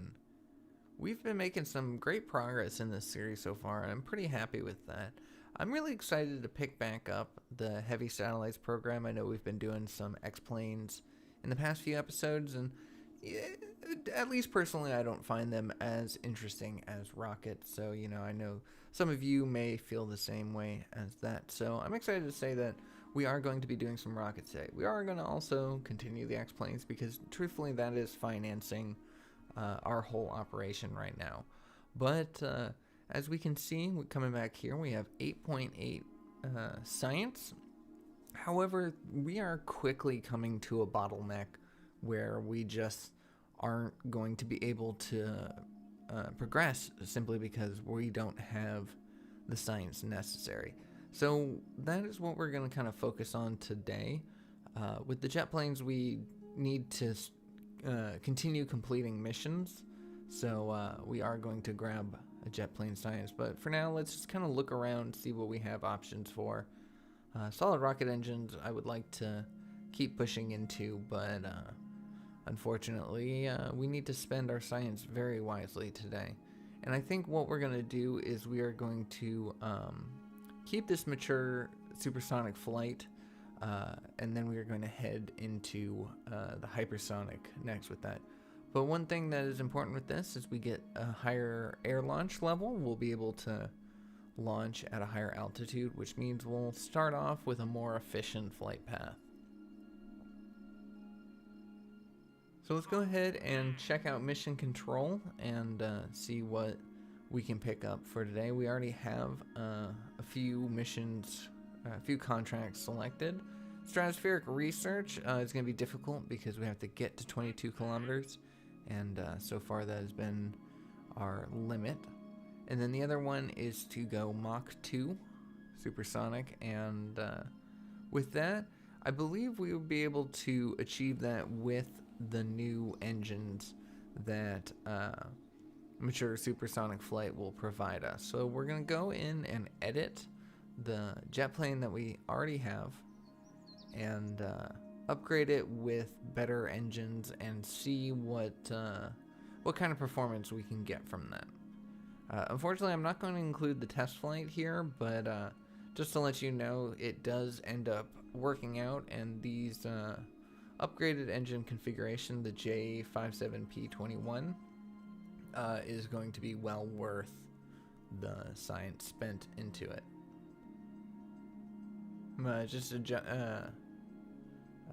Comparing the kilonewtons of thrust and the ISP and whatnot, so we won't have access to any of these other configurations, so this is all we can get. I'm going to remove the fuel and fill it back up, but I feel it might have retained the same fuel type, so that'll be good for us because we can just put this out in the same hangar without having to upgrade it. There's no point in adding any science aboard, especially on this vessel, because we're not going to be able to get above 40 kilometers. And if you're not familiar with realism overhaul, there's no active science to be gotten below 40 kilometers altitude. So unfortunately, this will not be a science plane. But soon enough, once we can gain access to technology that allows us to go above 40 kilometers, we'll be able to collect a lot of science from that, and that'll help bolster us. But for now, we're going to take the Quicksilver 1, which was our previous orbital rocket, and we are going to adjust it to fit our needs. And our needs right now is to collect as much science as possible. And what route we're going to take with that is the Advanced Biological Capsule.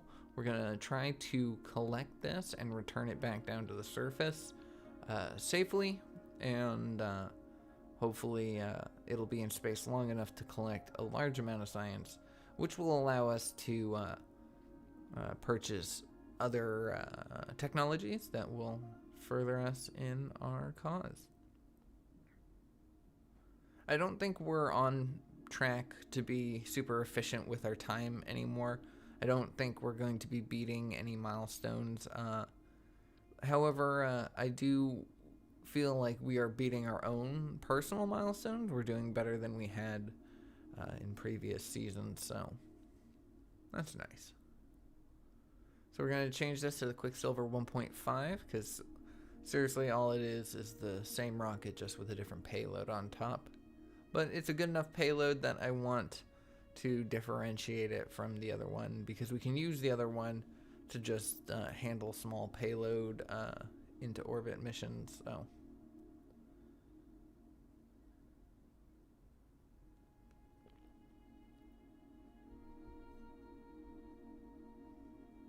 I do forget to change the Quicksilver 1 decal on the orbital stage, but nonetheless, it's all good. So I spent a lot of time testing out this rocket, testing out different configurations, different launch paths, and unfortunately, this orbital rocket is going to be more of a sounding rocket, because it's really difficult to retrieve things from orbit once they've gone fast enough to escape the bonds of gravity.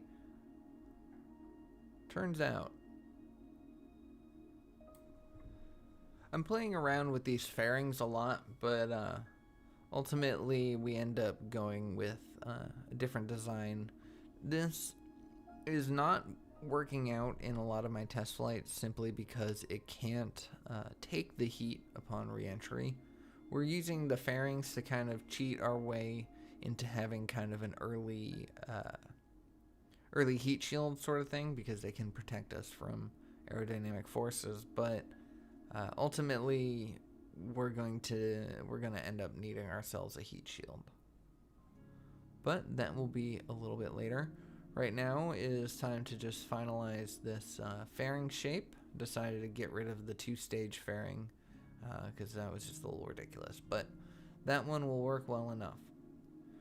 So in the previous episodes, we canceled out our heat shield science. We were researching it in favor of these avionics prototypes, but now we're going to cancel that once again and go back into this entry, descent, and landing technology, because we're just going to have to with this. If we want to stand any chance of survival, we're going to need a heat shield.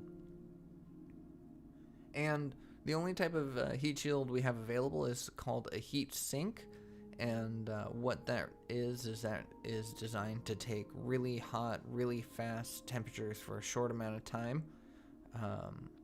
So if we were to get into orbit and then deorbit, we would be having a very horizontal angle of attack, and this heat shield just wouldn't be designed for that. So we're going to need to launch this basically straight up and straight down, and that's what I was talking about as far as turning this into a sounding rocket. But nonetheless, by going straight up and straight down with the amount of fuel that an orbital rocket would carry, allows us to go very, very high into space above Earth. And so we'll be able to get a lot of science from that. That being said, is why I added the film camera, the early film camera. It looks like a Science Junior, but added that as well because we're gonna be able to get a lot of science from that. So let's go ahead and simulate that. We took off the little side boosters to deorbit us because we didn't need to go into orbit. We're adding a secondary film camera because we ran out of film, I guess. It depleted its source, and so we added a second one on there. We also added more heat shields because I am still having problems with re-entry, so we're going to just kind of do what we can with what we have. Sometimes having extra heat shields for it to burn through can help. I'm kind of winging it here. I don't have a lot of experience from this point on, so I'm just trying to do what works. And this funky little arm that we've got here with our SRBs seems a bit ridiculous, but unfortunately it worked, so we're gonna go with those. I'm excited to show you the launch of this. It's quite interesting, but we have to build a new launch pad because we just ultimately changed our design, our weight limits and height limits too much. So we're gonna go build that, and then tooled it. And now that we have the ability, I'm forgetting that we already made a launch complex, so I was starting to make another one. But let's see, I created launch complex too. We can just go ahead and get rid of that. We don't need it. Put it on the Dr. 600 and put it out for launch. So now we're going to make a few edits to the JP1 that we have. We've unlocked air brakes, which will be great for slowing us down before we hit the runway at 200 kilometers or 200 meters per second. And some parachutes to slow us down once we get onto the runway. So let's go ahead and time warp our way, get that JP1 mounted to the aircraft carrier. Now that we have a new max amount for our air launch, we changed that up, put max altitude, max speed, all that, but changed our distance to the KSC to 350. We don't have any pilots who are trained in the mission right now, so we're going to go ahead and give that to Heidi Weber. And we're going to just kind of film time warp our way forward to the air launch. Unfortunately, Heidi Weber was not ready to be trained in that, so we ended up getting Stuart Kelly trained in the meantime. So Stuart Kelly on for his, I believe, his third flight now. But the goal is to go Mach 2 supersonic between 625 and 650 meters per second for about 5 minutes. It's unfortunate that we're not above 40 kilometers because we could be getting some pretty good supersonic science from this. And like I mentioned in the beginning of the episode, we are in danger of locking ourselves out of progression because you very well could do that in RP1 and Realism Overhaul, because the way that it changed around the tech tree is if you're not continuously finding ways of exploring new biomes and running new experiments or the same experiments for longer, you can, if you spend it unwisely, then you deplete all the opportunities to get more science. So I'll be very happy once we can get a cockpit that can keep our Kerbals alive for higher than 22 kilometers. I think 22 is our max so far. We haven't gone higher than that. I believe even that we're running the limit of what we can do. But now we're going to just speed up the footage, speed up the time. We need to get up to 625 meters per second. As you can see from our nav ball, it's not taking very much time at all. We're already up to 600, so we have no fear that this plane will not be able to handle the mission. So for now, we just take some time, look at the beautiful clouds around us, appreciate our surroundings, appreciate humans' ability to break the boundaries of what's possible, and indeed fly above the clouds. As we see here, we have 3 minutes left remaining on our time counter.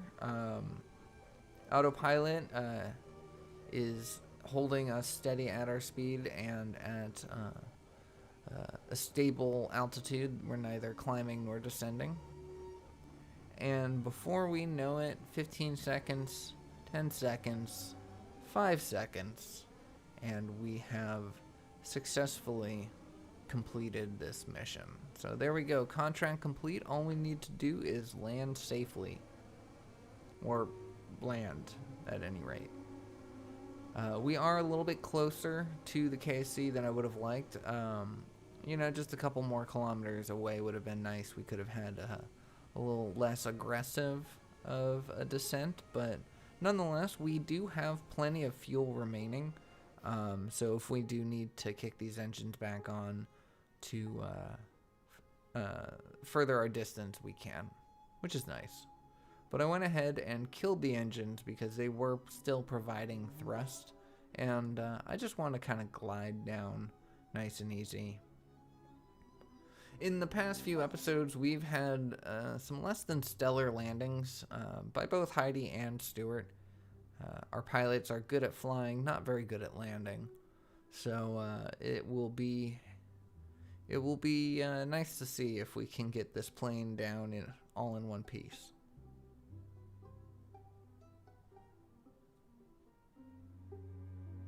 We're lined up fairly well, which is nice. We are farther away than I would have liked going at this speed. Feel like we're gonna end up coming short. Probably not short enough to land in the water once again, but probably short enough that we're gonna end up spending some time driving through that grasslands before the runway. So I'm gonna kind of level myself out and see if I can glide a little better. This is a really stable craft, though. I'm quite surprised. I kind of slapped this together a couple episodes ago, just being like, I don't know. I was really banging my head against the keyboard trying to get a good jet plane to work, and I was doing a single engine jet plane, and it was kind of working, but it was struggling on every single contract that I was trying to put it up against. And so I'm like, you know what? Screw it. We're going to put 2 engines. It's going to go twice as fast. And I just kind of slapped the wings together. They're stock wings. They're not even procedural or anything like that. Everything is very simplified. So I was very, very happy to see it work out. But my estimation was off about us coming short. Either that or I did a good enough job with my glide. We are not exactly lined up, so I'm going to have to hit the yaw a little bit, trying to get us tilted more to the left. And I don't have the HUD up, but we are going above 200 kilometers. I can feel it. But thankfully we have new installed air brakes to help us slow down, and the parachutes, which were a last minute addition, we're very thankful to have. So, like I had hoped, we had landed all in one position, all in one piece, and we'll be able to fuel this up and send her out again for the next mission. But that will be in the next episode. So we're getting Stuart Kelly back. He got 27 days put onto his retirement date. And so he'll be flying with us until the end of December 1966. So I'm pretty happy with this. The reason why I want to kind of pursue the X-Plane program in this playthrough is because we are going to need pilots. My idea with doing the Heavy Satellites program is it sets us up into a good position. Real fast, I'm just going to hire some researchers to get our heat shield to us a little sooner. But anyways, you're going to need pilots in order to fly crewed flights. And with the Heavy Satellites program, we already put ourselves into position of having larger rockets, beefier engines, all sorts of things like that, which will help us to get our crew in orbit, so it's good to have pilots who are trained. But anyways, we're tooling a rocket. We bought all the pieces we needed, and we're just going to go ahead and get it on the launch pad, except we have about $1,000, a little less than $1,000, too short of our funds. So we're just going to time warp forward a little bit, make our money, go back into the VAB, put that out on the launch pad. I go to launch another one, but once again, have not enough funds, so we're going to time warp until we get the 9,000, go back into the VAB, put it onto the production list, and then we're going to time warp forward till it's time for our launch. Love when things move fast like that. But anyways, here is the Quicksilver 1.5, designed to go as high as possible, collect as much science as it can, and return safely back to the Earth. I've been experimenting with the camera tools mod, so this is my first attempt at a pathing camera. Let me know what you think.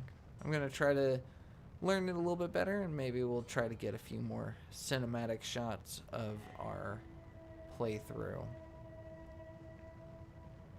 I was trying to do kind of like this little 360 that ended up in this perfectly horizontal position. I feel it's a little wild and it's twisting around, but let me know how you think, or if you don't care about that, or if you want to see more cinematic shots, I'll try to learn it a little bit faster. But anyways, we got our smart ASS on. We are going to actually head north with this.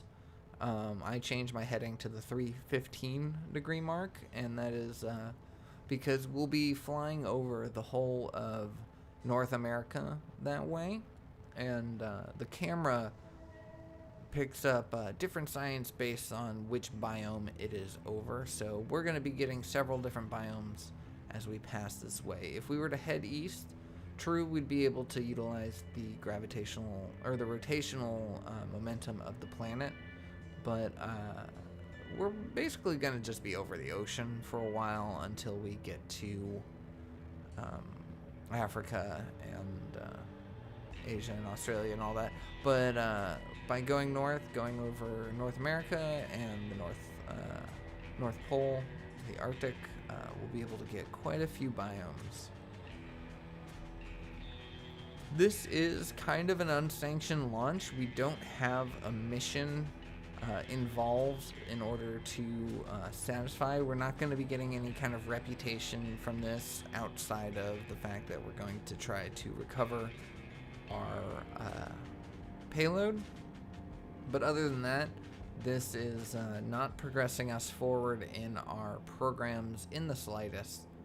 But we will be getting some good science, and that good science will be able to unlock better technology, be it better avionics, better science experiments, better rockets, better materials to build things out of it. If we can just get ourselves a whole chunk of science and just really aggressively push forward our research, then that in and of itself will make the rest of the program easier.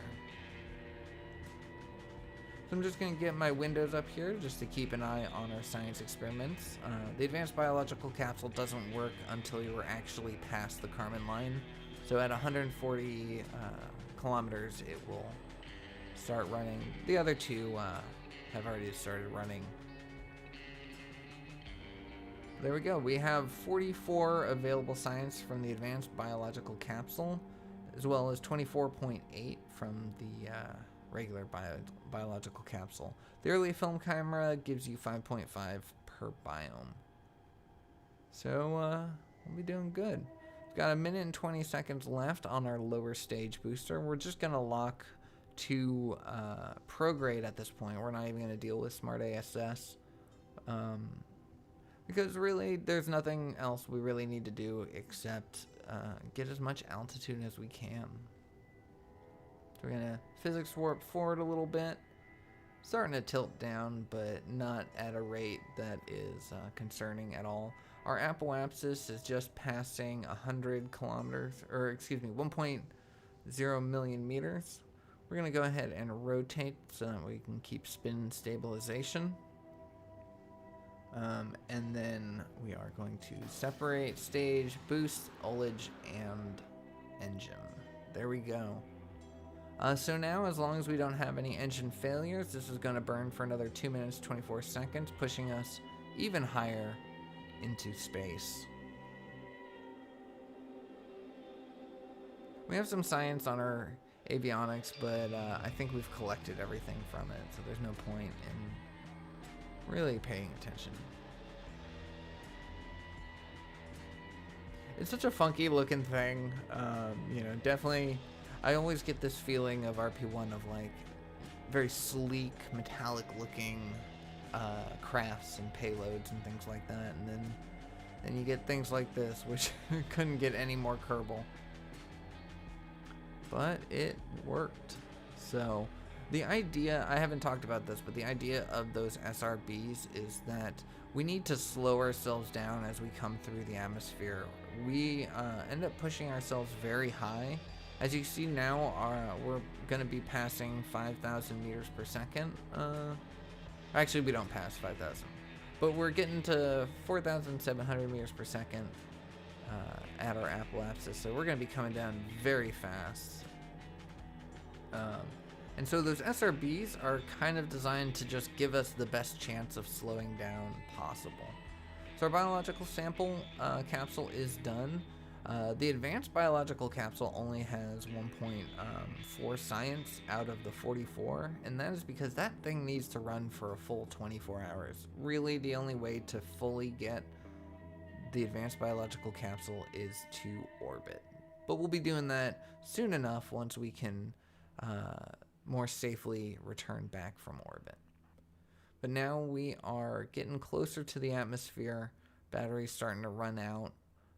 But thankfully we still have communication, which means that we can activate the last stages when we need to.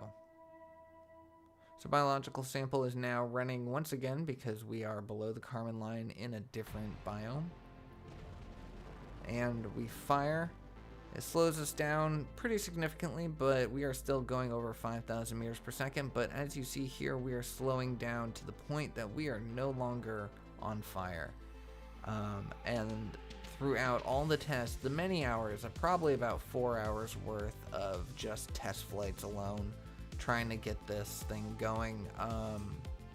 No, actually, sorry. About 2 hours of test flights and then 2 hours of building, to be a little bit more accurate. But a lot of time spent just trying to figure out how to get this payload through the fiery parts of the atmosphere long enough to come down safely and launch our parachutes. So it took a lot of time to get there. Ooh, Northern Lights. But it took a lot of time to get here, and I was very happy to see it when it worked in simulation. I only did the one simulation. Once I saw it work in theory, I just kind of put it through. So at this point in my recording, when I'm actually doing the mission for real and I saw it work out exactly the way that it did in simulation, I was so happy. This game can be very frustrating, and I've said this many times before. It can be so frustrating, but when it's gratifying, whew, it is so gratifying. Let's go ahead and speed up the footage a little bit, get ourselves down to the surface. But I didn't want to just cut forward because these trees were kind of fun to see approaching. We end up falling almost in the embrace of one. We're touching the branches on our way down. I'm gonna adjust the brightness of the footage a little bit because it was very dark coming in, but I wanted to show you our surroundings, our beautiful RSS Reborn surroundings. But yeah, mission successful, science achieved. A whole whopping, well, it doesn't tell us here. For some reason, it's only saying that we have 3 science aboard, but if you look at those numbers, you know that we have much more than that. Oh yeah, it does say we recovered 29.3 science. So that brings us up to 36.9. We're going to be able to get quite a lot from that. Let's go ahead and go into the R&D department and spend that science so we don't forget what we want. And we're going to go get the avionics prototypes again. We need the advanced satellites to get the better science. And we are going to go ahead and get the hypersonic flight because that gives us access to the X1 cockpit, which is actually rated for re-entry, and so we'll be able to get some high altitude flights from that in the coming episodes. But anyways, that is where I'm going to leave this one. I hope you enjoyed it, and I really enjoyed doing more rocket stuff, and if you do, let me know that as well. But anyways, thank you so much for watching. I hope you enjoyed it. I hope you're looking forward for more RP1. If you did, please think about subscribing. Drop me a like, let me know your thoughts, and I will see y'all in the next one. Take care.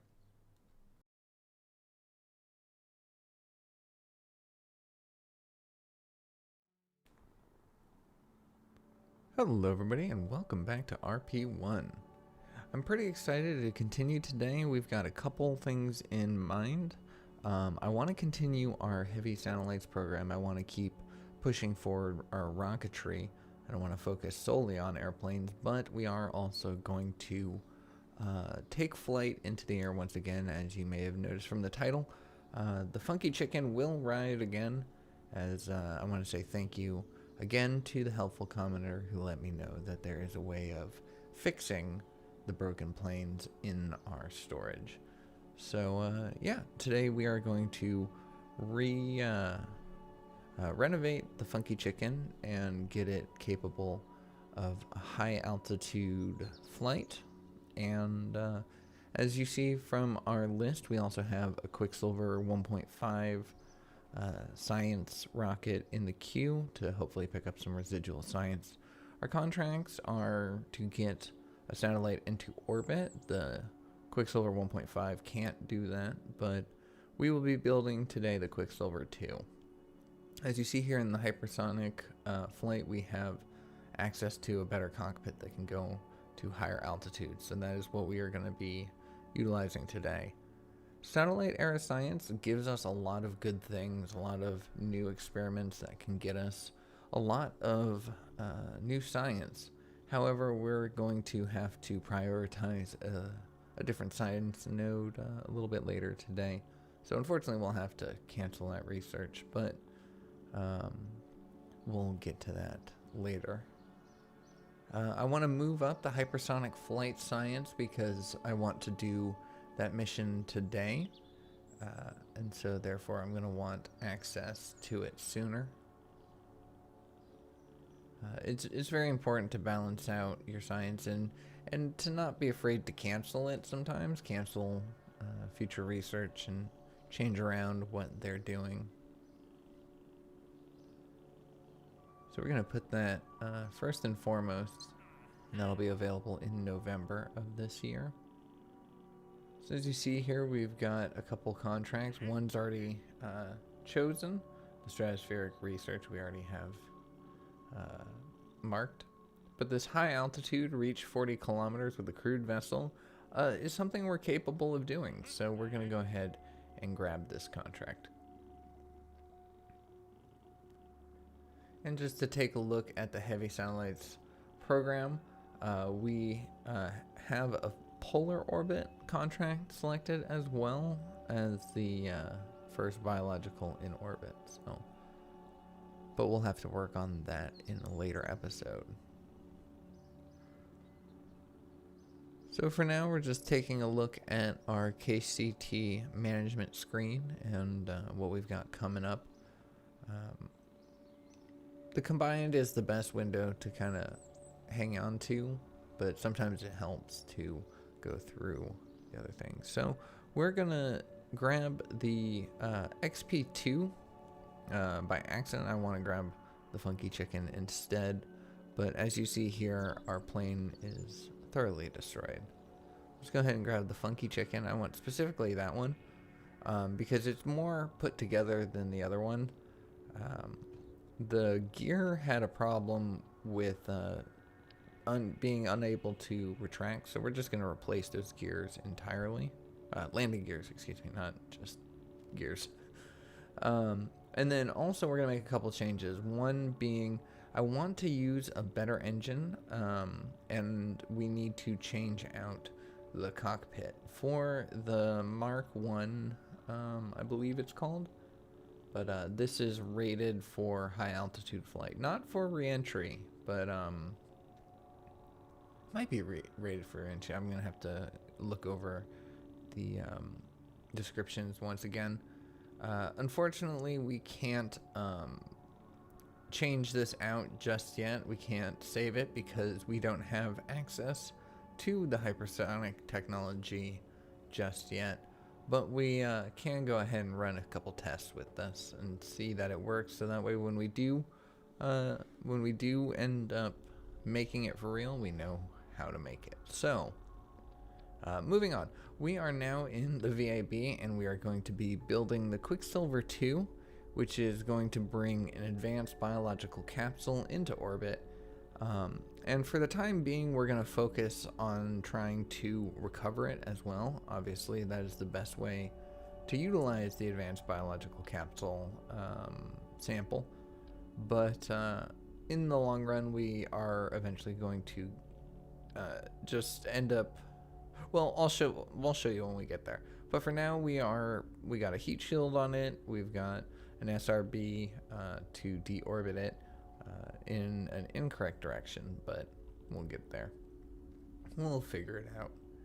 That is the one thing about RP1, and sometimes why it'll take a long time between episodes, is there is a significant amount of test flights that need to be done, and so many things can go wrong at any stage of the test flight. So sometimes you have to do a test flight over again just because either something went wrong with the rocket, or more often than not, I did something incorrectly. I didn't fly it right. Once again, obviously, MechJeb would be easier to kind of automate a lot of this process. But I also, in addition to my just confusion about the mod in general, I do enjoy flying by hand. But we'll get there. I just need to take a day to just do nothing but play around with MechJeb in a different save file, something that won't hinder this one. But anyways, we are using our I believe the AJ-10 is what it's called as our orbital stage. We've got our ullage motors and spin stabilization motors right there. Pretty simple stuff. Well, simple for RP1, something much more complicated for the stock KSP. For those who may not know, the spin stabilization helps the rocket stay pointed towards its maneuver node. The SAS is not the same as in stock, so by spinning your craft, it keeps it kind of focused in one point, even if it's just a generalized point. And the ullage motors, I go into a lot more detail in previous RP1 series when we first start doing this, but essentially liquid fuel and oxidizer is sloshing around in there once, just due to gravity, it pulls down to the bottom, so it's able to ignite pretty easily. But once you go sideways, then it is no longer at the intake point for the engines. And once you're in space, then it's just kind of a glob floating around in zero gravity. And if it's not near the engines there, once again, it can't go into the intake. So those tiny little motors push the craft forward, pulling all of that fuel either from the side of the tank to the back of the tank, or if it's floating around at 0 Gs, it pushes those globules all the way back to the intake part of the tank. So essentially, you need to be moving forward in some sense, or at least have gravity pulling directly downwards in some sense, in order for the fuel to ignite. So that is what I mean when I say ullage. That is the definition for that. So one thing is we are using the RD-108 for the center engine and the RD-107s for the side boosters. I like these ones. The RD-108 just has just slightly not enough thrust to weight ratio when we fill it to its max capacity, and so I like having the side boosters to compensate for that. As you see here, we have a thrust to weight ratio of 1.74, so that is more than enough and quite ideal to get off the launch pad. So we're going to go ahead and name this the Quicksilver 2. I'm pretty happy with the design of it.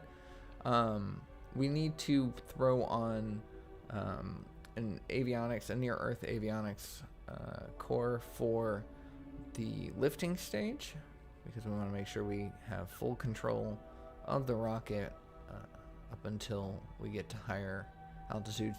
We don't need that on the upper stage, so we have science cores there. However, I will eventually choose to do a near-Earth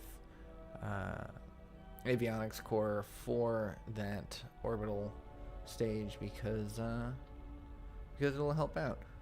As you see here, the center of lift was way higher than the center of mass. I was so used to this rocket having a lower center of gravity. However, because we added the orbital inner stage, the weight went a lot higher.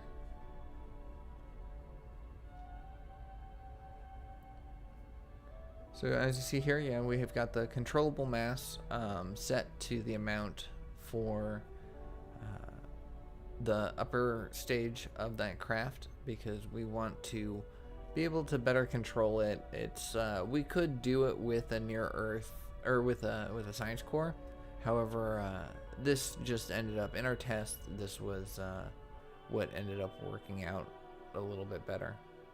So now we're going back into the R&D because I realized I'm going to need to prioritize the engines right now. As much as I would love to get better science, I'm going to have to cancel that. And that utilizing the 3 points of science we already had, that brings us to the 10, just barely enough to start unlocking 1958 orbital rocketry.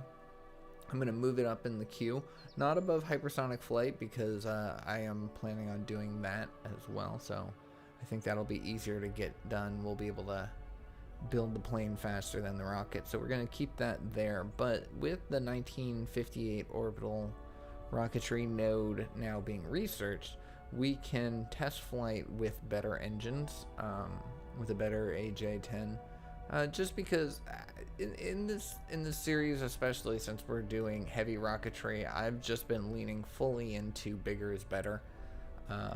And so I want to prioritize a better configuration on this first go around. There's no point in doing the bare minimum with it if we're going to need to do quite a bit with it for a while, and it's probably going to be a little bit before we can unlock 1959-1960s orbital rocketry. So if we're going to make any kind of longevity with this craft, it needs to be better than bare minimum. So we're adjusting to get more fuel to get the appropriate burn time for everything. We need to adjust for the larger mass size.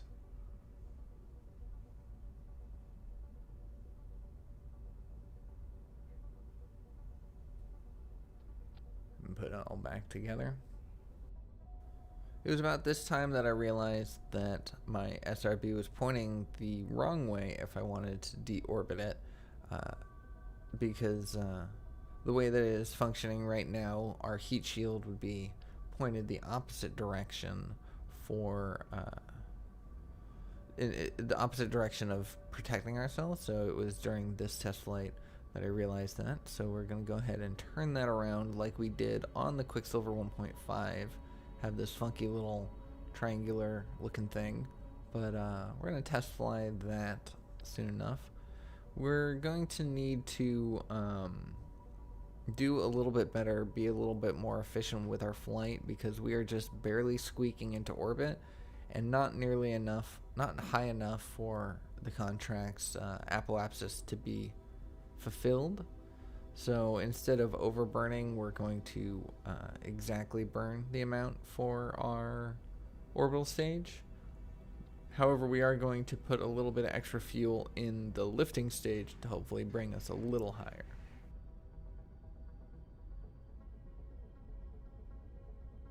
So now we're just going to look over everything one more time and just make tiny minor adjustments until we are ready to put it into orbit. We do, however, want to make sure our staging is correct. There we go. So let's go ahead and do another test flight. And this is an important test flight because it makes me realize that, you know what? According to the contract, we don't need to return the advanced biological capsule.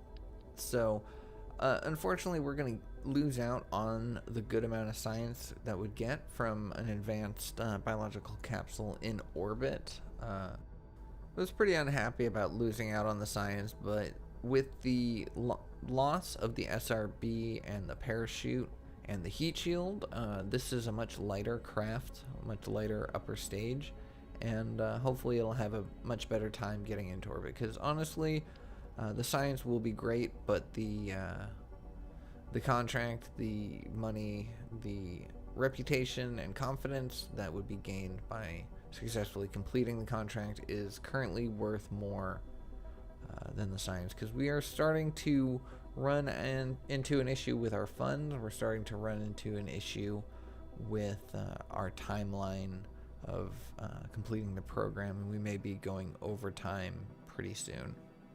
But anyways, let's go ahead and time warp to the Funky Chicken's launch. We wanted to get everything built before we started our missions, and thankfully we have. Now that we have access to the hypersonic technology, we can go ahead and put in the cockpit.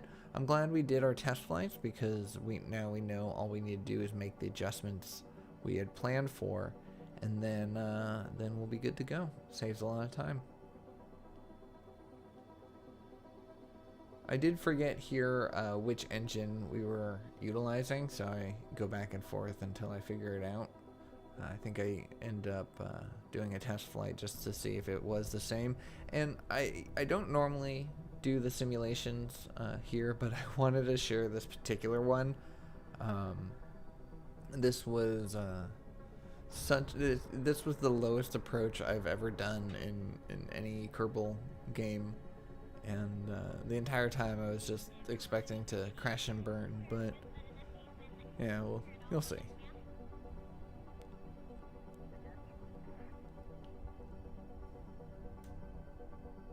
Just coming in very, very low, very flat, 200 meters per second, so pretty fast, but just barely hovering above. Gonna smack my tail right on there. I was expecting to catch a wave here. I was expecting to hit that, but nope.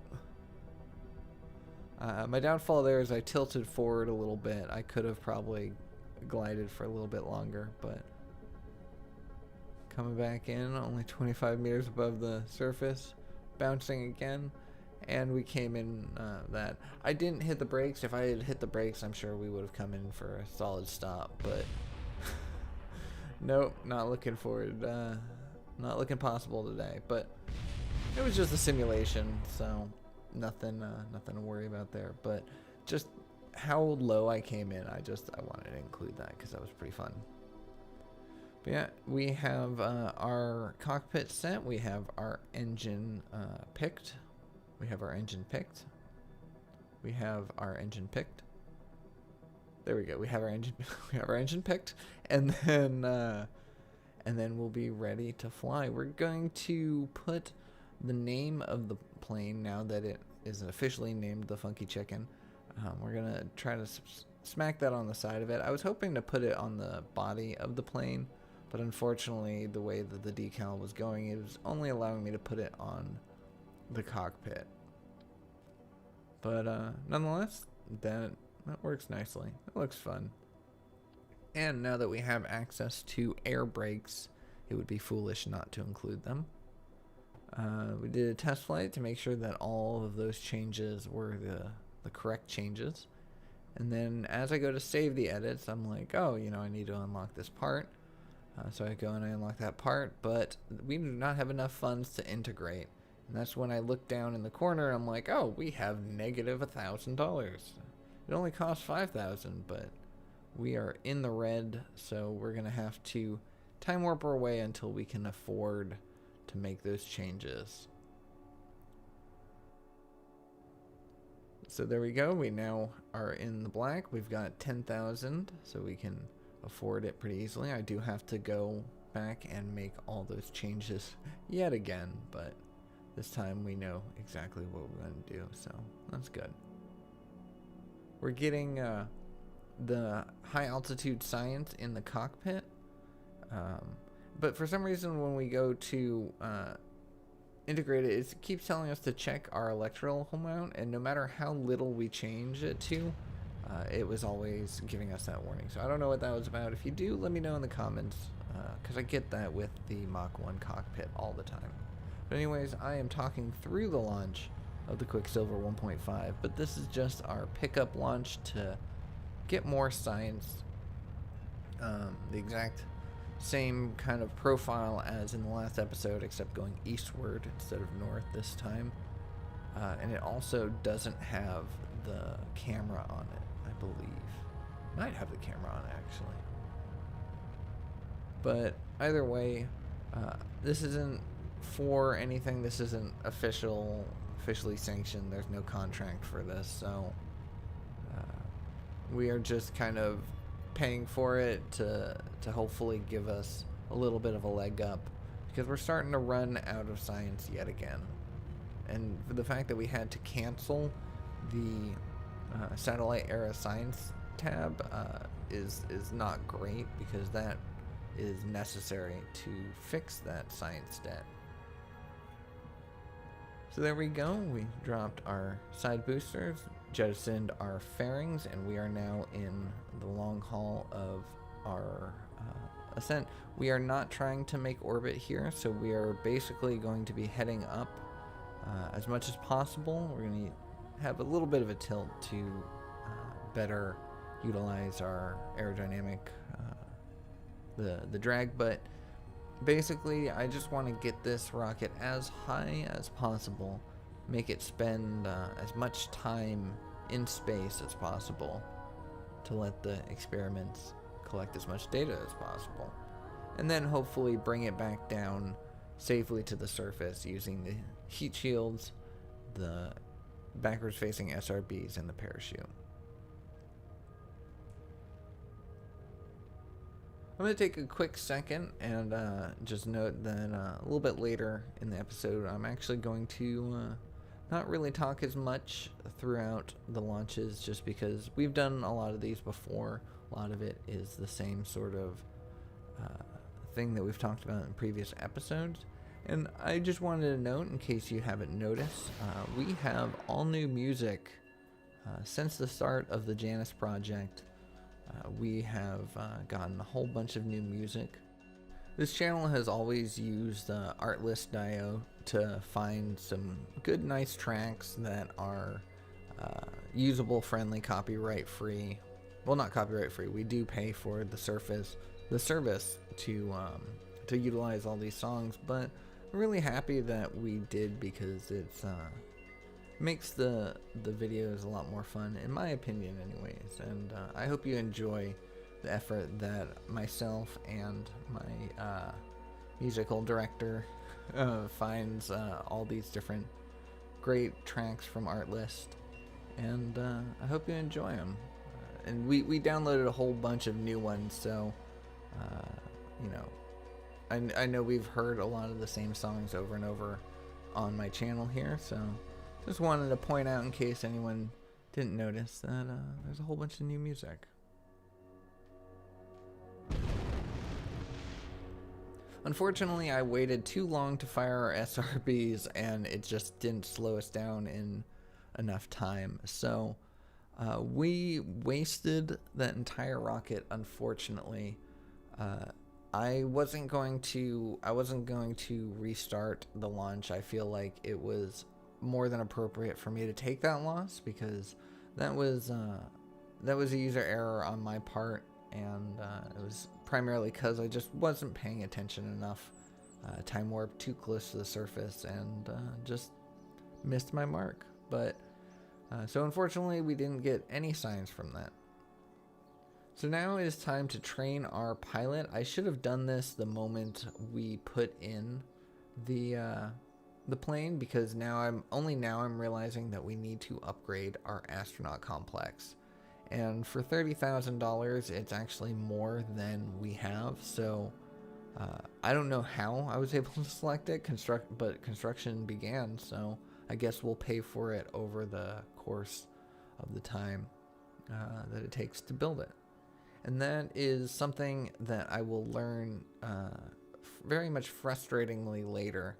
As you see here, I'm at the top. I'm actually losing money, and we're losing money by the day, the month, but not the year. So at the end of the year, we'll make more money. But the problem is we are rapidly bleeding money. So I decide to go on yet another firing spree, and I fire nearly all of our researchers, trying to get ourselves into a positive, even if it's just by the day. I end up firing a whole bunch of engineers as well. Unfortunate, because I just didn't realize that it's going to charge us to upgrade the astronaut complex. No matter what we do here, we're gonna be in the negative. Like, I didn't need to fire all those people. It did slow us down, but I didn't need to fire them because all it took was us to complete the astronaut complex, and we are now back in the positive. I do unfortunately forget to hire all those people back, so just hold on, scientists and engineers. You'll get your jobs back soon. But ooh, yeah, I should have hired them. Anyways, I get both Heidi Weber and Stuart Kelly into the classroom to learn the proficiency of the X-15 cockpit. The X-15, that's what it is, not the Mark 1. But the X-15 completes. It gives Heidi 43 extra days on her career, which is nice. So now we're going to air launch. I am going to put in a number here that I didn't actually test. I tested 250 and 270, and one was too short and one was too far. So I'm like, all right, I'll just cut it in the middle at 260. But that is an untested number. Here we are. Heidi Weber finished her training first, so she got the glory of being the first Kerbal above the altitude previously unbroken. And she rides in the Funky Chicken, so the wings are a little less than sturdy and will be flapping around this whole time. A nice early morning launch. I love getting that dawn sunrise glow on the craft.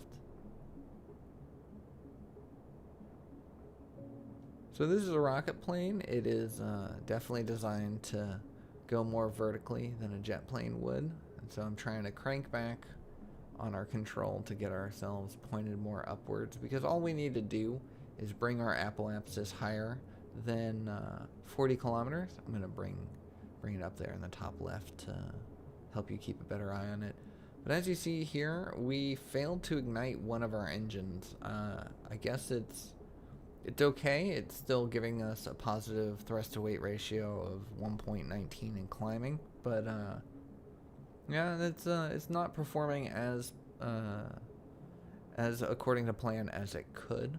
So I am curious on whether or not I'm going to be able to succeed in this. And in my tests, I was able to succeed pretty easily, but that also relied on the fact that I had both engines working nominally. So it's anyone's guess here.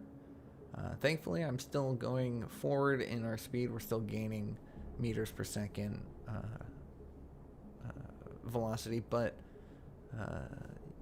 if we ever start slowing back down on there, then that'll tell us whether or not we're going to be able to make it. But as you see here, our apoapsis now crossed the 40-kilometer line, and we will be able to satisfy our contract. I'm going to push ourselves a little higher. We've got 30 seconds of fuel remaining, so I'm going to get ourselves up to the 50-kilometer mark so we can pull in another milestone in addition to the contract. We also have our science running, which is good. We've got only the crew report and the high altitude flight going. The telemetry we've already picked up. But as you see here, we've broken a couple records, 30 kilometers, 40 kilometers, 1,200 meters per second. And our contract is complete up until the point that we do need to land safely. So for now, our engines have burnt out. Still looks like they're firing. I think it's just burning off the residual fumes. But it is no longer providing us any thrust. So we are now a glider. And like I mentioned right at the beginning, it was an untested distance that I put in. And already I'm starting to think that I may have overshot it. I probably should have done 267 kilometers, I would say. Yep, just a little too close.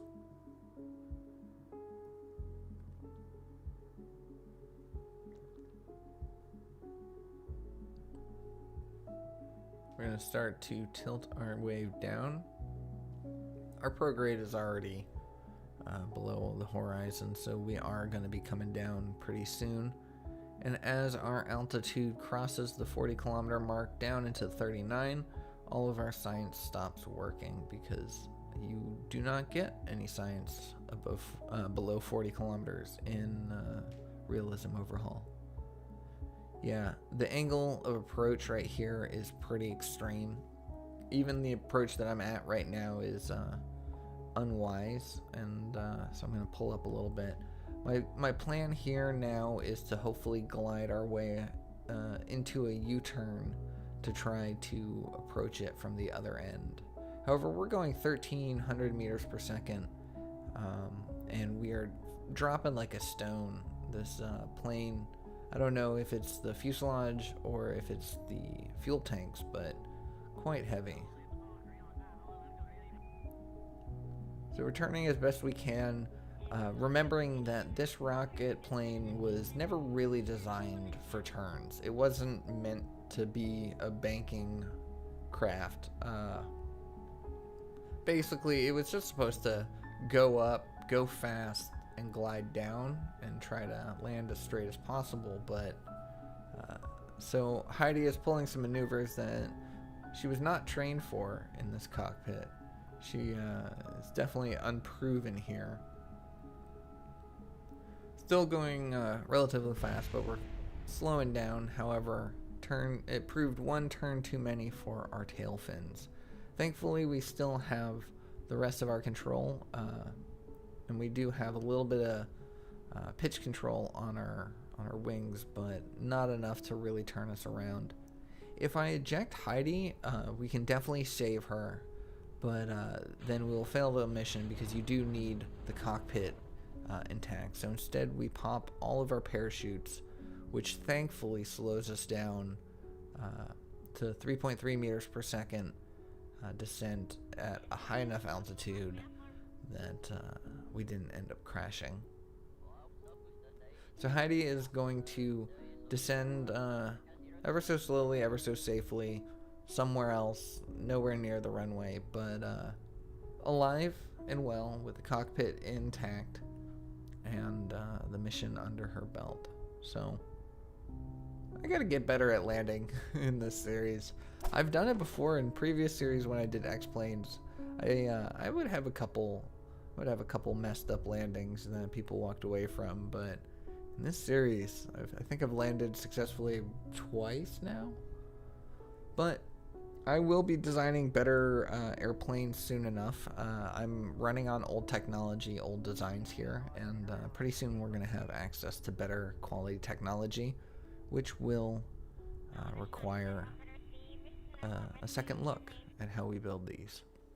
But because of that, Heidi now has 105 days added onto her career, so she will retire a little bit later.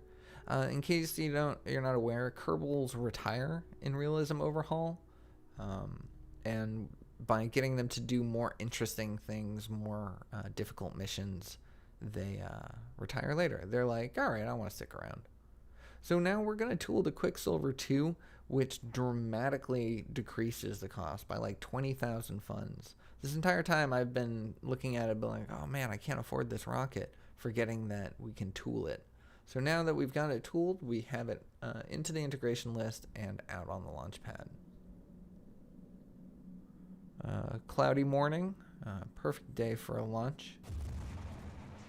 Ignite our engines with no problem, and release. Sometimes if you release too quickly, your craft can go a little wobbly, so it's always good to see it release calmly and let the rocket drift up.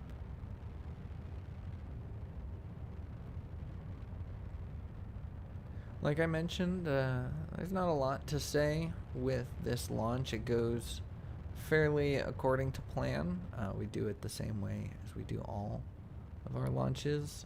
And so I think I'm going to take the back seat right now to the video and let you enjoy the sights and sounds of a new track on a classic mission. Oh, and as a reminder, this is the one that is meant to go orbital.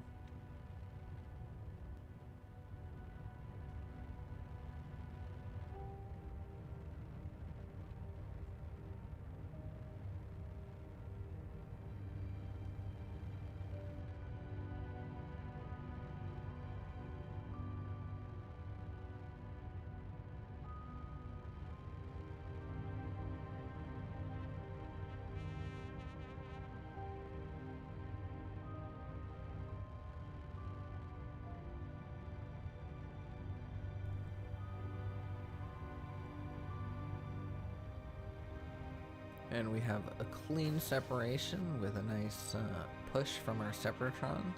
Very important to get those things away from your main body as soon as possible.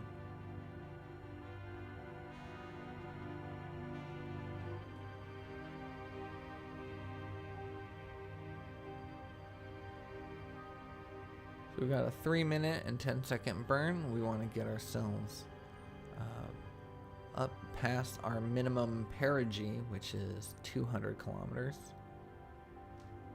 We're going to be passing that pretty soon, but we're going to allow ourselves to go a little higher than 200.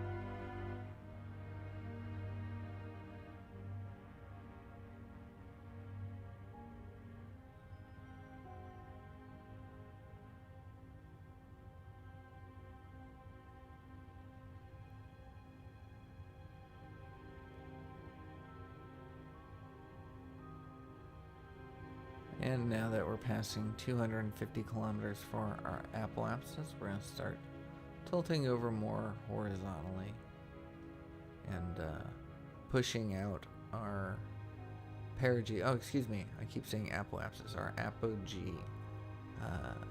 This is real solar system, so it's not the same terminology as KSP. However, in the MechJeb window, you will see that does say apoapsis, but that's just MechJeb.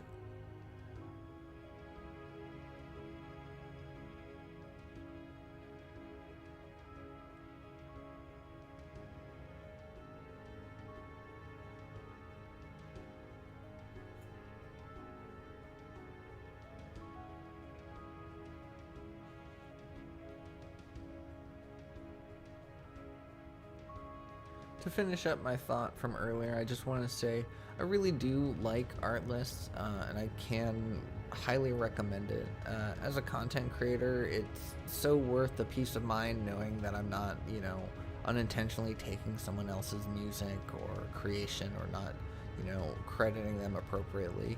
And as a viewer, I like giving you new music that you may not have had access to, things that aren't heard every day, top 40 artists that you may have never known. And a lot of these artists are ones that I use multiple songs for. So if you like the music in here, always check the description. I always mark what songs and artists I use in each of the episodes.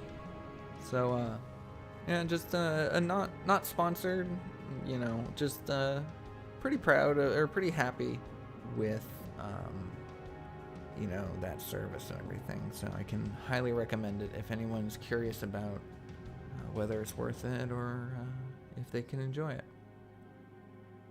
But anyways,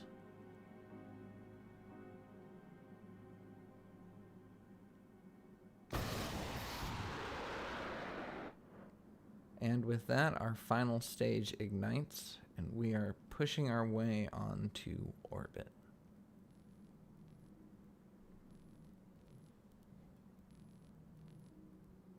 We have an apogee of 526.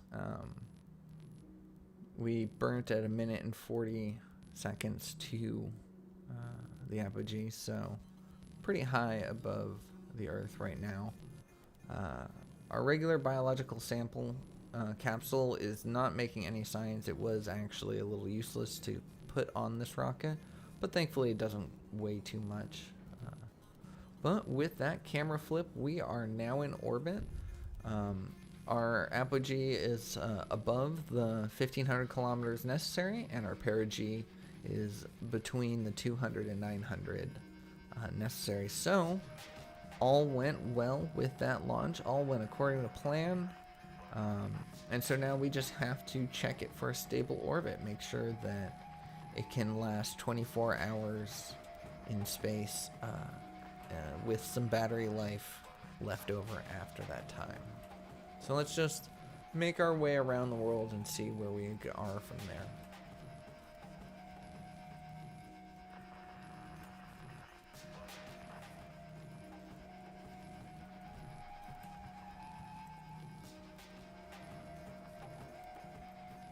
And with that, it becomes nighttime, and before we know it, the sun dawns again.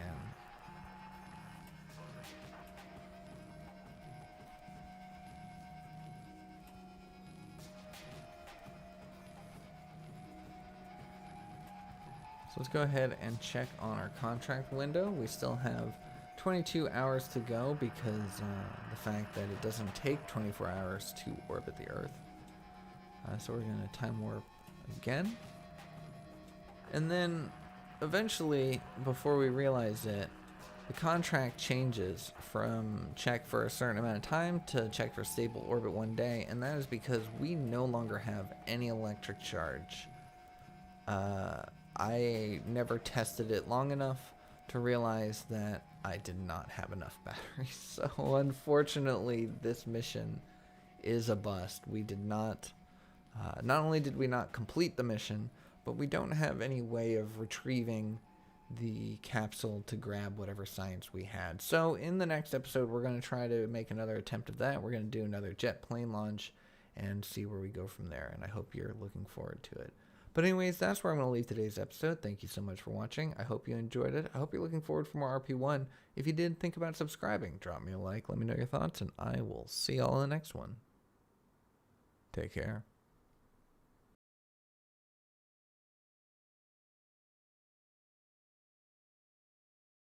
Hello everybody and welcome back to RP1. I'm pretty excited about this episode. We get a lot done. As you can tell by the name of it, we're going to be doing 3 flights as well as a rocket launch. So I'm always excited to have a little bit of a variety in it. We're going to be doing some building, but for the most part, a lot of the crafts that we see today are going to be things we've seen before. So it's mainly just going to be slight adjustments on them. I'm also pretty happy to announce, some of you may have seen the post I made, just the regular picture and text posts that YouTube does, that I have been taking some courses to get better acquainted with the editing software to actually, in the goal to get certified in my particular editing software.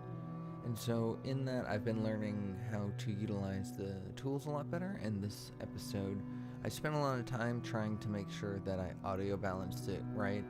I In the past, I've just kind of relied on just the general flat, raising the audio level or lowering it, and sometimes just cutting it and doing it manually. But I figured out how to do it with a little bit more professionalism. So I'm gonna take the time going forward, I think, in this channel to make that as high quality as I can. Real fast, just to talk about what we're doing, we are building an X-plane that can achieve the 40-kilometer high altitude flight contract, and that is going to be the XP3.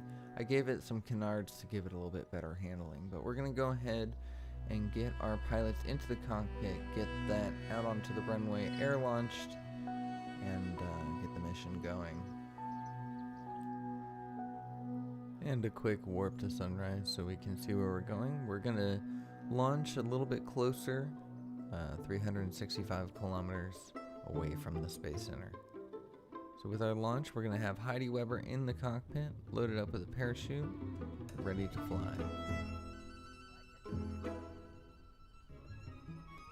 So I have a handful of new music that I haven't used on the channel very often, and since our flights are basically going to be fairly standard to what we've done so far, I may take more of a backseat to the audio today.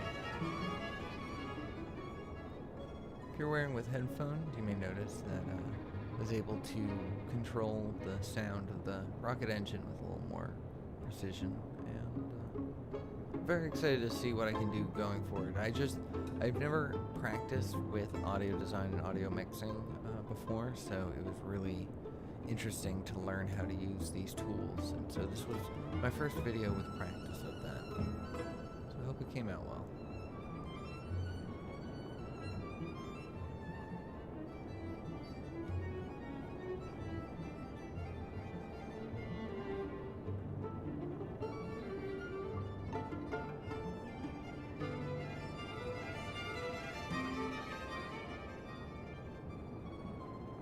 The goal here is just to break the 40-kilometer line. The good news is once we get past that, we will be able to accrue a little bit of science, and that's only made possible by that newly unlocked cockpit in the front.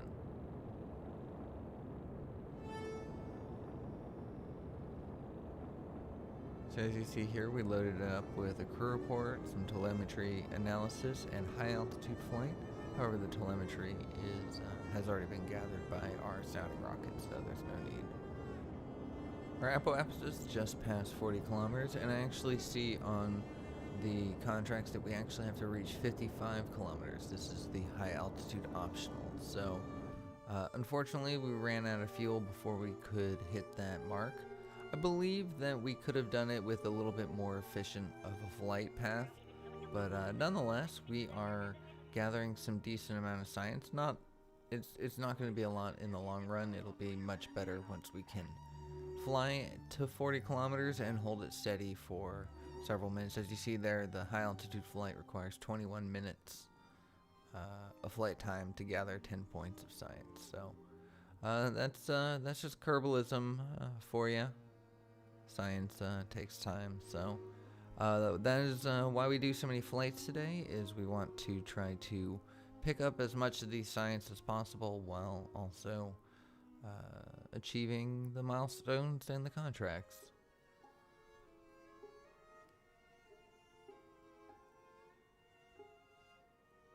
So we are now about to dip below the 40-kilometer mark, in which case our science will stop, but we got 1.4 and 1.7 on the high altitude flight and the crew report respectively, so not too bad.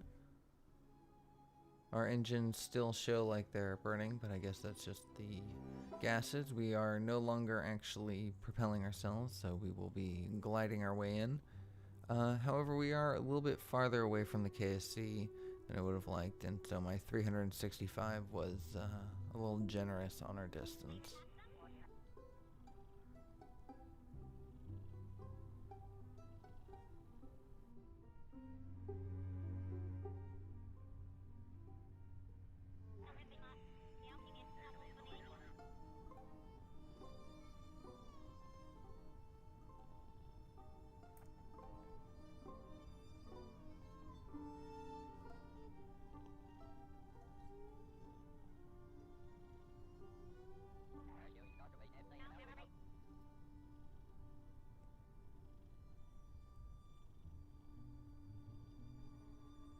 And not much to say as we glide our way in. It's a nice, relatively clear day. We can see the KSC fairly easily approaching us. Even without the waypoint, we could probably guide ourselves in pretty well.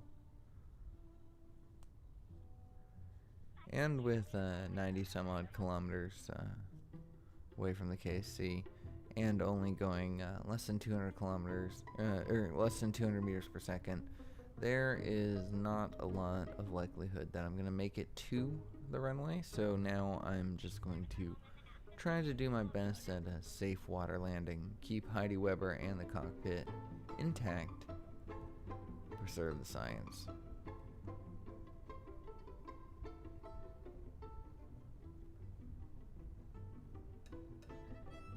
This thing glides very well. It's pretty easy to control. Even without the air brakes, it's slowing down pretty steadily.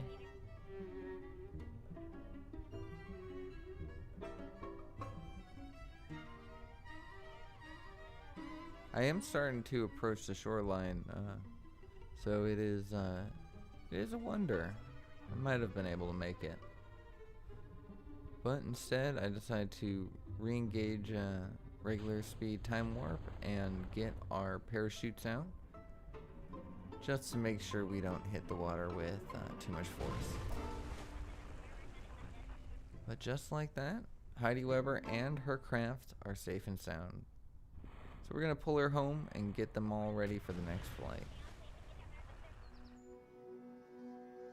So that added 53 days onto her career time, and we got a decent amount of science from that, bringing us up to 4 points, 4.9 actually in total. Unfortunately, that is not going to be enough to unlock what we want, which is this high-speed flight, and that's going to require 10. So that is when I decided to set out in search of science as much as we can. During this time, I also did some rocketry testing, hoping that I could get some more space science, but unfortunately I was having some troubles with that, and so that's why we leaned in onto our pilots. So now Flight 2, Stuart Kelly, this time in the new XP3. They both had to train for it and take new classes themselves, so hopefully he can handle the new craft and the added pressure of succeeding where Heidi failed.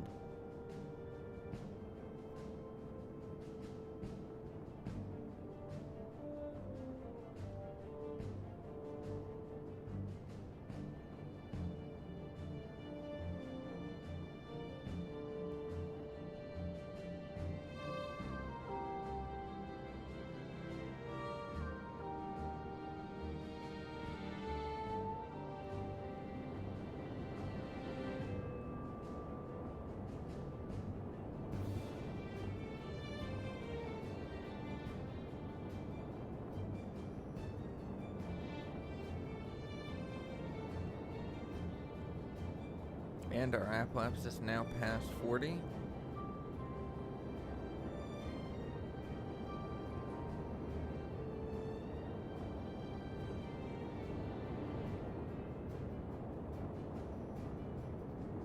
To be honest, I think I might have forgotten about the 55-kilometer milestone. It was an optional contract, but at this point I think I'm going for longevity spent at the high altitude and distance, so we can gather the most amount of science.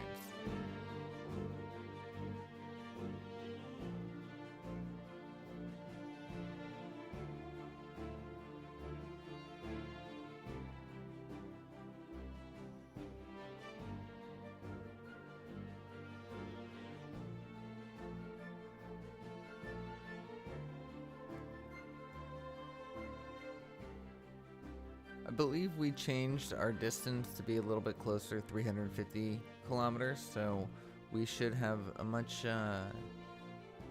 easier time reaching our destination.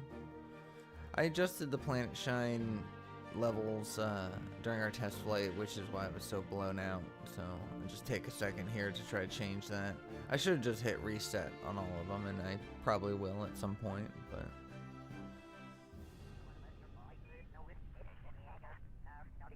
Anyways, we come to our approach. We are angled off kilter slightly, and we are actually rather high. I would have liked to be a lot lower during this close to our descent.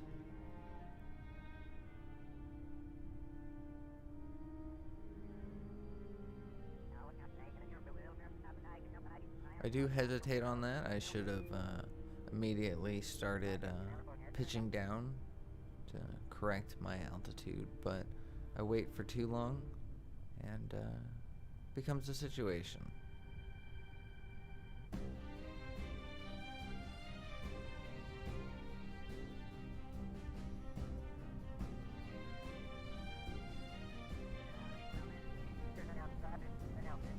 My angle of approach was nice and calm. It would have been perfect on any other day, but I was just too high into the altitude, and that's when I start to realize I'm coming in poorly. So I pitched down pretty drastically, and I'm going to start picking up a lot of speed, too much speed to hit the runway with, especially without air brakes.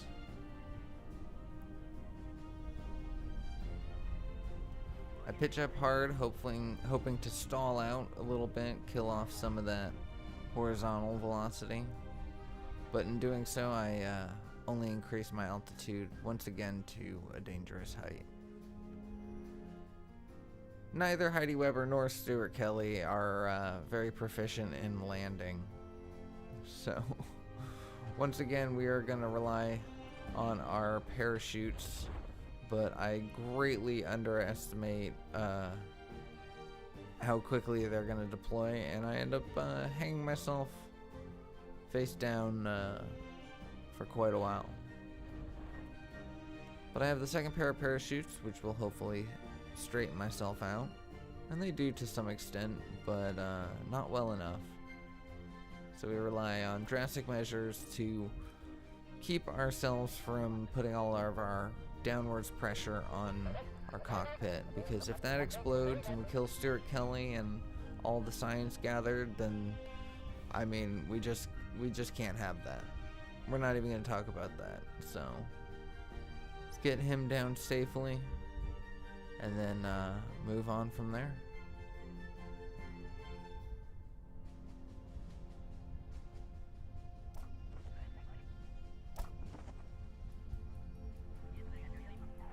And there we go. Let's go ahead and recover the vehicle and keep going.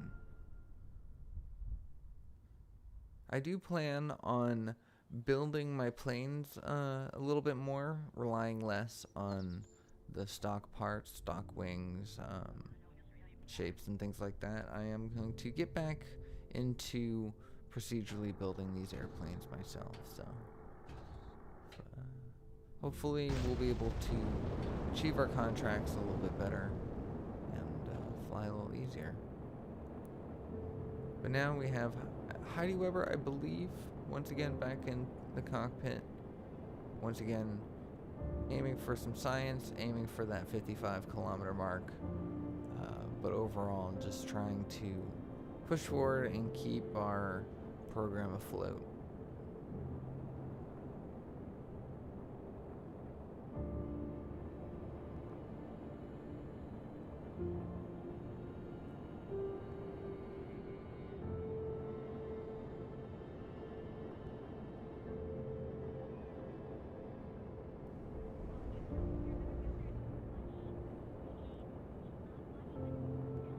Thrust to weight ratio over 1 and our meters per second velocity climbing. We're essentially just a rocket, hence the rocket plane, rocket engines, long cylindrical shape, and some control surfaces. I mean, what else do you need?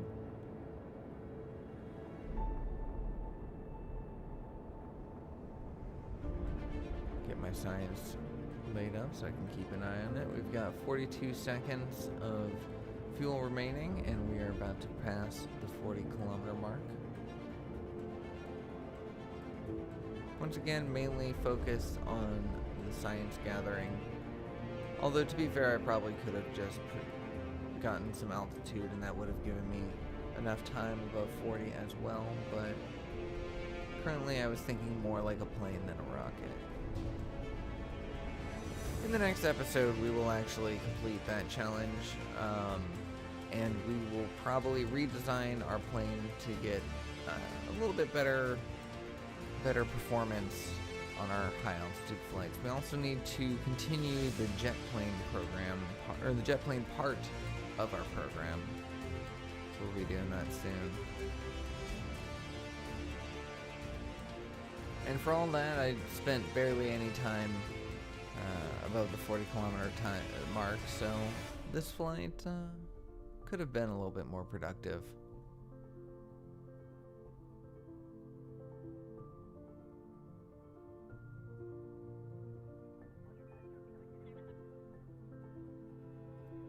So now just a peaceful act of gliding forward. We finished crew report, so we no longer have that science to do, which is nice. It's one less thing we have to focus on, and a lot more science in our pocket.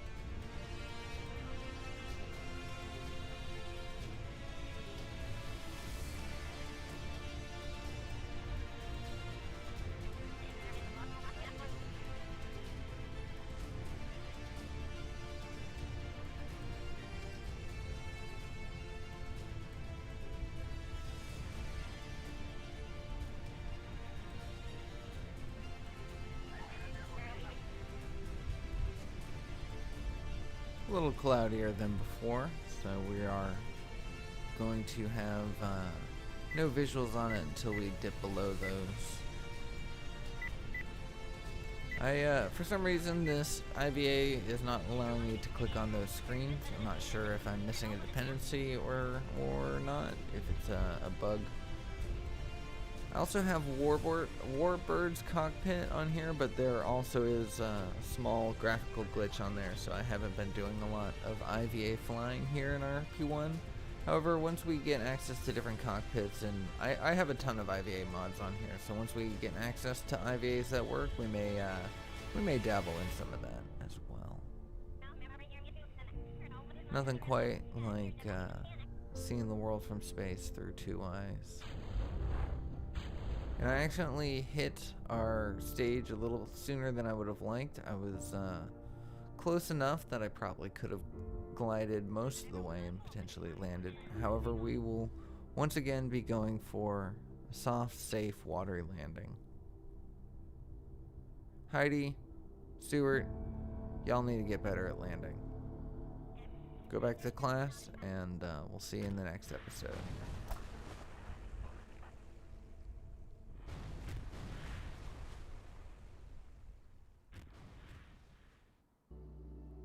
So now with that, Heidi got an additional 29 days. We only have 6 science, or 7.1 in total, so unfortunately we can't get the high speed science node, which would greatly improve our X-Plane program. So now we are going to turn our sights on the rocketry side of things.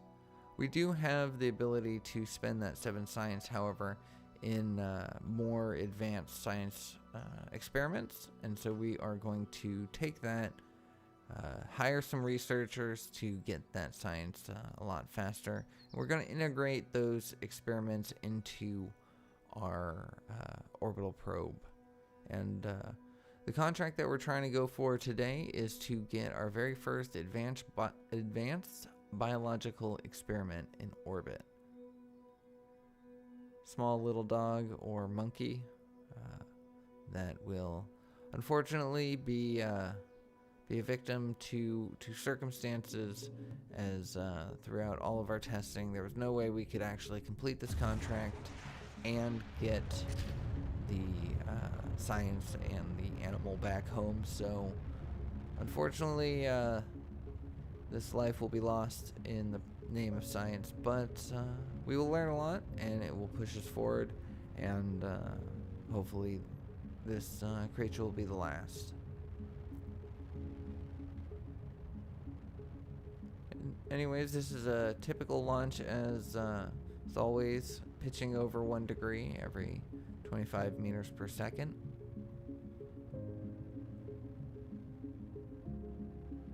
Quicksilver 2 is only named, it's only up 1 level simply because it is not a return craft, nor is it a basic orbit, so pretty soon we are going to be advancing with better technology. We'll be unlocking better engines and hopefully better avionics soon. But we have new science experiments, so that means we can also just get a regular thing to orbit, because some of these science experiments we can just transmit. We don't actually have to recover. Because it turns out recovery is fairly difficult.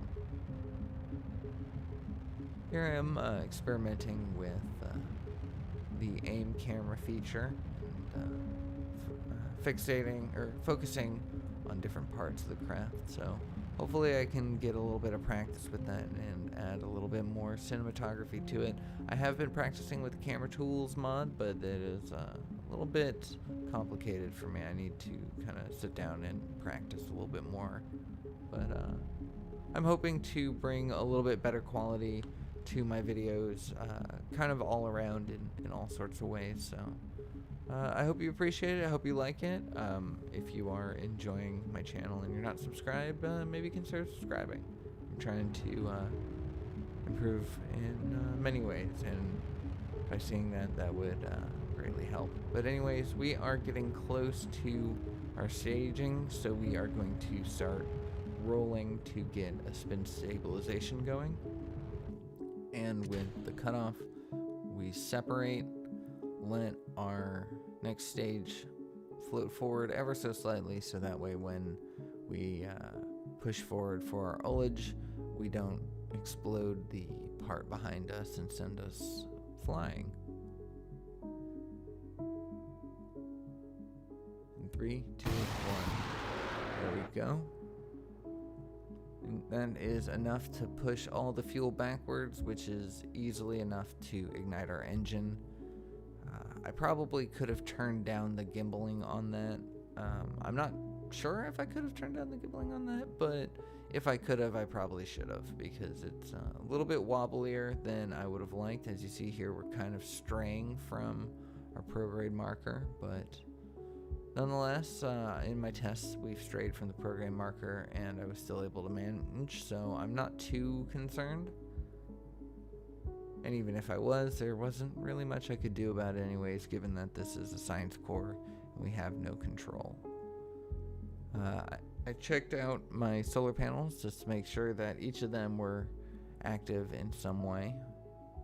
And we do have the cosmic ray and magnetometer scan science experiments active, so those will be transmitting as much as they can as they go. We also have the biological capsule. However, we don't have that science running because we can't actually get it without returning it. We cannot transmit it, so, and since we have no plans to return this, there's no point in running it.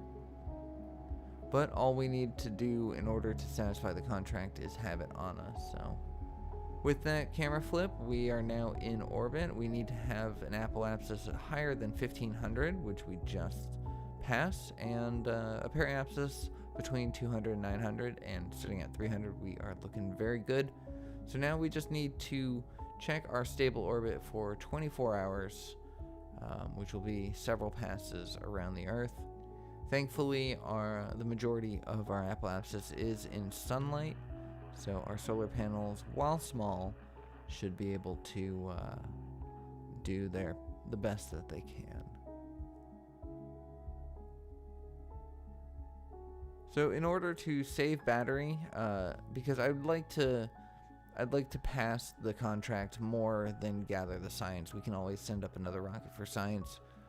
So I decided to kill the science experiments so they don't use the battery, because we do need to have positive charge after the 24 hours. So, and in many of my tests, that was a deciding factor of whether or not I had to make changes. So with 40 minutes left on the clock, we time warp forward, and with that, we have successfully completed the contract. First biological satellite, which is a required contract for our program. So we're just moving one step forward each time we go. Now I turn the science back on. We still have some electric charge, not a lot, and not enough to keep ourselves sustainable. So we are just going to try to get as much science transmitted as we can. And then once we're done with that, it will just be some space debris that will clear up in a later episode. So yeah, in the next episode, I think we're going to launch another one of these, minus the advanced biological capsule, but just another little orbiting satellite to produce the 18 science that we can get from these 2 experiments, and maybe whatever else we have left to get. Hopefully we can get some better quality parts with that, which will make returning our crafts a little bit easier, and then we can throw up one of these advanced biological capsule and get some serious amount of science. But we will be doing that in the next one. But anyways, that's where I'm going to leave today's episode. Thank you so much for watching. I hope you enjoyed it. I hope you're looking forward for more RP1. If you did, think about subscribing. Drop me a like, let me know your thoughts, and I will see you all in the next one. Take care.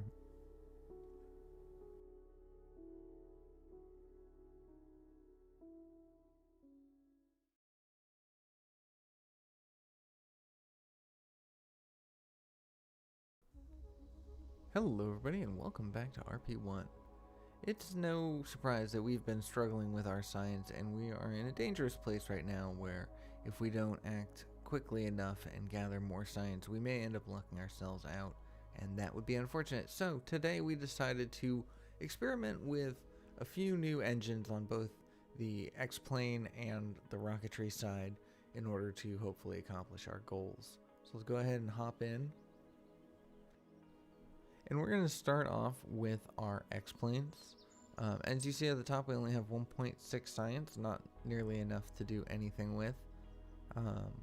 We have a couple planes in our hangar already in production, and so we are going to need to adjust them. But we are going to forgo adjusting them on this time around, and we are just going to build a new plane based off the XP3. We are going to remove the XLR-11s in favor of the XLR-25s. I recently discovered these in the list, and I looked at all the stats on it, and I realized that this was designed for the X2, so the XLR-11s were the X1 engines, and so it only makes sense that we try out the X2's engines for our contract, because we're trying to go higher than we have ever before, and we're starting to hit the limit on how high we can get with the XLR-11s, and so I figured why not take a chance on a new engine, and we're going to try it out and see if we can't get at least the optional contract, because we're still not good enough to beat the Kármán line at 100 kilometers. So unfortunately with this engine, it only has the one configuration, so all we're going to get out of it is the same kind of performance that we would any other time. So no upgrades for this, so unfortunately it's not going to be a long-standing engine. This is more of a test, proof of concept, and if this hits the ceiling as well, we may try again with a new design of our plane, maybe focus a little bit more on lightening our load, to hopefully break the Karman line. But for now, we are going to focus on one of the optional contracts to get ourselves some more reputation.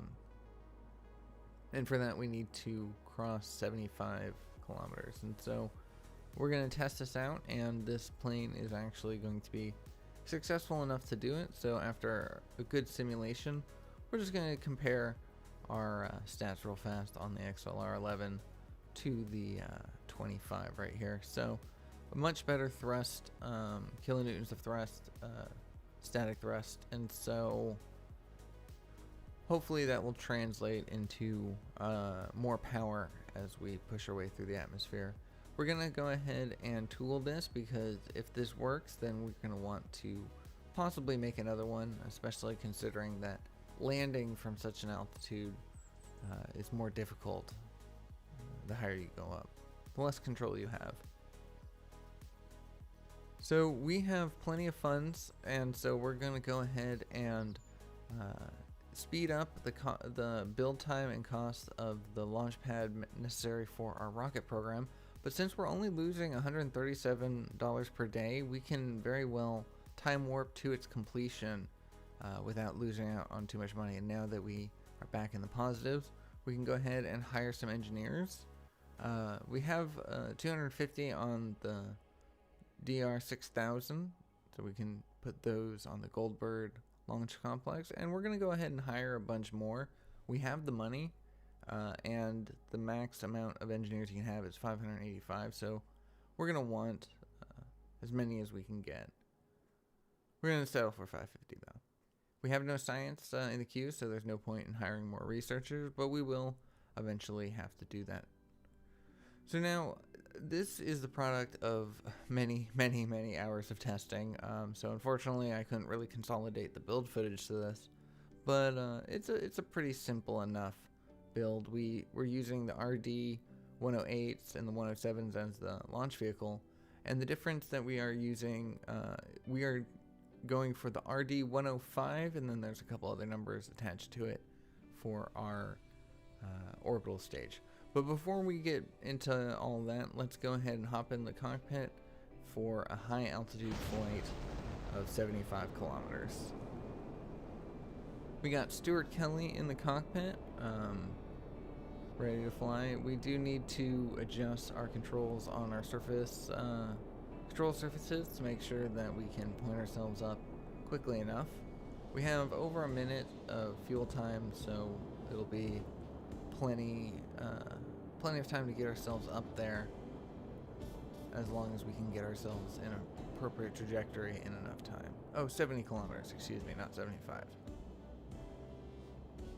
I brought up the Delta V stats so you can see how much fuel we have remaining, as well as the orbital info to show you what apoapsis we're sitting at.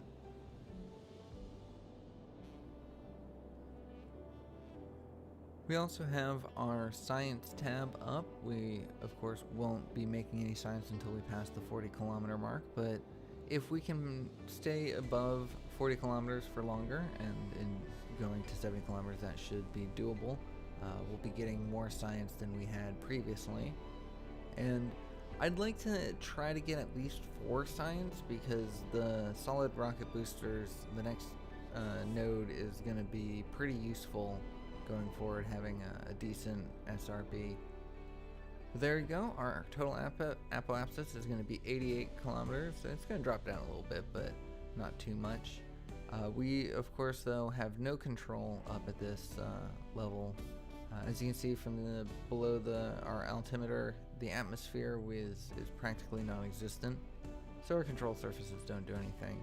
Earlier iterations of this plane had RCS thrusters on it and nitrous oxide container to power it, but we realized that there's really not too much of a need. In future space planes, we're definitely going to need it, especially for the Karman line flight.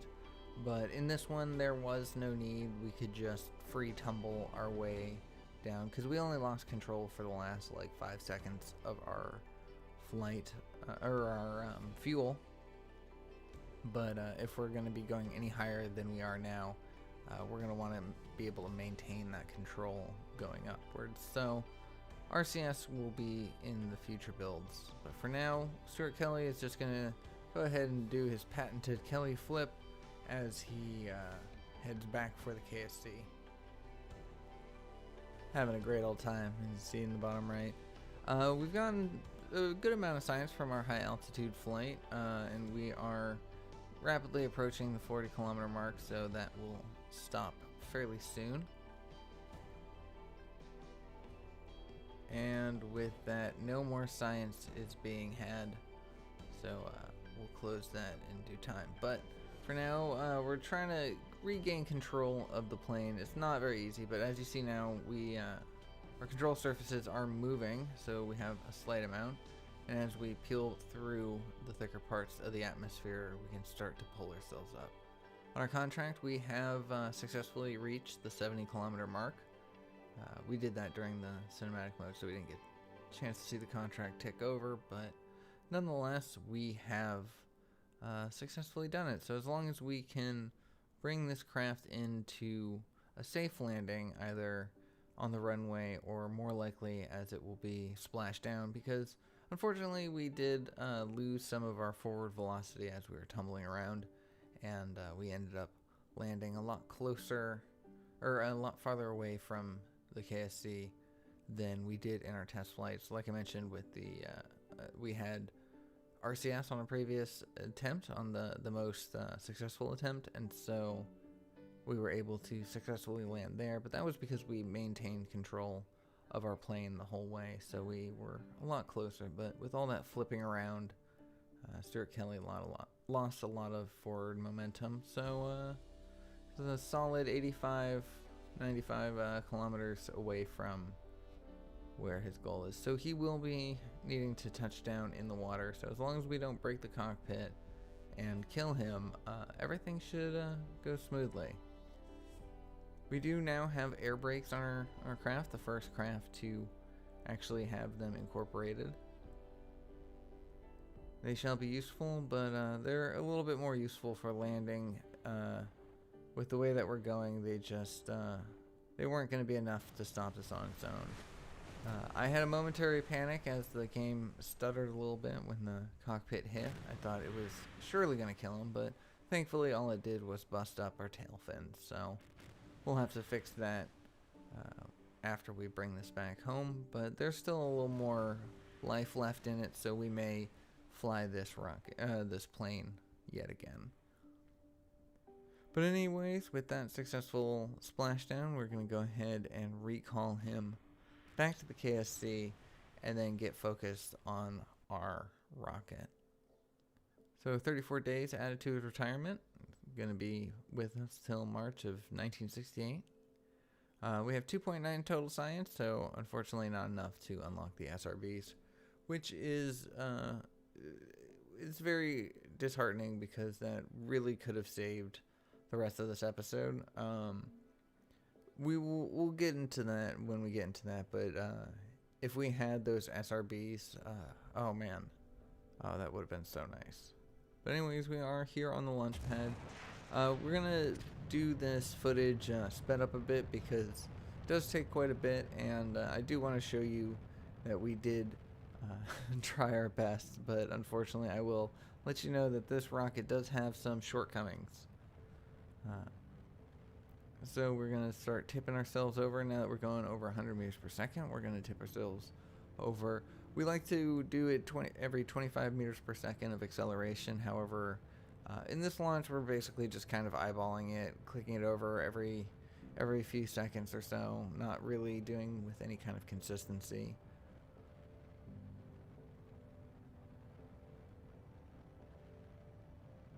We have Planet Shine turned up, so that way we can kind of see our rocket. We decided to launch in the nighttime because this has solar panels on it, and I'd like for the highest point of its orbit to be in the sunlight, so that way it spends the most amount of time with the solar panels having access to the sun. Drop off our side boosters and still have a thrust to weight ratio of over 1, so good to see that we're going to be continuing to go forward. Our apoapsis is now into space, and We're going to want a nice high orbit of this. As you can see in our delta V stats, we have a 7.5 minute burn time in our upper stage, so we don't want to just be skimming the surface of space and not let it have enough time to spend all of its fuel. So we're pitching over fairly slowly, and again with no kind of consistency to speak of. I'll be better about that. And again, I am trying to take the time to learn MechJeb. It's just I don't have a lot of time in between recording these episodes and the other KSP episodes. It's hard to spend the time to risk failures in launches, and I don't want to risk any of our launches in this series in the experimentation of learning MechJeb.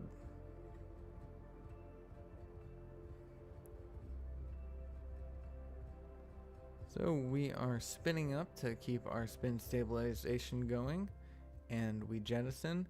And like I said before, we got 7.5 minutes of burn, so we are going to start our burn at 3 minutes and 40 seconds to the apoapsis.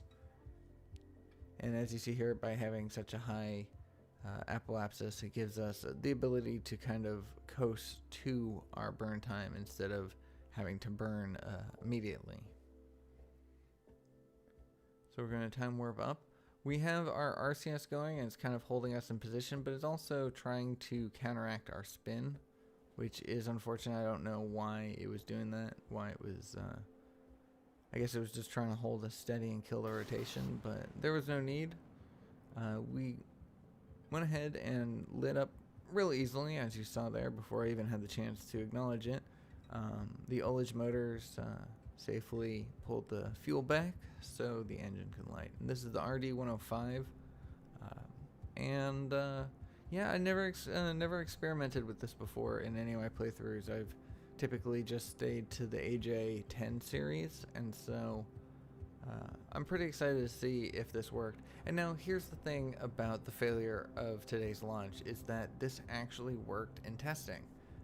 It worked right off the bat, right off the first try. It was successful. The only thing is that we launched during the daytime instead of the nighttime, and so I made that executive decision to change the launch date, but that was literally the only thing that we changed between the test flight and this one. And you know, I'd be lying to say that I didn't revert to flight occasionally, that I didn't try to make this work in every best attempt that I could. I was convinced that the failure was in my flying, and that if I just, you know, paid a little closer attention, made sure that I staged at the exact right moments, that I didn't surpass a certain altitude, that I flew it just exactly correctly, that I could replicate my experience in the testing phase. But this is the final attempt of that series that you're seeing now, which is why I wanted to keep it all in one take, unedited kind of thing, just to show you just how baffled I was the fact that this didn't make orbit. So we are reaching the last 27 seconds of our burn, and as you can see there, our periapsis isn't even below 250, or isn't even above negative 2 millimeters. So yeah, this is not getting into orbit today, and it frustrates me to no end that it was so different from the test. But the way that I see it is that we're not gonna, you know, recall the rocket and rebuild it. We're gonna take this loss and try to go from there. And in the next episode, we're gonna really push forward and try to unlock that SRB, because I feel like if we had just one last little push at the end of this, we could have made it. But that is going to be for the next episode, and I'm pretty excited with this. It's a struggle. It really is. It's very frustrating, but once I get this correct, I think I'm going to be so satisfied, and I can't wait for that, and I hope you can as well. But anyways, that is where I'm going to leave today's episode. Thank you so much for watching. I hope you enjoyed it. I hope you're looking forward for more RP1. If you did, think about subscribing. Drop me a like, let me know your thoughts, and I will see you on the next one. Take care.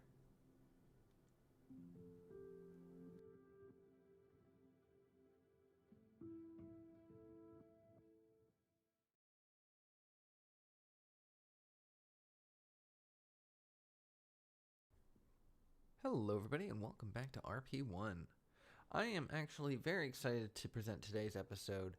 In the past 2-3 episodes, we've really been struggling to get our science. We've been doing a lot of little tiny plane missions, barely making what we need to get and not even making it to orbit with our heavy satellites. However, today it all pays off with we're going to be doing 2 flights and a rocket launch. We're going to start with the flights because they will be able to give us the science necessary. What we are going to be doing here is designing a new plane.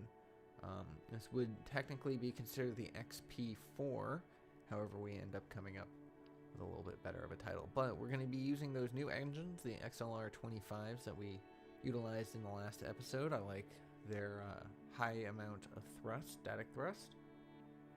And we're going to be using the stock tail fins, just because I had limited time when I was working on this recording, and honestly I just needed to get something to work, and I decided not to spend the time to design the wings myself, but to go with the stock parts. But that's okay because we have tooled and unlocked those parts already. After our first simulation, we decided to have a little bit more fuel on board to get us a longer flight time. Needed to adjust it so the clipping was a little bit less, and we don't necessarily need the RCS. However, it will prove helpful in the long run, so we are going to leave that on. Here I am building out the shell that would be the body. Not the easiest to do after the fact.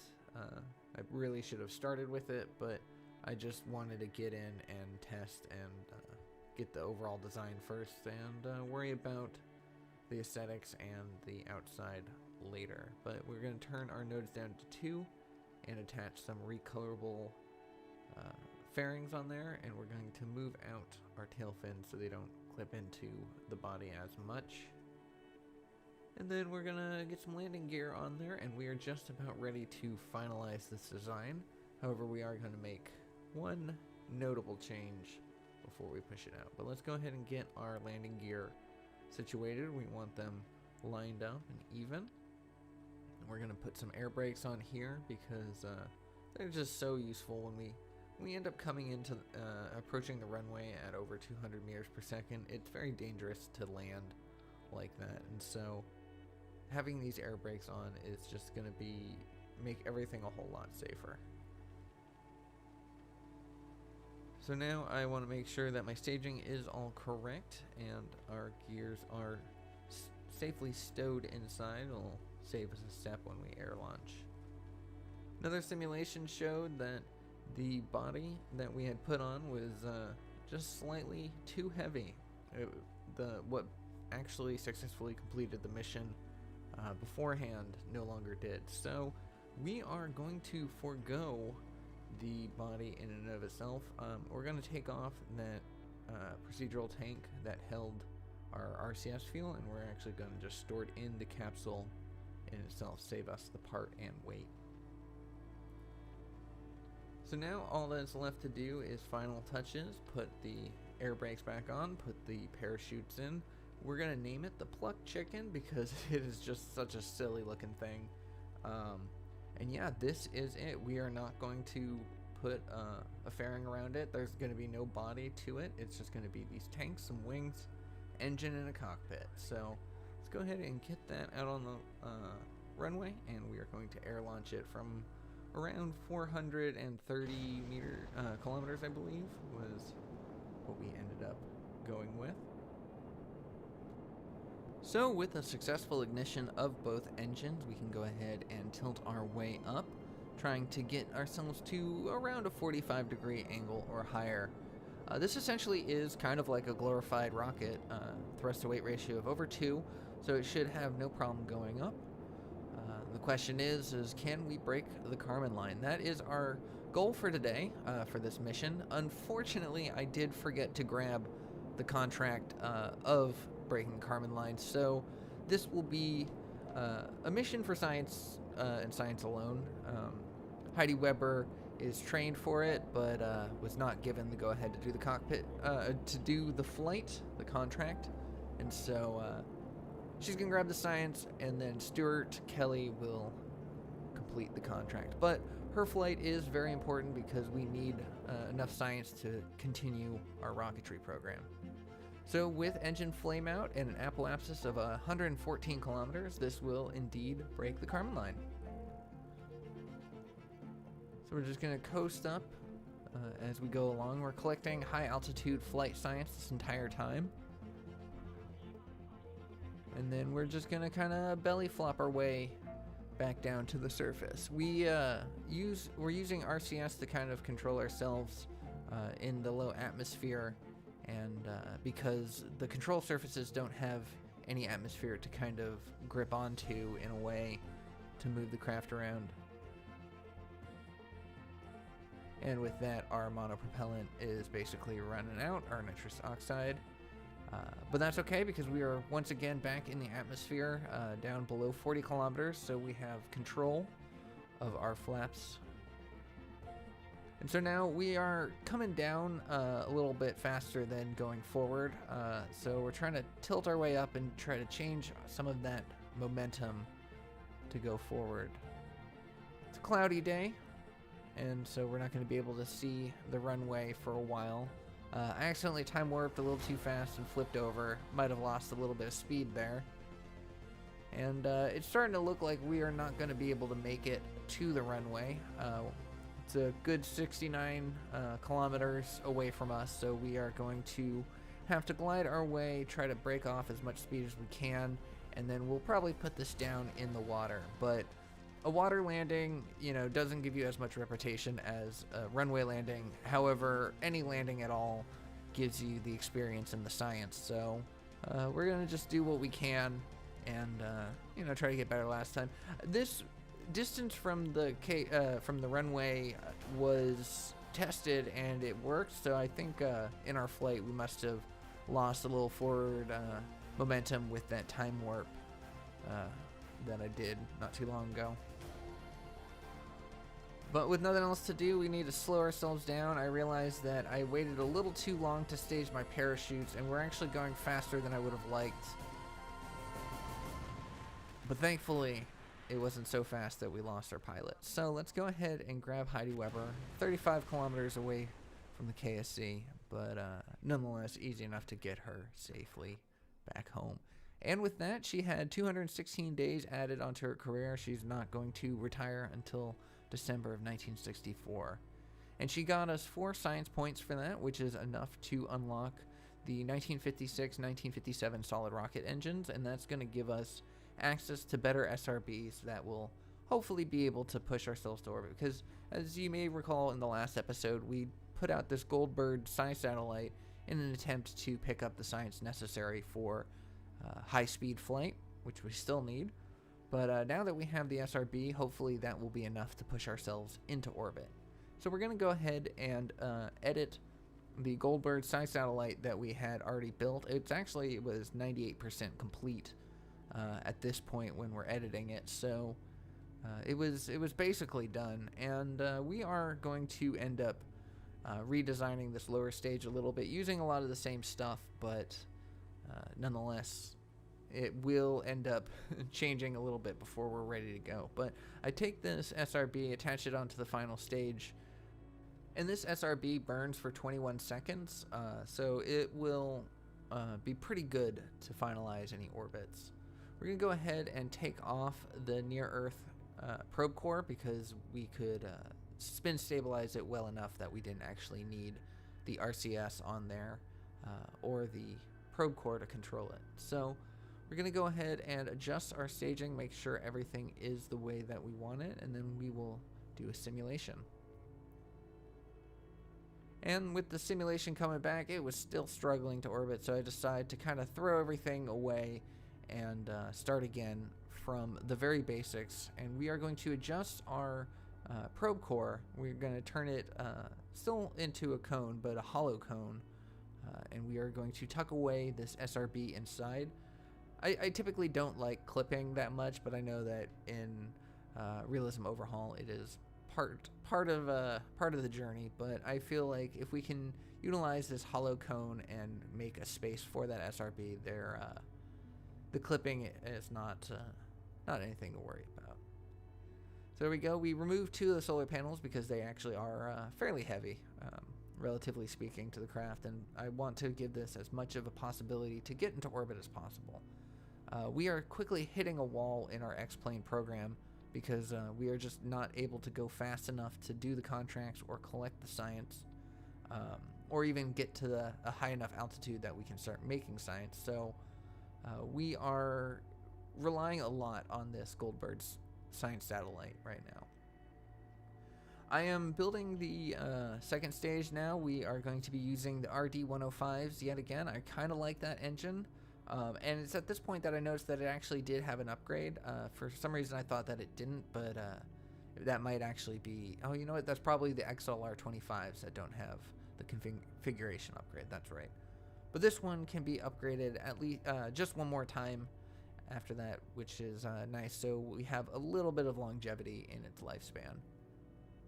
So I'm building this kind of egg shape interstage. I don't need to. I could just very well make it flat, but I just kind of like the idea of this shape for our circularization stage. So we're going to adjust it until it has the 440-second burn that the RD-105 provides, which is nice.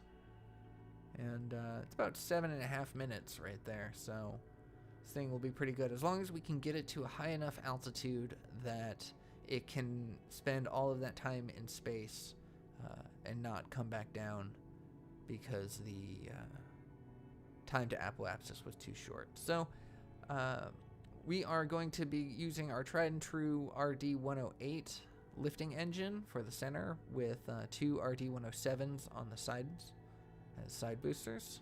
It's kind of what we've been doing this whole playthrough. I really like this launch vehicle, and it's been the configurations have been upgraded several times, and we still have quite a few more configurations left to go. So hopefully this will be the workhorse of our program going forward, and if we can get that satellite into orbit without any problem, then we should be able to utilize this same rocket for the rest of the contracts in the program. We only have 2 more, I believe, in the Heavy Satellites program. We do need to get a science satellite up, and this rocket will actually be able to handle that contract. So as long as we can get this into orbit, and as long as it can remain active after the shakeout test of 24 hours, as long as it has enough battery life remaining, then we will successfully complete the contract. We also need to get a heavy satellite into polar orbit, and that will be significantly difficult. But as you see here, we have over 1,100 meters delta V. We haven't got our side boosters on yet, and once we do, that will raise as well. I don't remember the number off the top of my head, but you need somewhere to the tune of 10,000 to 11,000 delta V in order to circularize in real solar systems. So by having above that, that helps ease my concern, because we are going to be needing to lift heavier and heavier payloads soon. I think the polar satellite has to be 1,000 kilograms just on its own, just the weight of the satellite itself, which isn't too hard if we don't have to rely on a SRB for finalizing our orbit. That won't be too hard to get into orbit, because this whole engine right here in this stage weighs well over that, even as its dry mass weighs well over that. So it should be pretty easy as long as we can get into orbit with the second stage. If we can remove the SRB entirely, that would be ideal. And after a successful test flight, guess what we're gonna do? We're gonna do that exactly. We don't change the probe core to no longer be a hollow one, but nonetheless, that rocket is able to get to orbit, able to complete the contract, and so we are going to put it out for production. But we're going to need to cancel those contracts, even though Gene was pretty disappointed with us, but we're just not able to handle the hypersonic or the stratospheric research contracts just yet, so we cancel those in favor of the Carmen Line contract. So, and that is a required contract for our program, so it's going to be very important to make sure that we get it done. I lower the distance from the Space Center to hopefully avoid landing in the water again. Bring it 10 kilometers closer, forgetting, of course, that we were 35 kilometers short. So, once again, the plucked chicken is on the runway, this time with Stuart Kelly in the cockpit. This is the same craft as before, same engine, so they have built up a little bit more data. Thankfully, they both fired at the same time, very nominally, so we are just going to recreate the mission that Heidi Weber did.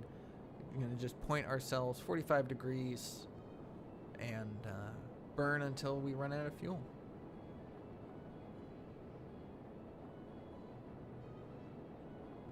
Once again, we are going to be grabbing some high altitude flight science. There is quite a few residuals to be had. I think it's like 10.9 science in total. But of course that doesn't start until after 40 kilometers. Got half a minute left of burn time, and we are rapidly approaching the Carmen Line. 10 seconds to go, 10 kilometers to go, 5 seconds, and we have passed the 100 kilometer mark. As you see here, our RCS is struggling to maintain our position, but luckily we ran out of fuel before we flipped over so much that we lost our control.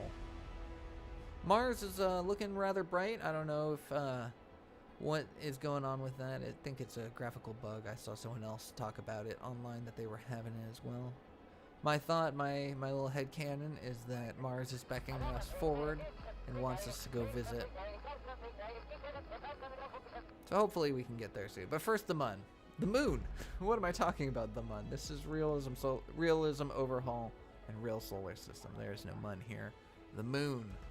I'm still excited. I was a little bit disheartened this past week and 2 weeks, actually, these two episodes, because I was starting to feel like we were locking ourselves into a position where we wouldn't be able to move forward, and that would be really sad.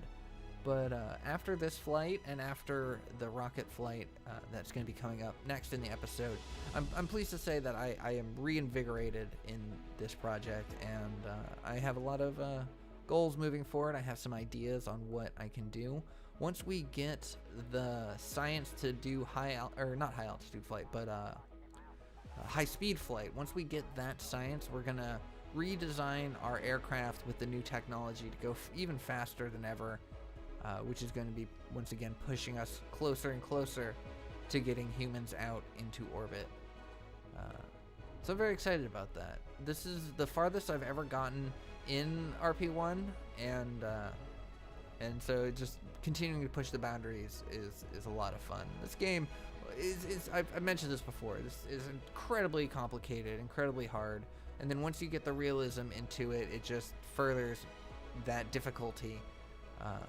But when you get things right, it is so gratifying. You want to jump for joy and throw your headset down and run around the room. And I finally understand why those people at NASA did just that. Whenever they did a successful launch, a successful flight, a successful landing, it just feels so good. What doesn't feel good is forgetting to do the math of the distance to the KSC. So once again, we are a little farther than we would have wanted to be, and we are going to be putting it down in the drink yet again. But that's okay. Both our pilots are significantly experienced in that, and Stuart Kelly knows when to pull up and when to stage the parachutes. Throw on the brakes to slow down our speed. Unfortunately, our chutes didn't deploy when we had staged them, because for some reason they were on the same stage as our RCS pack, or our RCS thrusters, and so we actually had to disarm them and then redeploy them. It was scary. For a moment there, I thought we weren't going to be able to land, but as we look at our missions, we have successfully broken the 100 kilometer mark. We made the early milestone checked off for that. And then with our safe and successful landing, well, I don't know about successful, but with our safe landing, taking a look at our missions, it shows that we indeed completed the X-Plane Carmen Line contract, and I'm so happy with that. Stuart Kelly gets 240 days added onto his career, and we collected a bit of science from that, not as much as previously, and definitely not enough to unlock what we need to unlock. But nonetheless, we will be gathering more science here momentarily.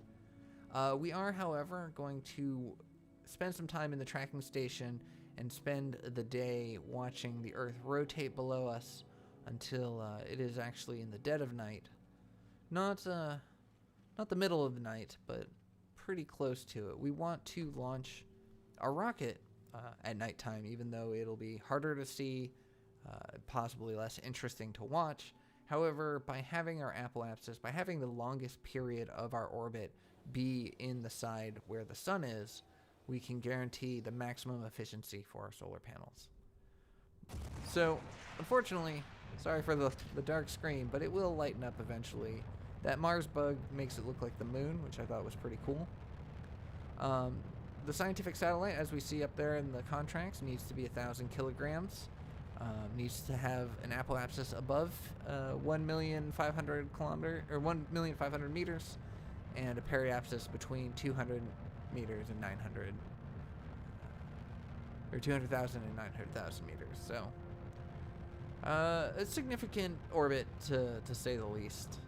And that is part of the heavy satellites contract, is you have to really have to push for it. I've actually been enjoying the heavy satellites program, the heavy satellites program more than the light satellites.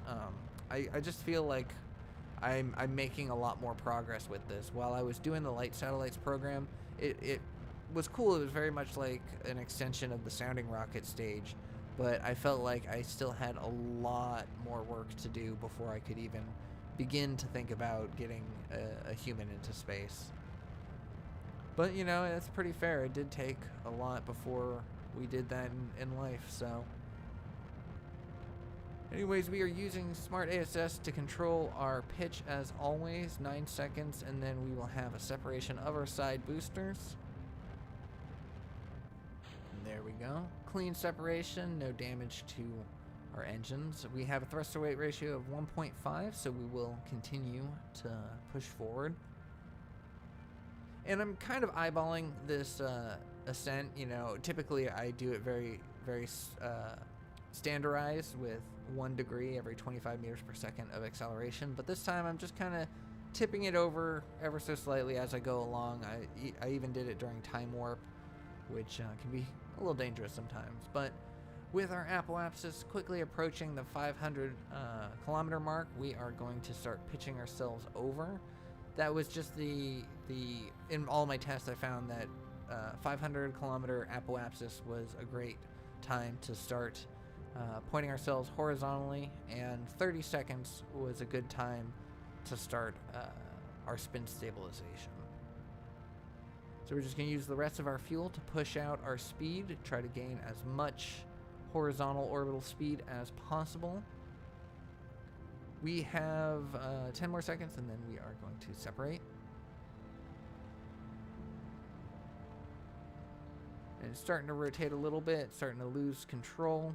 We throw on atmospheric autopilot. I don't know why. I can't tell you exactly why, but I found that it's really helpful to have that on when we're pointed like this. It's almost like a better Smart ASS to keep us pointed horizontally.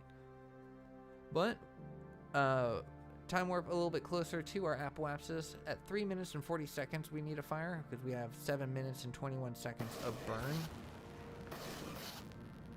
And with that, all of our stages are completed, and there is nothing else we can do but watch it and hope that it successfully performs.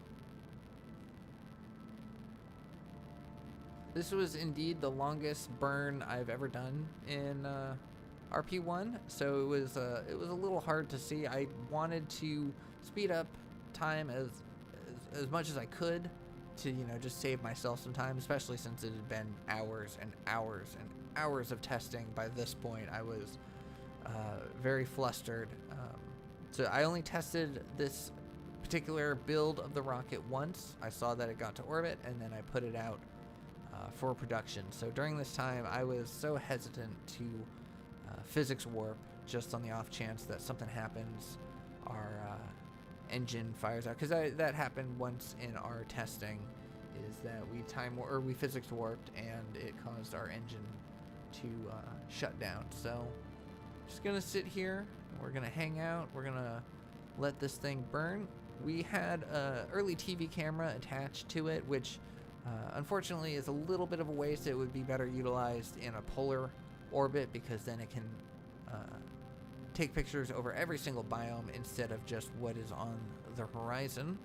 So the video imaging is fully done. There's no more data to be pulled, so we could have just left it off the rocket entirely. However, it's really unintrusive. It doesn't take up a lot of energy, and we can turn it off at any point that we need to. The most important thing is the cosmic ray science, because that is part of the contract that we are completing today. We need to transmit at least 1% of the cosmic ray science, which is considerable, since it's 11 points of science. And it's going to take 90 days and 17 hours to fully complete all of that. I'm a little bit nervous about our trajectory. As you see here, I'm pointed slightly up from prograde, which isn't great. It means that it will have to work a little bit harder to raise our periapsis out of the negatives. I'm leaving a lot of this footage unedited, leaving this burn to its completion, because I want to show you just how weird of a path this took. This was definitely not ideal, the fact that it shifted off of its heading, and this was definitely not anything that happened in our test. I swear, these past couple weeks, we've been having tests that go perfectly, and then the launches themselves do something completely different, even without. And true, I fly it differently every single time because of flying it by hand, but as far as the release, the time that we pointed horizontally, the spin stabilizations that we did, everything went exactly to the letter. So when things shift slightly like this, it's always pretty interesting. And the entire time I'm seeing this, I'm just thinking, well, there it goes, another failed launch. Gonna have to get another one of these out on the launch pad and just fly it better and just do better this time. As you see, we're starting to slow down as well, and so not only are we off our prograde, but our spin stabilization is going to become pretty useless here pretty soon. But if you look in the top left corner, you see that our periapsis is very rapidly approaching a positive number.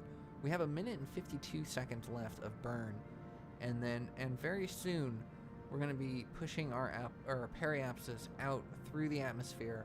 We get a little camera shift there, and our periapsis is now in space. Our apoapsis is passing 2 million meters, and we are in orbit, everybody. This was a successful flight. If you look at the nav ball, it's not even pointing anywhere near prograde. It is just absolutely useless. However, the RD-105 is such an impressive engine. I'm so glad we took the time in the last episode to shift gears and do something different.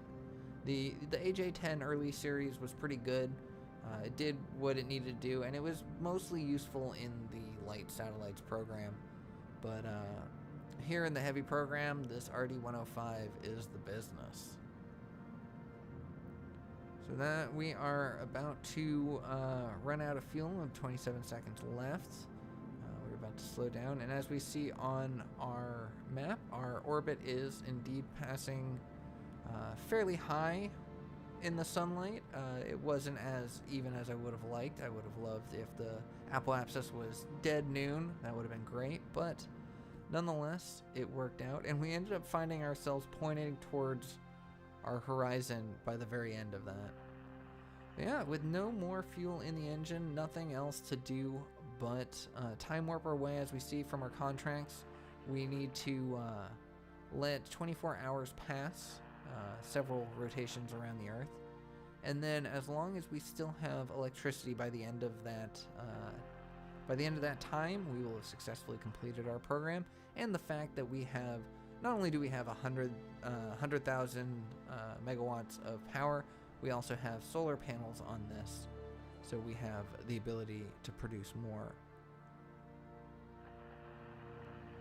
And with one more pass, the stable orbit has been confirmed, and we have successfully gotten our very first science satellite out into space. We've got 14.7 points of science, which is enough to grab the high-speed flight, so we will be doing that in the next episode. As well as possibly, we'll see what kind of science we get from the high-speed flight, but we may end up attempting the polar orbit as well, which would bring the heavy satellites program to a close. I believe maybe there's a capstone that we need to do, but nonetheless, we will visit that in the next episode. And I hope you're excited, because I have been reinvigorated in RP1, and I can't wait to do more. I just want to say real fast before we close out, thank you so much for all of the support on these RP1 episodes. It's really nice to see your comments and that you're enjoying the playthrough so far. And so I just want to say, if you aren't subscribed, maybe please consider. I am very close to the next goal that YouTube wants me to get to, and I'm excited to bring more content. So if this is the sort of thing that you like, I will be bringing more of it. So think about subscribing if you aren't already, and if you are, thank you so much. I really appreciate all the support you've been giving this channel. But anyways, that is where I'm going to leave today's episode. Thank you so much for watching. I hope you enjoyed it. I hope you're looking forward for more RP1. If you did think about subscribing, drop me a like, let me know your thoughts, and I will see you on the next one. Take care.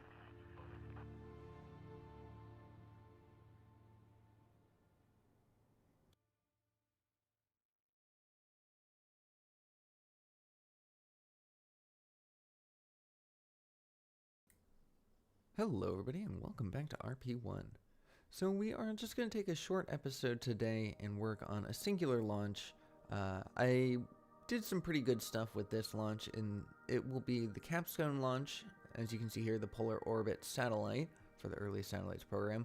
The reason why it's such a short episode is I am really struggling with those two contracts, the hypersonic and the stratospheric, so we're going to need to spend our science that we have 14.7 of. And the smartest thing to do is put it into high-speed flight. However, I'm going to look at a couple different options. The high-speed flight is what is going to help us push forward towards hypersonic, or supersonic, excuse me. However, I've also been struggling to get my probes back from orbit, and I'm really tempted on spending some money on this, some science on these heat shields. However, it's pretty expensive, and it says that their heat shields are rated for humans, and I feel like wasting all that science on something that I may not even make as much use out of until later might be a poor decision. So we are going to spend the money on high-speed flight, which is going to give us upgrades to our existing engines as well as new engines for us to play around with. But like I mentioned before, it is in recording of this episode, it took quite a bit of effort to work on the X-Plane programs, and I still haven't exactly perfected my design, and so I'd like a little bit more time to spend on that. So I decided, rather than not producing a full episode, I would just bring you a short singular launch one. So I hope you enjoy this, and yeah, we're just going to hop right on in the VAB. So we're going to use the Goldbird Psi satellite that we had already created in a previous episode. However, this looks a little different because I was experimenting with, like I mentioned before, trying to return the probe from orbit, and very unsuccessfully I spent some money trying to, spent some science trying to go down the solid rocket boosters phase, but eventually canceled that research. So we had parts that were locked, so we couldn't launch that even if we wanted to.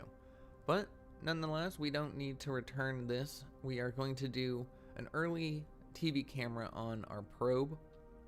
Given the fact that it is going to be in a polar orbit, that means that it will go over every single biome and collect all the science very passively as we go along. It's not a lot of science to be gotten in each biome, but you know what? It's more than we have, so we can't complain.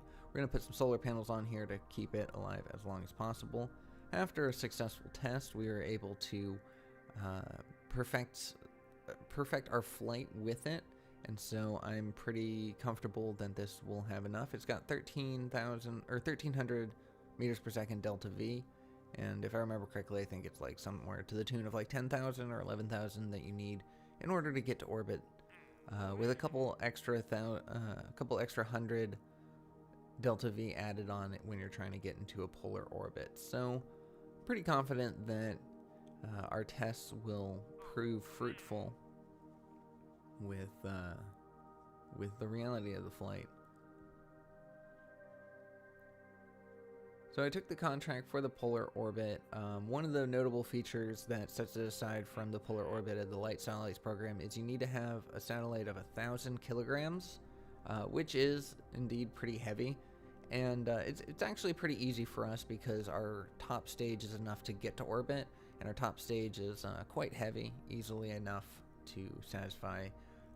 But if we did need to rely on that SRB in order to finalize our orbit, there's a chance that it wouldn't be heavy enough, and so we'd have to make our probe core heavier, which leads to the tyranny of the rocket equation. So I'm pretty happy that we took the heavy satellites program. I've been liking this one a lot more than the light satellites program. We could do the light satellites program a lot faster, but this one is just more satisfying. Anyways, since we can get that rocket on the launch pad, we're going to hire 100 extra engineers to make it come a little faster, because I want to get that science as soon as possible. And we still have plenty of money, and we are in a positive, so I have no fear with that. But with all that said and done, let's go ahead and hop down onto the launch pad. Early morning flight as per usual. Actually, no, excuse me. This is a midday flight because I wanted to get the most amount of time in the sunlight as possible. However, in hindsight, it would have been better as a midnight flight, because then our apoapsis would have been on the sunny side. Nonetheless, this will do nicely. As you can see here, I have MechJeb's ascent guidance up, and I am pleased to say that I have been practicing with it. I have been learning and have been getting a lot more consistent flights through it. However, some of it still kind of escapes me, and no matter how many times I've tried to wrap my head around the coasting stage, I can never seem to get it to work right. So we're going to do a little bit of a hybrid between between MechJeb, Smart ASS, and Advanced Auto Fly-by-Wire. So with the fact that we are now piloted by MechJeb, that gives me a lot more opportunity to take cinematic shots and kind of just watch our flight as a passive observer.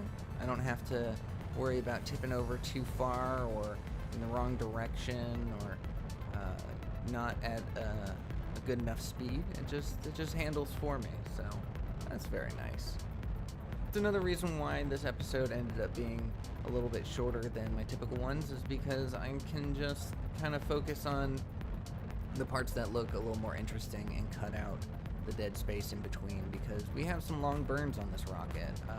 Our top stage itself is a 7.5 minute burn, so it's quite a while. And I know you can physics warp to save yourself some time and speed up, but I don't know if I'm imagining it or if it was inconsequential, if it was just an error that happened naturally. But I've had times where like my engines failed or the propellant just didn't, I've had issues when physics warping while burning, and so I just I bite the bullet, I wait the 7.5 minutes and just let it go through. So it was kind of nice to be able to do it a little more automatically, a little more cinematically. It allows me to do things like this.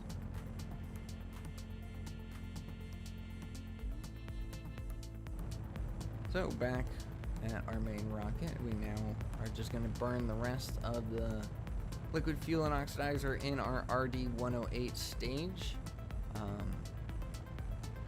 And then once we get to our target apoapsis, we're going to pitch horizontally, get ourselves in our spin stabilization, and get ready to shift. So I don't know exactly what else to talk about. I feel it was weird taking a back seat and not flying this myself, but we're getting to the stage where we're gonna need to have that kind of accuracy and perfection with our launches, because we can't afford to take any chances with our humans, with our missions, and things. The stakes are getting pretty high now, and so I'm excited. This is the farthest I've ever gone. I have been struggling through the game and the programs. Look at that. But I've been having a lot of fun, and so I hope you've been enjoying the process with me. And I hope you're learning something as well. I often say that you can learn a lot from tutorials, but you learn a whole lot more through Let's Plays, because you get to see the successes and the failures of the YouTuber. No matter who it is, every YouTuber will come across a time where it's like, oh, that launch didn't go correctly, or oh, this turned out differently than I would have expected, but hey, we made the best out of it. And those are fun moments, and those are great teaching moments. And so sometimes I feel like if I struggle through something and then find a way to make it work, then it's worth it, because any of you who might be playing along or might be interested in playing along get to learn from those mistakes beforehand, and it'll just set you up to be a better player to begin with.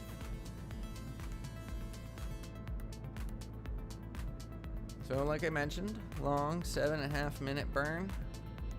So just grabbing different little angles as we go along. Very calming.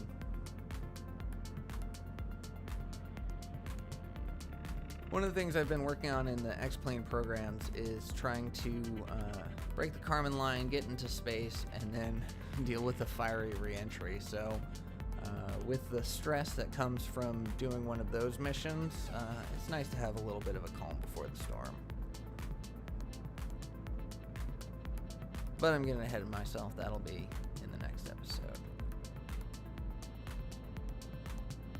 And with that little camera shift, we now know that our periapsis is above the negatives, and we will be reaching orbit soon. We're not pointed exactly horizontal, we're a little bit above, but nonetheless it worked out. And as we can see from our contract, we have every single parameter achieved, with the exception of the shakeout time. So we, once this engine stops burning, we could technically just turn the engine off right now, but there's no need. We can get a higher apoapsis. But yeah, all we need to do is let it orbit for the specified amount of time, collect the science, transmit the science, and this will be a successful mission. I was very happy that this came out as well as it did, and as easily as it did, because let me tell you, the hours of X-Plane testing and failure upon failure upon failure, and not even really in any interesting failures, just quick explosions because the heating effect was too much, and playing around trying to do different things. But we'll be including some of that in the next episode, like I mentioned before. But yeah, the X-Plane, it's kicking my butt.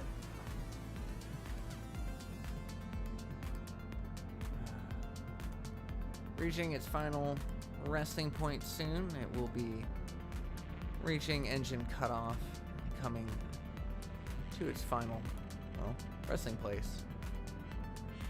Yeah, I don't know what to do with myself on these automated launches. It's weird. It's like when I flew it myself, I could at least talk about the things that I was doing. But I wasn't doing anything. But anyways, we are in orbit. Our contract has been completed. We've got the beautiful Earth below us. We can see the Northern Lights for the very first time, at least in this series. The beautiful graphics of RSS Reborn. If you're interested in how to install this, I made a video detailing the very easy way to get this into your gameplay. But with that said, let's just go ahead and time warp our way around the Earth. Not a lot to see as we're approaching the dark side. Like I mentioned, our apoapsis is mainly in the dark side. However, we do have a high enough, or the angle of our launch was high enough that we do spend quite a bit of that apoapsis in the sunlight. And as we come down here, we see that we actually had a inclination that took us so the sun was never blocked by the Earth. So that's pretty nice. The only time we don't get sun is when our retrograde is facing towards it. But soon out of that, and once again we get charge. And then when we come out of cinematic mode, we get the warning that, hey, we were too high up in space.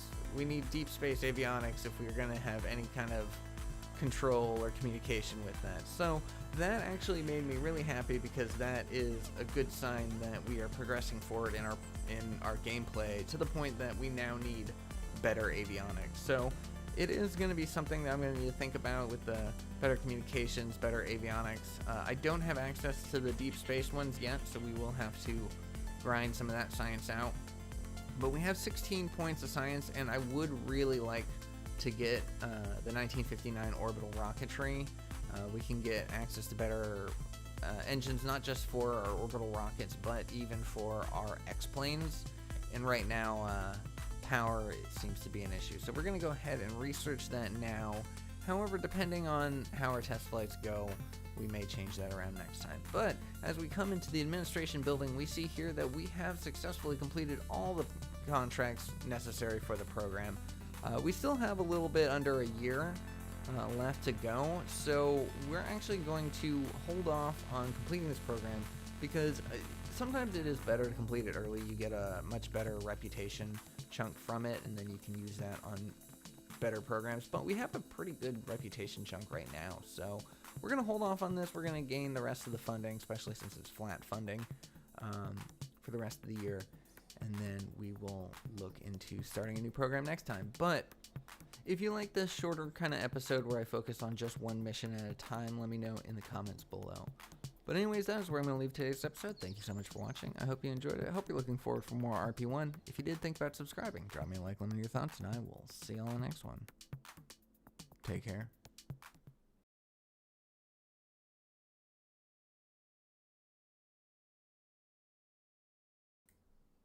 Hello everybody, and welcome back to RP1.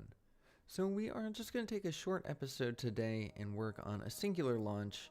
I did some pretty good stuff with this launch, and it will be the capstone launch, as you can see here, the Polar Orbit satellite for the early satellites program. The reason why it's such a short episode is I am really struggling with those two contracts, the hypersonic and the stratospheric. So we're going to need to spend our science that we have 14.7 of. And the smartest thing to do is put it into high-speed flight. However, I'm going to look at a couple different options. The high-speed flight is what is going to help us push forward towards hypersonic, or supersonic, excuse me. However, I've also been struggling to get my probes back from orbit, and I'm really tempted on spending some money on this, some science on these heat shields. However, it's pretty expensive, and it says that their heat shields are rated for humans, and I feel like wasting all that science on something that I may not even make as much use out of until later might be a poor decision. So we are going to spend the money on high-speed flight, which is going to give us upgrades to our existing engines as well as new engines for us to play around with. But like I mentioned before, it is in recording of this episode, it took quite a bit of effort to work on the X-Plane programs, and I still haven't exactly perfected my design, and so I'd like a little bit more time to spend on that.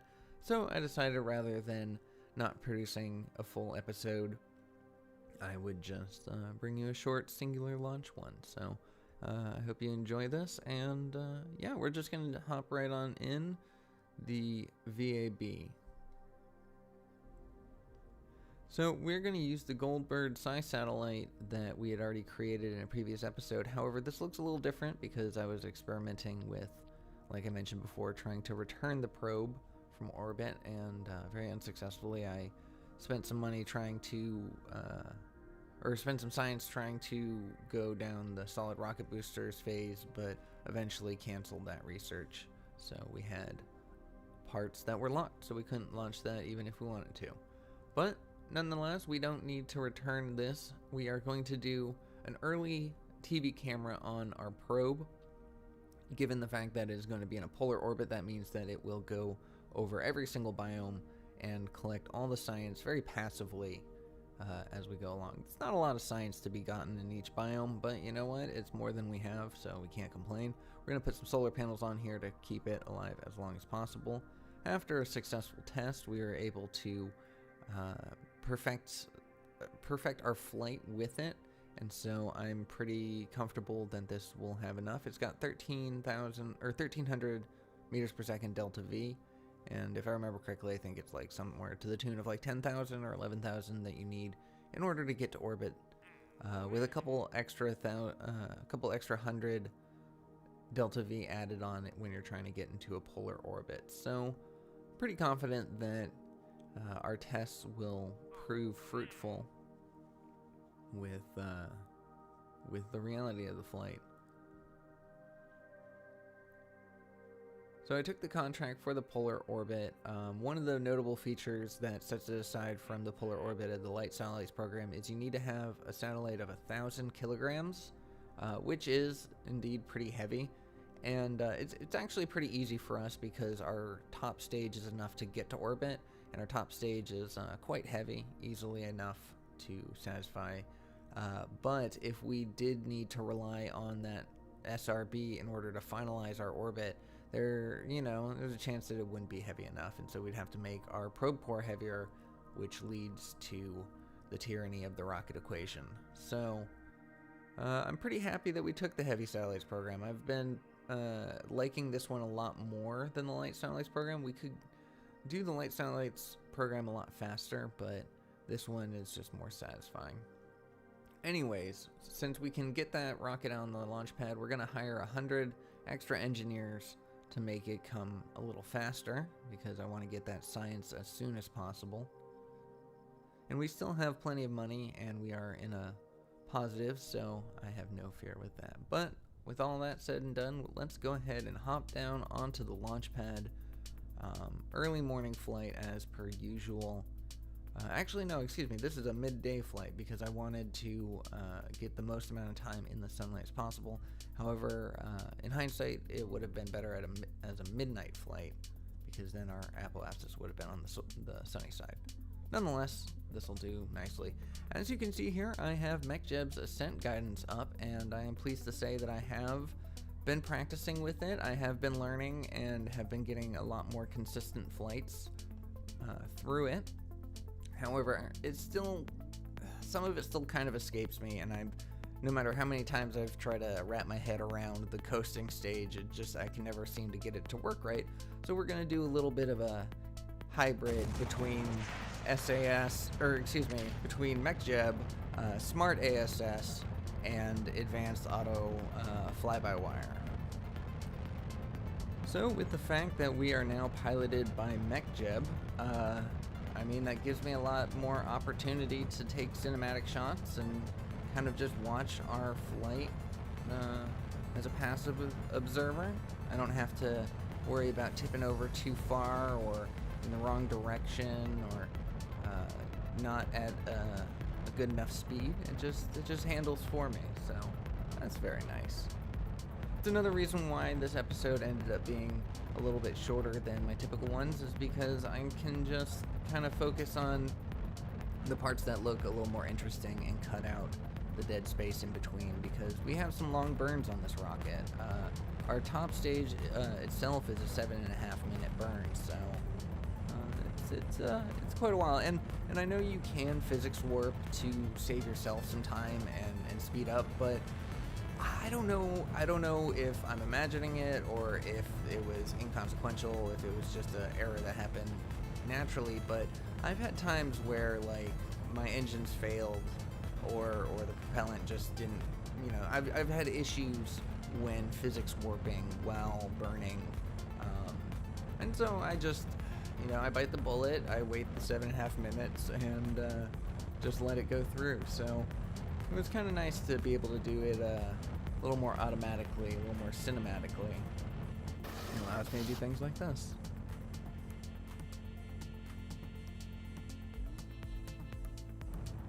So back at our main rocket, we now are just going to burn the rest of the liquid fuel and oxidizer in our RD-108 stage. And then once we get to our target apoapsis, we're going to pitch horizontally, get ourselves in our spin stabilization, and get ready to shift. So I don't know exactly what else to talk about. I feel it was weird taking a back seat and not flying this myself, but we're getting to the stage where we're gonna need to have that kind of accuracy and perfection with our launches, because we can't afford to take any chances with our humans, with our missions, and things. The stakes are getting pretty high now, and so I'm excited. This is the farthest I've ever gone. I have been struggling through the game and the programs. Look at that. But I've been having a lot of fun, and so I hope you've been enjoying the process with me. And I hope you're learning something as well. I often say that you can learn a lot from tutorials, but you learn a whole lot more through Let's Plays, because you get to see the successes and the failures of the YouTuber. No matter who it is, every YouTuber will come across a time where it's like, oh, that launch didn't go correctly, or oh, this turned out differently than I would have expected, but hey, we made the best out of it. And those are fun moments, and those are great teaching moments. And so sometimes I feel like if I struggle through something and then find a way to make it work, then it's worth it, because any of you who might be playing along or might be interested in playing along get to learn from those mistakes beforehand, and will just set you up to be a better player to begin with.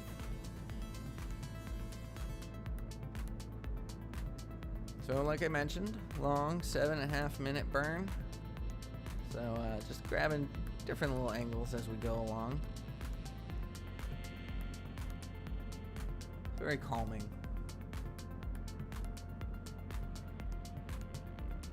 One of the things I've been working on in the X-Plane programs is trying to break the Kármán line, get into space, and then deal with the fiery re-entry. So with the stress that comes from doing one of those missions, it's nice to have a little bit of a calm before the storm.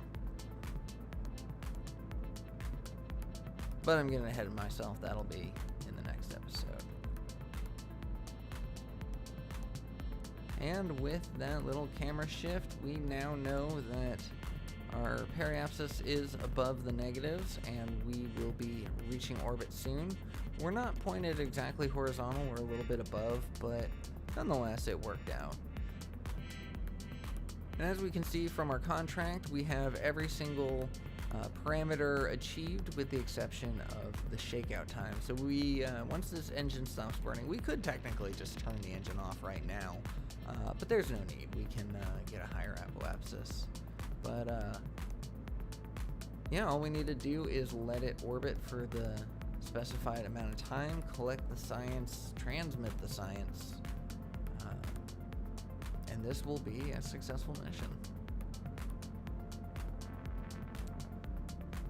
I was very happy that this came out as well as it did, and as easily as it did, because let me tell you, the hours of X-Plane testing and failure upon failure upon failure, and not even really in any interesting failures, just quick explosions because the heating effect was too much, and playing around trying to do different things. But we'll be including some of that in the next episode, like I mentioned before. But yeah, the X-Plane, it's kicking my butt.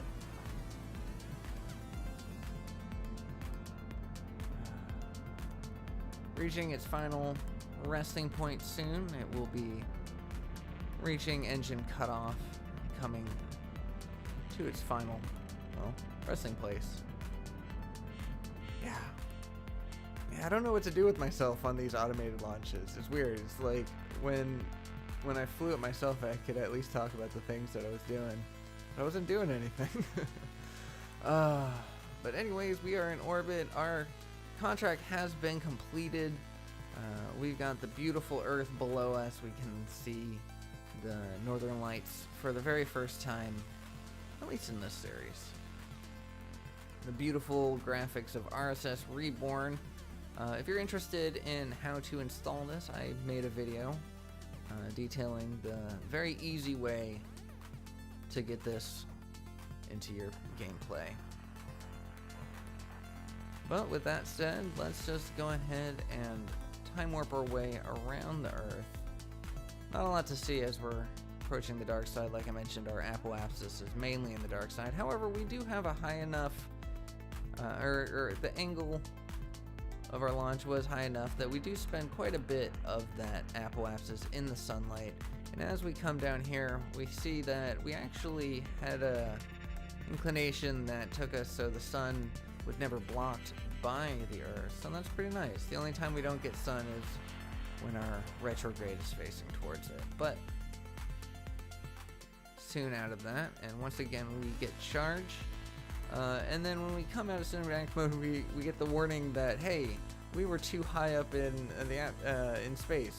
We need deep space avionics if we're going to have any kind of control or communication with that. So that actually made me really happy, because that is a good sign that we are progressing forward in our gameplay to the point that we now need better avionics. So it is going to be something that I'm going to need to think about with the better communications, better avionics. I don't have access to the deep space ones yet, so we will have to grind some of that science out. But we have 16 points of science, and I would really like to get the 1959 orbital rocketry. We can get access to better engines, not just for our orbital rockets, but even for our X-planes. And right now, power seems to be an issue. So we're going to go ahead and research that now. However, depending on how our test flights go, we may change that around next time. But as we come into the administration building, we see here that we have successfully completed all the contracts necessary for the program. We still have a little bit under a year left to go, so we're actually going to hold off on completing this program, because sometimes it is better to complete it early. You get a much better reputation chunk from it, and then you can use that on better programs. But we have a pretty good reputation chunk right now, so we're going to hold off on this. We're going to gain the rest of the funding, especially since it's flat funding, for the rest of the year, and then we will look into starting a new program next time. But if you like this shorter kind of episode where I focus on just one mission at a time, let me know in the comments below. But anyways, that is where I'm going to leave today's episode. Thank you so much for watching. I hope you enjoyed it. I hope you're looking forward for more RP1. If you did, think about subscribing. Drop me a like, let me know your thoughts, and I will see you all in the next one. Take care.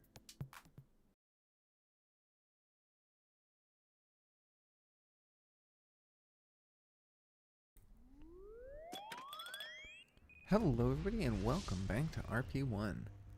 As you may have noticed from the title, we are just going to focus today on 3 high-speed flights, and we're just going to jump onto it, waste no time.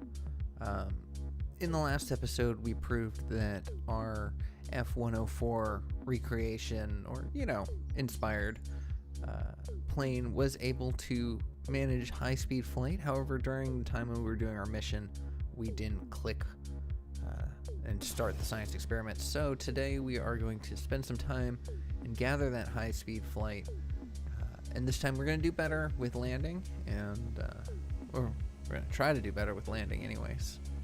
And I realize there's not really much I need to say during this. It's a lot of the same stuff that we've been doing so far, air launch over the ocean to the KSC, doing our science, using atmospheric autopilot to keep ourselves level and at a certain speed. So I think I'm going to take a back seat on the vocals today, and we're just going to hang out, enjoy the flight, enjoy the music, and I'll pop in sporadically where I feel like some narration is needed. But for the most part, I don't know that I need to waste your time telling you all the stuff that you can easily see on screen.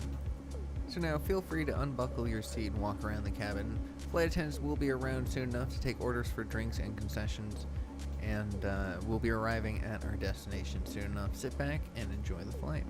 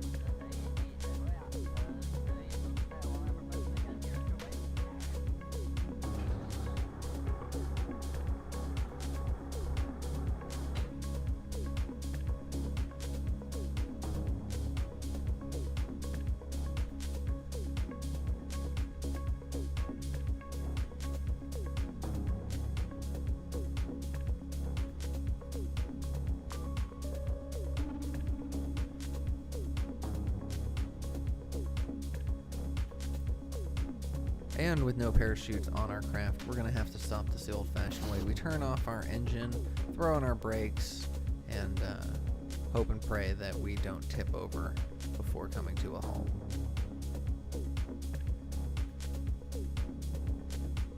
And there we go. Stuart Kelly is once again safe and sound and ready to turn in his crew report. So with that, he only gets a couple extra days added onto his career. Nothing impressive, just a standard, typical flight. We landed successfully, so the contract that wasn't completed in the last episode is now taken care of. And we have quite a bit of extra science to boot, so we got 7.7. We are going to edit the Starship that we have in production and add some parachutes onto that one. We'll also add parachutes onto the one that we just recovered, because while stopping was doable, it wasn't easy. So we got 7.7 science to look at. We can unlock a few different things, but ultimately we're going to go into avionics right now, because in the last episode when we had our not the last episode, but the previous one, when we had our heavy satellite enter deep space, we lost communication with it, which means that we're now capable of getting satellites into deep space, so having deep space core will behoove us. Anyways, now we got Heidi Weber in the cockpit. We are going to air launch her yet again, but a little bit farther this time. And once again, I'm going to take back seat to the video, but the plan here is we are actually going to fly past the KSC and turn around. We're going to try to get as much science as we can and just let it go for as long as we can, and then we'll turn around and come back. I want to thank the helpful commenter who let me know that in the last episode the reason why our wings broke off was because I was making pretty heavy maneuvers at over Mach 1 speed, so that was a bit of a piloting error. So we're going to try to not have that happen again this time as we make our way back around. Anyways, we get our science up, we get our time warp going. Once we hit 690 some odd meters per second, we will put on the speed lock, and I'll see you when we land.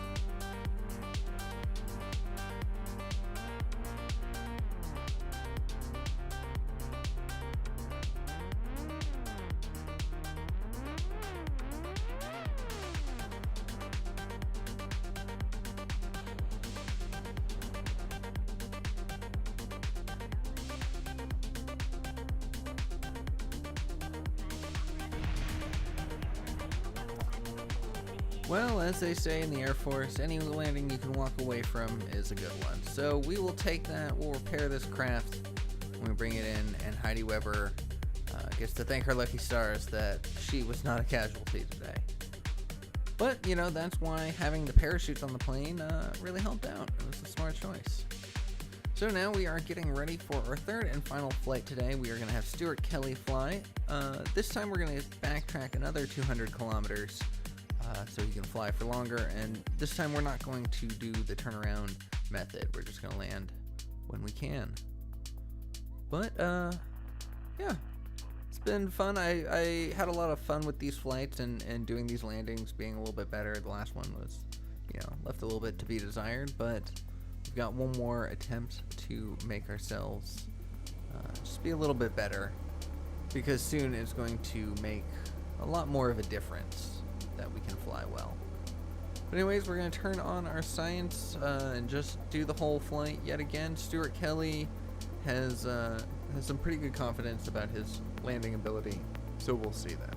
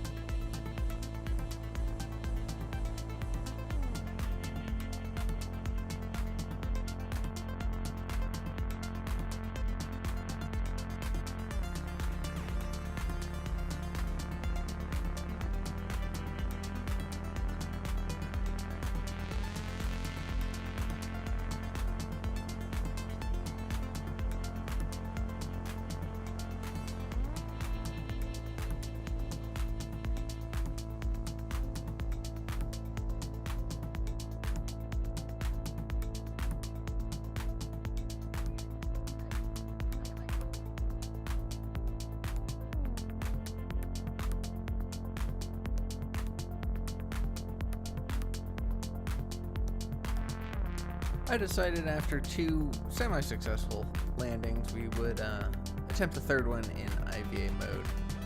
Forgetting that we don't have Warbird's cockpit, we're going to just go with the RPM. Not my favorite.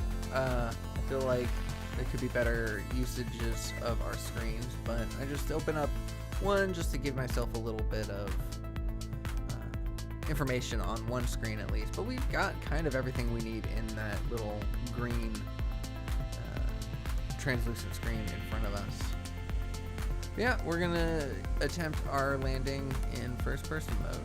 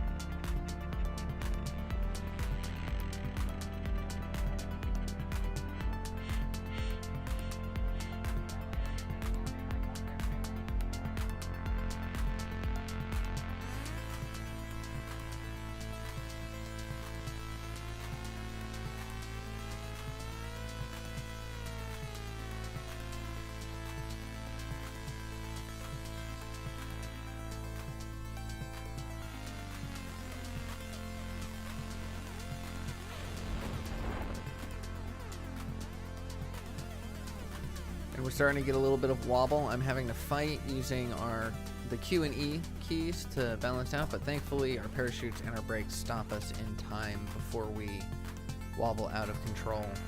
I wasn't able to see where the wings were on the actual F-104 in real life, so I just kind of put them where I could, but these could probably go out a little bit wider because that was, they were too narrow, and I think that's what our little speed wobble came from.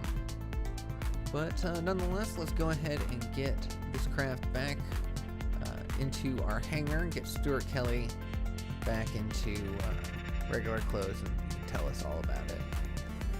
Once again, only a couple days added onto his career, but you know, that's just that's how it goes with non-record breaking flights. You know, if he's not doing something super interesting, why would he want to stick around as long? But nonetheless, we have 11 points of science. There's a lot to consider to go into, but we are going to be taking the 1958 solid rocket engines for the Castor ones, and particularly because we want the next upgrade in SRBs, and we need to get started on this now before we get it.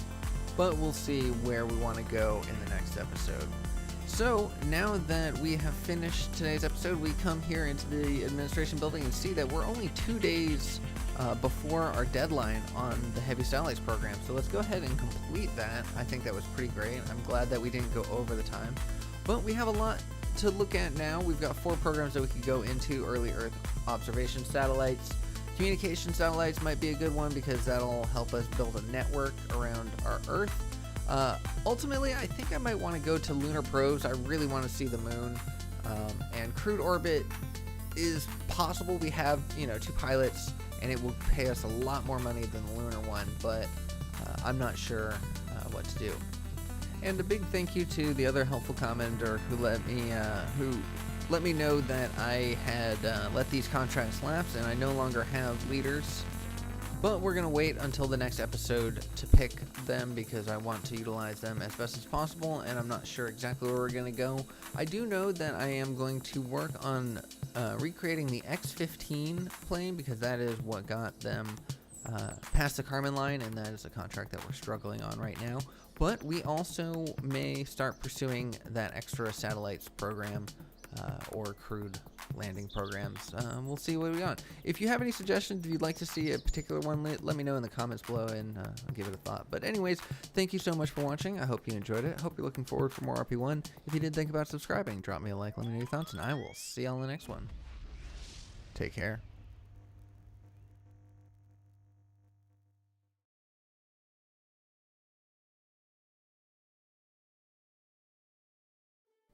Hello everybody and welcome back to RP1. I'm really excited for today's episode because it marks our first steps on our journey to the moon, and I cannot wait to see it. RSS Reborn makes a very pretty Earth, but a lot of the beauty is yet to be seen out there in space, so I'm really excited to visit the moon up close and personal. So first thing we're going to do is visit the R&D department, and we're actually going to cancel this SRB technology for now. In favor of the lunar range communications, and we'll get more into that soon enough, but what that will do is give us the ability to upgrading our tracking station, and just like in the stock Kerbal, you're going to need to upgrade both that and mission control in order to get maneuver planning capabilities. So that's going to be part of what we're going to be doing today.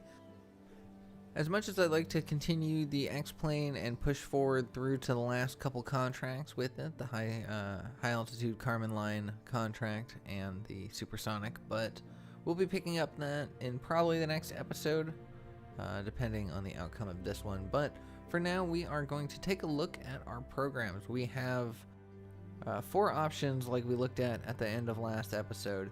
But after giving it some thought, I've decided that I'm going to pick the early lunar probes for the lunar impact and the lunar flyby. I think they'd be a fun way of seeing the moon up close and personal that won't be too difficult to achieve. We are going to do it fast, however. I don't believe in myself strongly enough to get there that quickly, so we're going to take the 240,000 per year over the span of 4 years. So we're going to take that.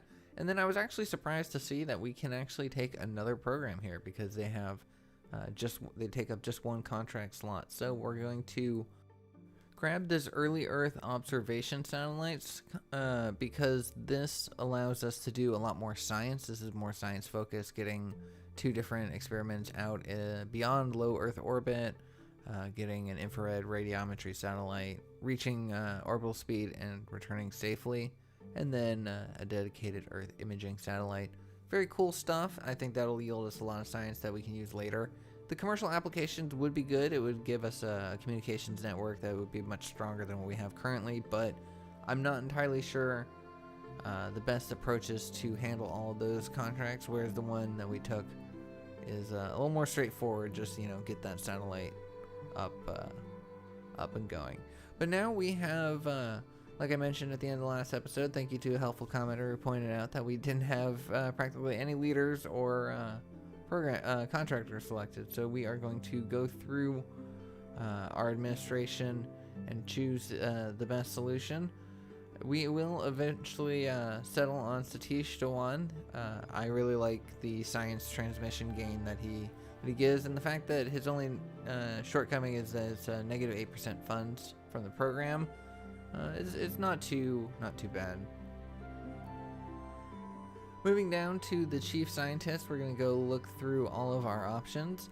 We have different priorities this time around. Last time we played, I really enjoyed having Jack Parsons as our chief scientist for his love of solid rocket boosters, but this time around we're shooting for the moon, and so we're going to want to consider different things.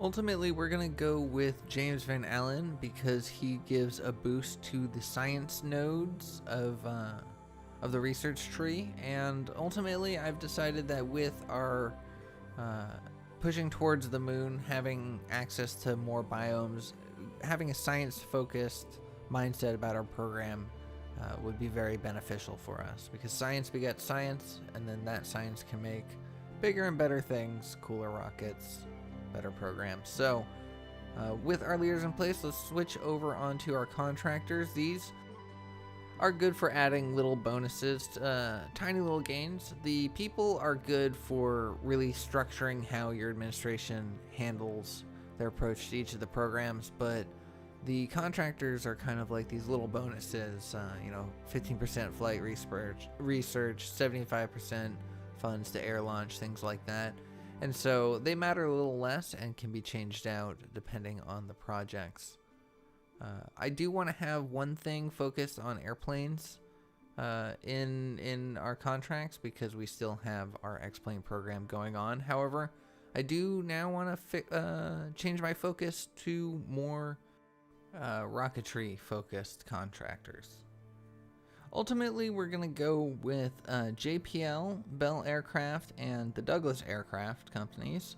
JPL for their 10% bonus to science, avionics, and electronics research speed, and the Bell Aircraft for their 75% reduction to air launches and 300% speed for mounting and unmounting to the aircraft carriers, which will be good for to complete our final contracts in our X-Plane program.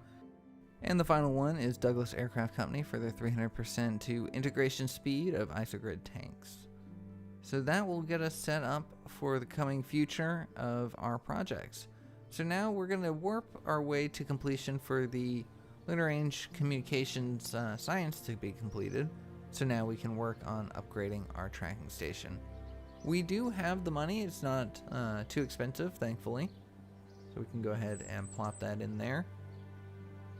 And we don't have any science to do. We don't have any rockets in the mix, so might as well time warp our way there. Unfortunately, it was at this moment that I realized that the mission control also needed to be upgraded, and I could have actually clicked them both at the same time to save myself, well, a little bit of time. But nonetheless, we're just going to push forward. I need to have both of them upgraded in order to utilize the patch conics even in the simulation mode, so that's why I kind of pushed forward to get them done before I worked on building the rocket. Now, typically I don't share the simulation. I kind of try to focus on what actually happens, the real launches, but this was just like, I don't know if I could ever achieve this again. This was the rocket that we were building that you'll see pretty soon. But this is the reason why we sent it out onto the launch pad in the first place, was because of this launch. And I don't know that I'll ever be able to achieve it again. It was almost by chance.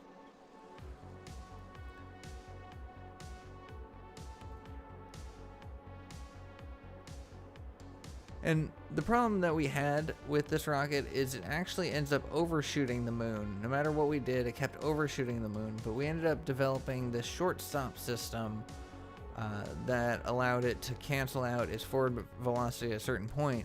However, the RCS would lock into place and it would keep burning and keep pushing the craft forward. And so I'm just waiting for the RCS, the nitrous oxide, to stop burning, to burn out. We do have a contract to impact the moon. So, if we end up hitting it with all our force, that's not a bad idea. But we also have a flyby contract. As long as we can get within 5,000 kilometers, we can achieve that. And then right when our nitrous oxide runs out at 200 kilometers above the surface and just breeze right on by, oh, that was beautiful. I don't know how I could ever achieve that again. That's not what happens in this mission today, but that was something really cool to see, that the RCS just ran out of fuel right at that exact moment. But nonetheless, we are going to push this mission forward. It is now known as the Gold Eagle satellite, no longer the Gold Bird, but a little bit of specification. It's always nice. So we might as well turn it gold to fill its namesake. So it is basically the same thing as the same lifting stage as we had seen in the previous episodes, just with 2 extra boosters on there, because when in doubt, more boosters. And so we're deciding to spend, not really, because, you know, painting doesn't actually add any of the funds to this, but I do like the idea that our administration decided to splurge on the paint budget and paint this thing in solid gold. Paying no mind, of course, to the added mass that would give it. But here we are with a completely gold rocket ready to go. And I was very impressed. As we see here, it has, well, I kind of just covered it, sorry about that. But we'll see in a moment that it has a delta V of 12,745 meters per second. And from what I had kind of gathered is you need somewhere to the tune of 12,800 for a lunar flyby. I think a little bit more for lunar impact. So I really was just hoping to get a good flyby from this. I feel like we'd need to do a little more work to actually touch the surface. But with our launch complex built, we decided to rush the work being done on it because we have the money to afford. But however, during our process, during our excitement, Heidi Weber has decided to hang up her jacket and no longer be a pilot with us. She has officially retired, and we will have to say goodbye to her. I was not prepared for that. I had more missions that I wanted her to do. I had more flights, more glory, but that is the case when you stop focusing on one program. You put your pilots to the side, you let your aircraft gather dust in their hangars, and you focus on rockets. So unfortunately, we have had to say goodbye to her, but we still have Stuart Kelly. We have him for another 4 more years, and so we will be able to put him to use soon enough. Like I mentioned, we're going to be continuing on the X-Plane program and hopefully completing those last few contracts soon. But now, with a launch complex made, all we have left to do is to hire as many, or not hire, but move our engineers over to fit them on there, make sure that we fill them up, max amount of people, and then we're just going to put the rest of them into our aircraft hangar. And then that allows us to build our rocket within the year. And on the launch pad, once again, a monumentous launch to be sure. Not only are we going to take our best stab at the mud, but this is going to be the first episode where I actually fully rely on MechJeb. As we zoom out, we see that because we have chosen James Van Allen as our chief scientist, we now get to see the Van Allen belt. So that'll be interesting. I'm going to actually have to read up a little bit on that. I only know peripherally about it, and I do know that it will affect us once we start sending humans, as it does in reality. So that's going to be interesting, but nonetheless, we now have access to maneuver nodes and patch conics to get to the moon, and we can launch into the appropriate transfer window. We have our ascent guidance set to launch into the plane. Everything is all good. It's going to be autopilot from here. In the last episode, I did do a combination of MechJeb for the launch, and then the last bit I took over manually because I just didn't quite understand its coasting stage. But this time I think I figured out, not really the coasting stage, I still haven't figured that out, but I have figured out how to launch at the right moment to hit your target the way that you want to. So this is going to be a fully automated flight, and so we get to kind of sit back, relax, and watch as we make our first attempt on this channel to touch the moon.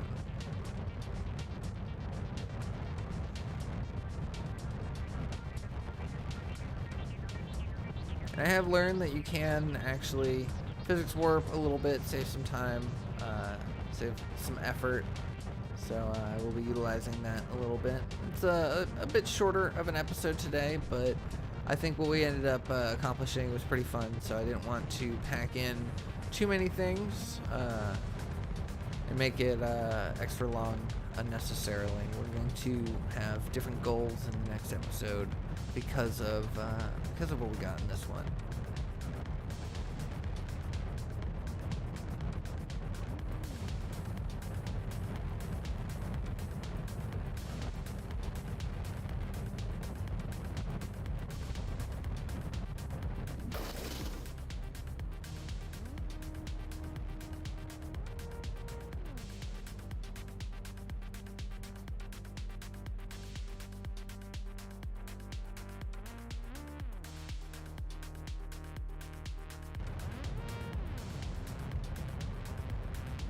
And back at the main rocket, we see that we've already transmitted some new science, bringing us to 3.2. It's a good number to keep in mind because we'll compare that to what we get by the end of it, because we have quite a few science experiments packed into here. We've got the cosmic ray science, which still has quite a bit left to do, but we also have our temperature scan, our pressure scan, and our telemetry analysis, which so far we've gained all the science we can possibly gain on it out here in low Earth orbit, but today we have higher aspirations, so that means we're going to get more science from it. I'm going to skip ahead most of this burn because it is quite long, but the bulk of what you need to know is that in all of my tests, no matter what I did, I ended up burning past my target, and I had to find some way of slowing down, stopping, or reversing my trajectory before I got there, and then rely on the RCS to push myself the rest of the way, as we saw in the test flight earlier. That long yellow trajectory, that is my potential trajectory with this rocket. It's so overpowered that it wants to leave the actual sphere of influence of the Earth. We actually have to tone it down a little bit, and I think in the next episode we're gonna utilize some of the science we unlock to either upgrade our rocket to be a little more advanced, so to speak. I don't know exactly how to do what I want to do, but I do know that we need to bring ourselves back so we can not go as far, because as we see here, we're pushing way past the moon and missing it entirely. I was so sure that during our test flight that we had it nailed down, we had the perfect settings, that we would just cruise on by the moon on our first try. I was so excited, and I spent many hours trying to, lessen the fuel amount, trying to hit the target right on point, trying to cancel out and give myself ullage problems to stop our motor, but alas, none of it would work. And so I decided to just cut my losses, take the win of reaching high Earth orbit, taking the win of getting a ton of new science, and just doing something that I've never done before. And not only have we not done this in this playthrough, in this series, I've just never gotten this far in RP1, and so I was having a blast. It was frustrating when you're trying to hit an exact target and you just keep coming up short, especially when the simulation says that you should do it.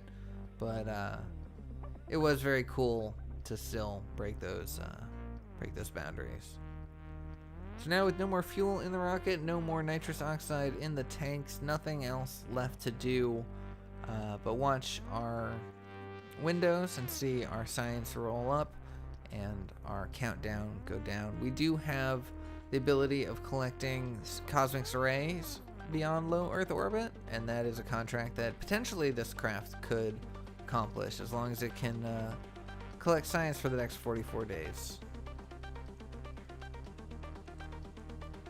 The game freezes up a little bit, and I'm starting to worry, thinking that I had broken a barrier too great for my computer, and I may have to just reload this save. But once we come back, I realized that we were just indeed crossing through either the Van Allen belt or maybe into high space. We flashed on just momentarily our science as it very quickly completed the 4 points of data that it needed. All in all, not too beneficial of a science mission. We really got not a lot from our pressure scan and our temperature scan. They only have a limited amount of science per.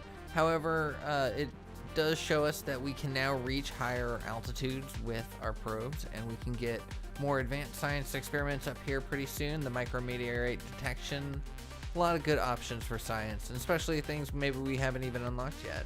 We just saw that we have 22.7 points of science, so I'm really excited to see what we can unlock when we get back home. I get the warning that we are almost out of electrical charge, and that's when I see that we don't have any solar panels on there, which is quite unfortunate. So we're gonna time warp our way until we run out of electricity entirely, and as we see now, we are no longer capable of completing the cosmic ray satellite contract, so we're gonna have to do that in another launch. So no contract completions for today's launch, but we did get a lot of science, and it did show that our technology is there. We can at least achieve a high enough altitude to surpass the moon. Now we actually have to find a way of controlling ourselves to actually hit it, and then fly by it, and then eventually orbit it and land on it. So hopefully we can do that soon, but with the added science, I have no doubt that we are headed in the right direction.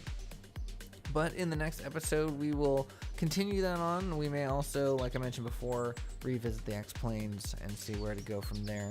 Either way, I'm excited to sit back down and play again, and I hope you're excited to watch. But anyways, that is where I'm going to leave today's episode. Thank you so much for watching. I hope you enjoyed it. Hope you're looking forward for more RP1. If you did, think about subscribing. Drop me a like, let me know your thoughts, and I will see you all in the next one. Take care.